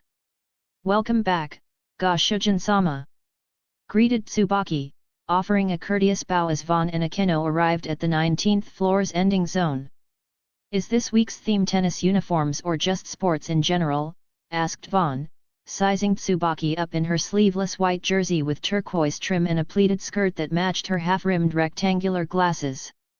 "Kyoa Academy's annual ball tournament is coming up soon, so Sana-sama felt it would be beneficial for us to get accustomed to wearing and moving around in our sportswear," explained Tsubaku, raising the hem of her skirt to show off her frilly white tennis bloomers. Ara, it is around that time, isn't it?" hummed Akeno, cupping her left cheek as she wondered if she should also try modeling a tennis outfit for Vaughn. At the very least, he seemed interested in the bloomers' design, his eyes widening and brows rising slightly as he lowered his gaze to stare at them with undisguised intrigue for several seconds. "Indeed. And don't think we'll go easy on the orc just because you have Von-sama with you," warned Tsubaki, narrowing her violet left and light brown right eye at Akeno before turning around and lifting the back of her skirt next. "If you want me to stare, I won't hold back," remarked Vaughn, squatting down with his elbows resting on his thighs, his aquamarine eyes focused on Tsubaki's tempting bottom and her cute and very comfortable-looking bloomers. "By all means," responded Tsubaki, ensuring her inordinately long hair wasn't in the way before bending over slightly, a hint of red bleeding into her cheeks as she, once again, met Akeno's gaze. Like their mistresses, she and Akeno had been rivals for some time, so since Vaughn had yet to make a move on her despite her recurring presence at Sana's side during their lovemaking, she was trying her best to signal that she was okay with him doing more without directly propositioning him. Making things easier for her would-be rival, Akeno covered her mouth and issued an amused laugh before humming, "I'm going to head inside. Don't forget to put up a soundproof barrier. Soundproof barrier?" Vaughn repeated in his mind, looking between the retreating figure Akeno and the butt mere centimeters away from his face, the gears in his mind gradually but eventually falling into place, causing a cramped smile to develop across his face. Tsubaki never really flirted with or teased him, so while she was almost always present when he and Sana made love, often in the same risque outfits, he assumed she was there for moral or emotional support. Now that everything had clicked into place, he felt obligated to grab her butt and bury his face into it to demonstrate he wasn't completely oblivious to her charms. Chapter 55, Comfort. Following their return to the real world, while Vaughn was staying over at Konako's apartment with Asia, Akeno apprised Rias and Sana, with Tsubaki and Grafia in attendance, about what had transpired during her stay in the corridor. "Vaughn's power becomes more astonishing the more we learn about it," muttered Rias, exhaling a faint sigh before adopting a supportive smile, meeting Akeno's gaze, and appending, "More importantly, I'm happy for and proud of you, Akeno. I know it couldn't have been easy, but I'm glad you could meet your mother one last time, and your decision to allow the past to remain in the past was the correct one." "Thank you, Bucko, and you're right, it wasn't easy," admitted Akeno, a sad smile adorning her face before brightening as she teased, "but I feel blessed to have experienced it. And the memories I made with Vaughn after the fact have become some of my most precious." "This does complicate things, however," stated Grafia, causing every gaze in the room to shift to her as she explained, "When I made my report to Surtsk-sama, I was informed that representatives from heaven had come to ask about Sana-sama's and Rias-sama's rumored engagements to Vaughn-sama. They did not openly express their disapproval, but it can be inferred from their sudden interest that they do not wish him to come under the purview of the underworld. I honestly can't blame them. Vaughn's existence directly threatens the tentative balance between the three factions. Just his purported ability to solve our population issue would inevitably tip the scales in our favor," sighed Rias, crossing her arms and reclining against the sofa's backrest with closed eyes. She would prefer to avoid warring with heaven and the forces of the fallen angels, but after growing to care about Vaughn a great deal, she wouldn't allow them to harm or take him away from her. Continuing where she left off, Grafia explained, "That's why, sometime before the forthcoming summer break, the heads of the three factions will be convening to discuss the matter of Vaughn-sama directly. The venue has yet to be decided, but you should be prepared for the possibility of it occurring here at Kyoah Academy." "Here?" asked Rias, stressing the word as she opened her eyes to stare at Grafia with disbelief. "It makes sense," contended Sana, similarly sitting with her arms crossed as she reasoned, "Kyoah Academy is already regarded as neutral territory, and more importantly, it's where Vaughn-sama resides. Hosting the summit elsewhere and expecting him to come to them could unnerve him and negatively affect his opinion of all three factions. That said, I imagine the event will be scheduled during or around open house. Because of the time we spent in the corridor, I had completely forgotten that was coming up," sighed Rias. Open house was an annual event where the parents and families of Kyoah Academy students got to tour the campus and stand in the back of the room to photograph or film during classes. Rias had repeatedly told them they didn't need to come, but her father and brother insisted, never missing a single one. "Regardless of when the summit is set to occur, we should anticipate that Heaven and Grigori have already started intensifying their presence in the city," stated Sana, her expression and tone serious as she contended, we may even receive some new student transfer requests. That is very possible, conceded Rias, having once thought of Asia herself as a plant. Now, she was fairly certain that wasn't the case, but if a sufficiently high-ranking member of the church or an angel were to ask her to part with information on Vaughn, her faith might compel her to obey.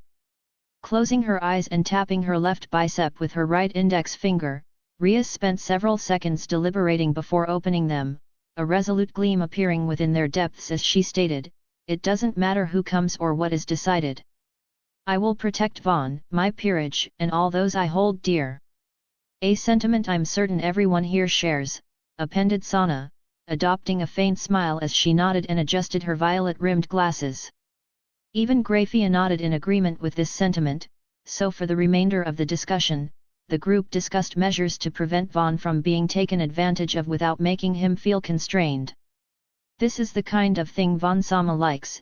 asked Asia, feeling a little embarrassed but far more excited as Konako had her change into a very skimpy outfit consisting of a pink, rabbit-eared hood, a matching crop top, arm warmers, baggy socks, bright pink, white-soled heels, and scant pink panties with a fluffy white rabbit's tail on the back. With Asia directing the question to him, seated on the bed as he observed her and Konako change, Vaughn smiled and affirmed, "Cosplay and dressing up are still fairly new to me, but I think it's interesting seeing everyone try new outfits. You definitely shouldn't wear your current outfit in public, but I think it looks very cute on you, Asia." "Vaughn Sama thinks this outfit looks cute on me?" asked Asia, tilting her head slightly to the side before adopting a smile that seemed to light up the room as she brought her hands together and added, "Then I'll be sure to wear similar outfits in the future." "Asia-chan should get her own identity," muttered Konako, sporting a half-lidded, slightly pouty expression as she finished adjusting her outfit, a very skimpy cosplay from an anime that put good and evil magical girls against one another. In essence, it was a black baby doll with accents of gold and maroon frills, matching the style of the associated panties, arm warmers, stockings, and choker. It also came with bat-like wings, but as she could manifest her own, Konako didn't need them. "Identity," repeated Asia, tilting her head to the opposite side as she observed Konako with a look of confusion. "Think about it later," said Konako, making her way over to the bed and crawling onto both it and Vaughn, prompting him to habitually lay backward as he whispered, "We should keep things tame with Asia present." "NN. We'll see," responded Konako, punctuating her words with a kiss and wagging her butt from side to side, causing her cat-like tail to unfurl from under her outfit before splitting from the end. Around the same time, Asia also crawled into the bed, her emerald green eyes glistening with intrigue and a hint of yearning as she observed them unblinkingly. Catching Vaughn completely off guard, Konako followed their long kiss by sitting up, wiping her mouth, and turning to Asia, stating, "Your turn." As if the two had formed an agreement in advance. With Konako dismounting him and Asia unhesitantly straddling his lower abdomen with an excited smile, Vaughn found himself at a loss but offered no resistance as she grabbed the sides of his face and bent down to give him a surprisingly deep kiss.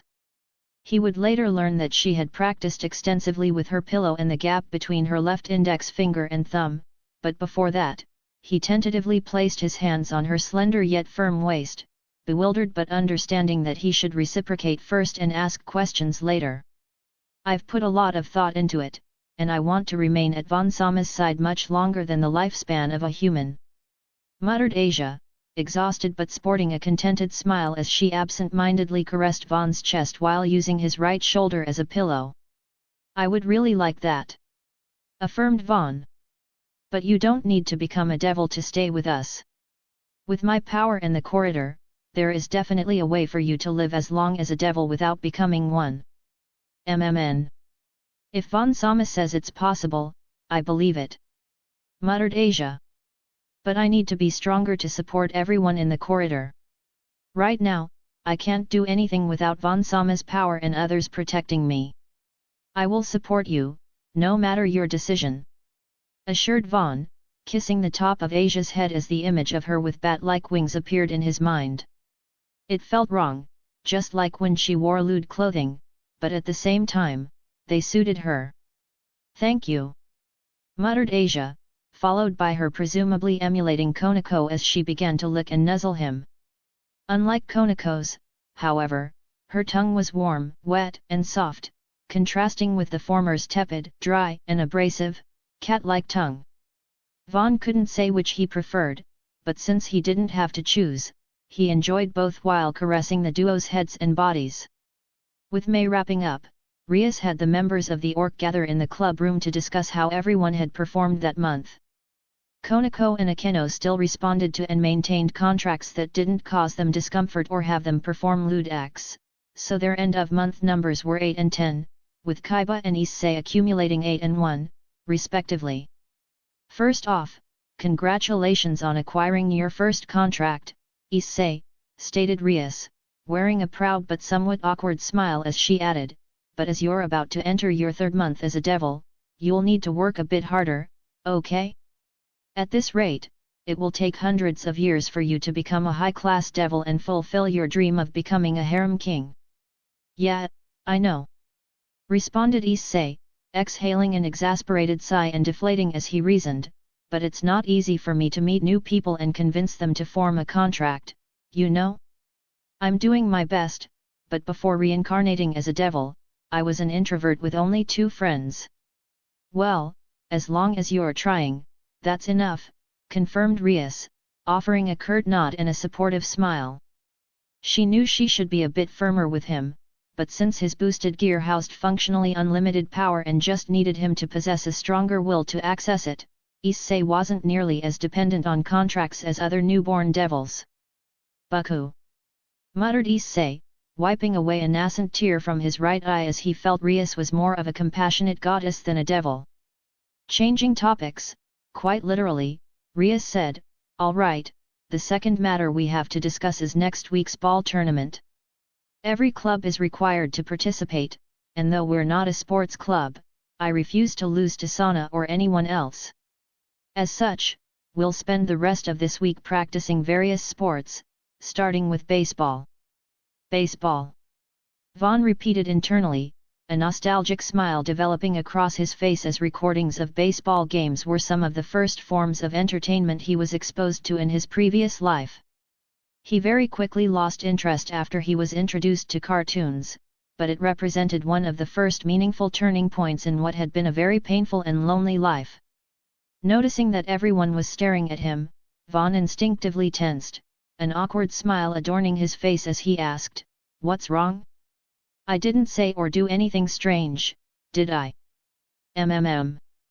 Let's go ahead and conclude our meeting here. Everyone should change into their gym clothes and meet at the back of the building within half an hour." "Dismissed," said Rias, prompting everyone to get up and file out of the room, leaving Vaughn feeling even more confused as Akeno, Konako and Asia gave him looks that made it seem like they really wanted to hug him. Instead, they left with Issei and Kaiba, leaving Rias to sit next to him and pull his head into her very ample bosom as she nestled the top of his head and reassured, "I don't know what happened, but you don't need to be sad, we're here for you, Vaughn." "Did I give the impression that I was sad?" Vaughn asked himself, closing his eyes and enjoying the feeling of being held as Sis explained, "When you were reminiscing about your past, your feelings from that time seeped into the imperceptible aura exuding from your body due to your will of the Emperor. You also had a very nostalgic expression, which can very easily be misconstrued as sadness or longing." "I see," muttered Vaughn, placing his left hand on Rias's hip and caressing it, prompting her to release her hold on his head. The reason she was comforting him wasn't nearly as important as the fact she was willing to drop everything to do so, so when their gazes met, Vaughn held much more than nostalgia in his eyes. Chapter 56, Advice. Following an afternoon of batting and fielding practice, Vaughn, Rias, Akeno, Konako, Grafia and Asia were in the club room, where, after serving the group tea, the latter mustered the courage to ball her hands into fists and state, Pardon me, Rias-sama. But I've made up my mind, please make me into a devil and allow me to join your peerage." "Era. Someone is spirited," mused Akeno, knowing, like everyone else in the club room, exactly where Asia's courage was coming from. After all, ever since the previous Saturday, she was no longer a little girl. "Good job," said Konako, speaking in her usual monotone as she offered Asia a thumbs up. Unfortunately, while Rias appreciated Asia's willingness to join her peerage, her answer wasn't what the latter expected. I admire your determination, Asia. I really do. But I can't in good conscience accept you into my peerage. Please forgive me," expressed Rias, closing her eyes and shaking her head as Asia, standing next to the sofa where she was seated, wearing a maid outfit similar to Graphia's but with a shorter skirt, stared back at her with a paralyzed smile. Preempting Asia's asking, Rias exhaled from her nose, met the former's gaze, and explained, "Ordinarily, I would jump at the opportunity to have the bearer of twilight healing becoming my bishop. However, due to the corridor and parameter enhancing items like crimson bapples and guts lemons, I believe it's best to let you develop as you are. If you insist on becoming a devil, which, might I remind you, would prevent you from praying to God, you can always do so once Vaughn forms his own peerage." "Oh," muttered Asia, looking somewhat forlorn as she asked, "but what if the orc has to participate in another raiding game? I don't want to sit out or be left behind again." "I appreciate that," responded Rias, nodding. "But what happened with Riser was a one-off event. I'm not saying we won't have to participate in future raiding games, but the stakes won't be nearly as high, and most of our opponents should be comparably above board." With Asia habitually looking at him, Vaughn nodded, adopted a supportive smile, and surprised Rias by saying, "I understand your logic, Rias, but if this is what Asia decided, I want to support her." "Is it the best decision? I don't know. But it's the one she's made. I never expected to have my arm twisted like this," sighed Rias, causing Vaughn to feel a smidgen of guilt until she adopted a smile and appended, "Very well. I also want to respect Asia's resolution, so if she's certain this is what she wants, I have no reason to refuse her." "Thank you so much, Vaughn-sama, Rias-sama," exclaimed Asia, closing her eyes and praying for what might very well be the final time.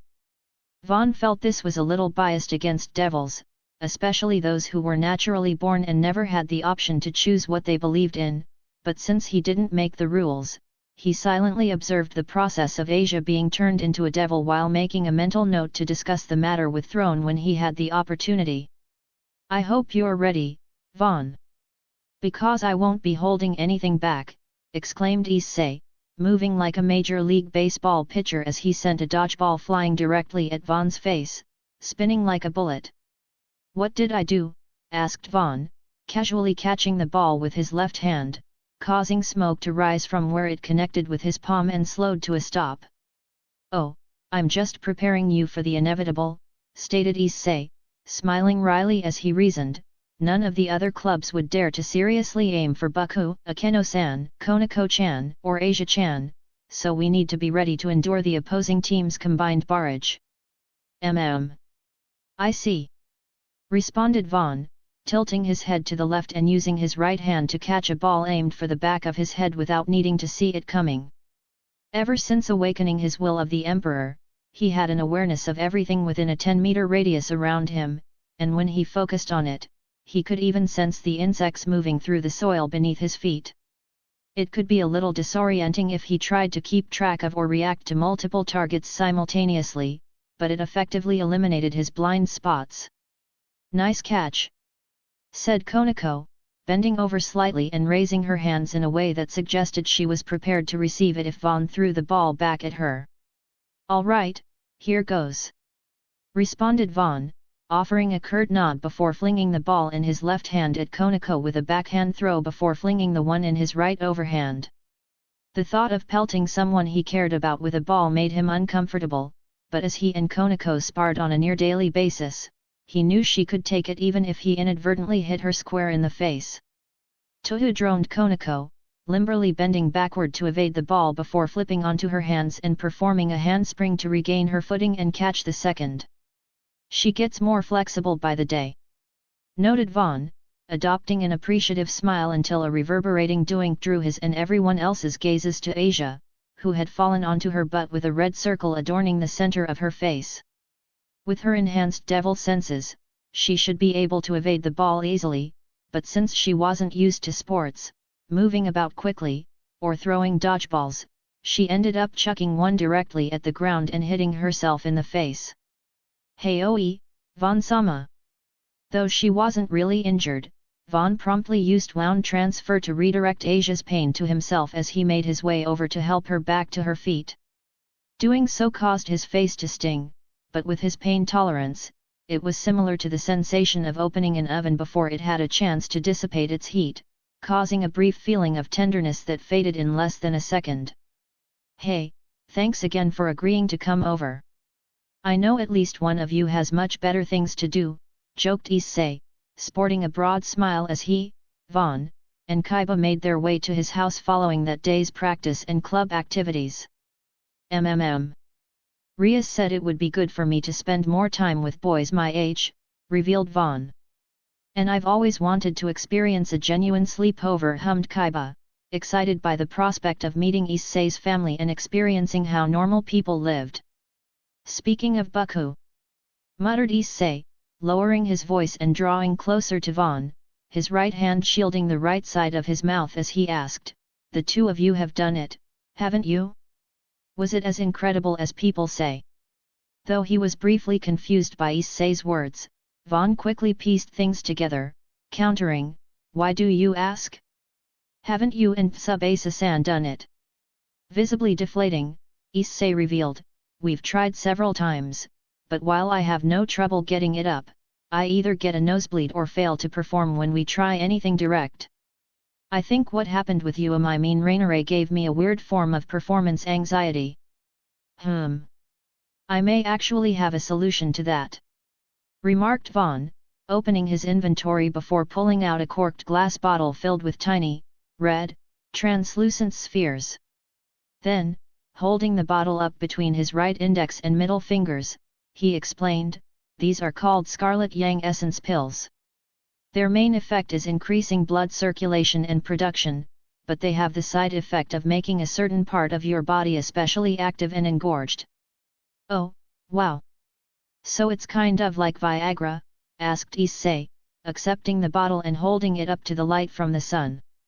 The thought of ordering some Chinese medicine had crossed his mind on several occasions, but since it would be awkward if his parents discovered the purchase, he never went through with it. With Sis informing him what Viagra was, Vaughn nodded and replied, "They should function similarly. Just be mindful not to take more than one a day, as the description mentions that overusing them can lead to coughing up blood or bleeding from the 7 orifices." "That sounds kind of dangerous," remarked Issei, the smile on his face cramping. He wanted to meet Tsubasa's expectations of him, but bleeding from every major hole in his body didn't sound pleasant. "It shouldn't be," contended Vaughn. "But if you want, I can take back all but one of them so you don't accidentally take 2 or more." "That's probably a good idea, at least until I can confirm the effects," agreed Issei, handing the bottle back to Vaughn. In turn, he caused all but one of the tiny spheres to disappear before handing it back to him, smiling as he expressed, "I hope everything works out. And to answer your earlier question, it was more incredible than anything I had ever imagined." "More incredible?" repeated Issei, his nostrils flaring and a perverted smile spread across his face, making him look like a mischievous monkey or an old man. With how things have been lately, perhaps I should start looking for a girlfriend," muttered Kaiba, crossing his left arm over his body and cupping his chin with his right index and middle fingers. "Ugh, I can't stop you if that's what you decide, but with you and Vaughn around, I feel my future harem might be filled with nothing but girls the two of you rejected or didn't have an interest in," groaned Issei. "Is having a harem that important to you?" asked Vaughn, tilting his head slightly as he confessed, "I understand the appeal of wanting to spend time with multiple girls, but without Rias and Sana to manage things, I'm honestly not sure how I would cope." I get what you're saying, but it's been my dream for as long as I can remember, and Tsubasa supports me," contended Issei, shrugging as he added, "though, if I go with her suggestion, my future peerage will be filled with fighters and martial artists. Me, personally, it makes me sick to compare myself to such a despicable person, but my ideal harem is one like Riser's. I mean, variety is a good thing, right? It does keep things interesting," confirmed Vaughn. "But you shouldn't think of girls as things to collect. Also, you should keep in mind that you're just one person. Unless you're okay with the girls in your harem sleeping with other people, a greater variety for you represents fewer opportunities for each of them to be with just you." "Ugh, when you put it that way, creating a harem almost sounds cruel," conceded Issei, crossing his arms and adopting a conflicted expression. He couldn't simply abandon the dream that had defined him for much of his life, but after hearing Vaughn's take, he resolved to limit his future harem to, at most, the size of a peerage. Shaking his head, Vaughn contended, "That's only the case if you view the girls as things to collect.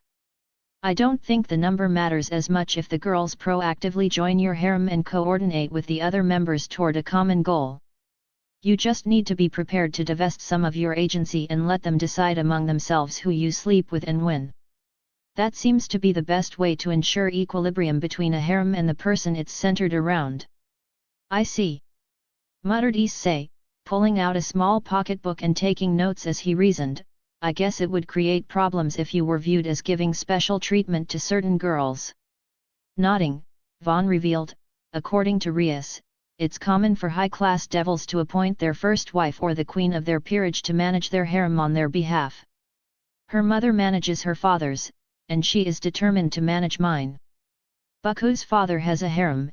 asked Issei, expecting but still surprised by the revelation. "NN. For a time, he was one of the few surviving descendants of the 72 Pillars," reminded Vaughn. "Because of that, he, at one point, had more than 100 women in his harem. Now, there are only 13, but I hear he frequently fools around with the female servants and maids." "Lucky bastard!" muttered Issei, making a final note in his pocketbook before slipping it into his left inner breast pocket. By then, they were only a block away from his home, so while he was curious to learn more about Rias's parents and high-class devil society, he figured it could wait until after dinner. Chapter 57, Brothers. "I see you've cleaned up and organized quite a bit since our last visit," remarked Kaiba, looking around Issei's room alongside Vaughn. There were still figurines present, but they were mostly mecha and action figures. More notably, all the posters of scantily clad girls from anime and video games had been taken down, replaced by tasteful promo art and movie posters. "Well, I don't want any girls that visit to be uncomfortable, you know," responded Issei, smiling wryly as he briefly met Vaughn's gaze, earning an approving nod for his efforts. "But why did you invite us over so suddenly?" asked Vaughn, pulling out a trio of comfortable chairs for him, Issei, and Kaiba to sit on as he didn't feel like sitting on the floor. "No reason, really," responded Issei, shrugging and taking a seat as he contended, "I just figured we should hang out more often, just us guys. I also tried inviting Saji, but he blew me off, saying he needed to take care of his siblings." "Well, he wasn't lying," assured Vaughn, revealing, "I heard from Sana that he's become the primary caretaker for his younger brother and sister ever since their grandfather died. That's the reason he became a devil. If Sana hadn't intervened and purchased their grandfather's property, they would have lost it and been forced to separate." "Damn, I had no clue. Now I feel bad for thinking he blew us off just to be a jerk," muttered Issei, closing his eyes and sighing. As evidenced by his family's sizable plot of land and two-story house, they were relatively well off. He also had both his parents, and while they embarrassed him to no end, they loved him dearly. "Everyone has their circumstances," confirmed Vaughn, looking to Kaiba as he asked, "What about you, Kaiba-kun? What was your life like before you became a devil?" Exhaling faintly from his nose, Kaiba's smile waned slightly, his blue eyes focusing on something neither Vaughn nor Issei could see as he responded, I would prefer not to get into specifics, but like Vaughn-sama, I once took part in a cruel experiment. And like Issei-kun, I am only here today due to the grace of Rias-sama. She even gave me my name. Before, I was simply Subject 47. Geez, am I seriously the only one who doesn't have a tragic past? Asked Issei, feeling a peculiar form of guilt he had never experienced. That's not entirely true, argued Vaughn, causing Issei's already cramped expression to crack as he dutifully reminded, you were pierced through the chest and heart by the first girl to confess and ask you out. You may have lived an ordinary life until then, but if this were a manga, that would be a pretty tragic way to go. You can be exceptionally blunt sometimes, Vaughn-kun, remarked Issei, grimacing. Shrugging, Vaughn adopted a faint, apologetic smile and argued, I'm just saying it how it is. More importantly, if you hadn't experienced all of that, you would never have joined the orc, and we wouldn't be here chatting like this. Now, not only do you have supernatural powers, but your sacred gear is one of the most powerful in the world. Using the manga analogy, you've basically become a main character. I don't know about that, said Issei, rubbing the back of his head as he pointed out, with you around, it feels I'm more of a supporting character. I mean, Tsubasa is amazing, and I really enjoy spending time with her, but she's no Buku or a Keno-senpai. But she is a devil, reminded Vaughn. Her appearance can change to be as beautiful as she wants. Or are you talking about Rias's status as heiress to House Gremory? I didn't know you had such an interest in politics. MMNNGH. As Vaughn was right about Tsubasa being able to change her appearance, Issei sat with his arms and legs crossed, a slight, contemplative grimace marring his face. If he looked past their appearances, the only things that made Rias objectively superior to Tsubasa were her status and power, two things he didn't think he cared about but evidently did. Feeling bad that Kaiba was being left out, Vaughn decided to include him in the conversation, asking, what about you, Kaiba-kun? What kinds of girls do you like? Me? I don't really have a preference, one way or another, stated Kaiba, regaining his usual smile as he explained, right now, my priority is being the best knight I can be for Rias-sama. If I am to enter into a relationship or marry in the future, it will be to help strengthen her position. Hardcore, muttered Issei, his expression becoming conflicted as he wondered if he should think more like Kaiba. After all, he wouldn't be alive if Rias hadn't reincarnated him as a devil. She had even extended his life from a few decades to 10,000 years, so prioritizing his dream over serving her well was pretty selfish of him. I'm not sure Rias would want that, contended Vaughn. But I get where you're coming from. I also plan to marry to strengthen her position, but that's not the only reason. I'm also looking to strengthen my own, and if I don't get along with the girls in question, I won't marry them. Nodding, Kaiba remarked, yes, but Vaughn-sama's power is an exception among exceptions. I have confidence in my sword birth, but its only real use is combat. I would not be able to govern or provide for a large estate using it, so I'm better suited to serving a lord than trying to become one myself. If you say so, muttered Vaughn, returning his attention to Issei, staring up at the ceiling with his hands behind his back. What are you thinking about?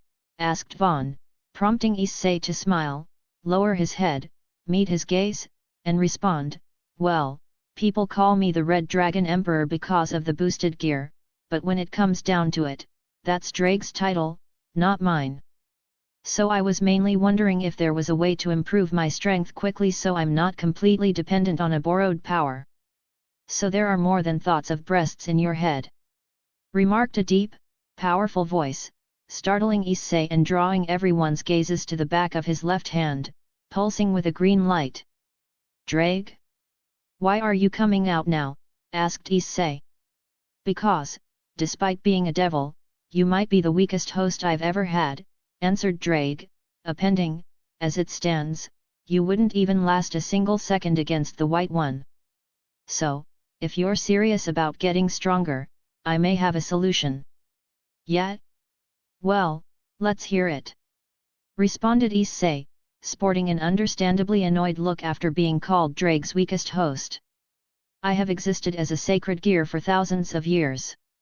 In that time, I have had hundreds of hosts with many different capabilities and fighting styles, revealed Drake, preempting Ys Sai's follow-up question by stating, if you train to focus your mind and access the mindscape where we first met, you will be able to meet and inherit the power of your predecessors in the form of their wisdom and teachings. Failing that, you can also learn martial arts. Simply throwing punches without thought will only get you so far. Wait, does that mean there are, like, a ton of dead guys sealed away in my left arm? And does that mean I'll also be sealed away when I die? Exclaimed Ys Sai, leaping from his chair.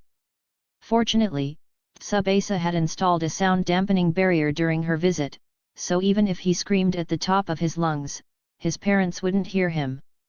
Calm down, said Drake, exhaling a sigh before explaining, only those who have lost themselves to their power or willfully submitted themselves to me remain within the boosted gear.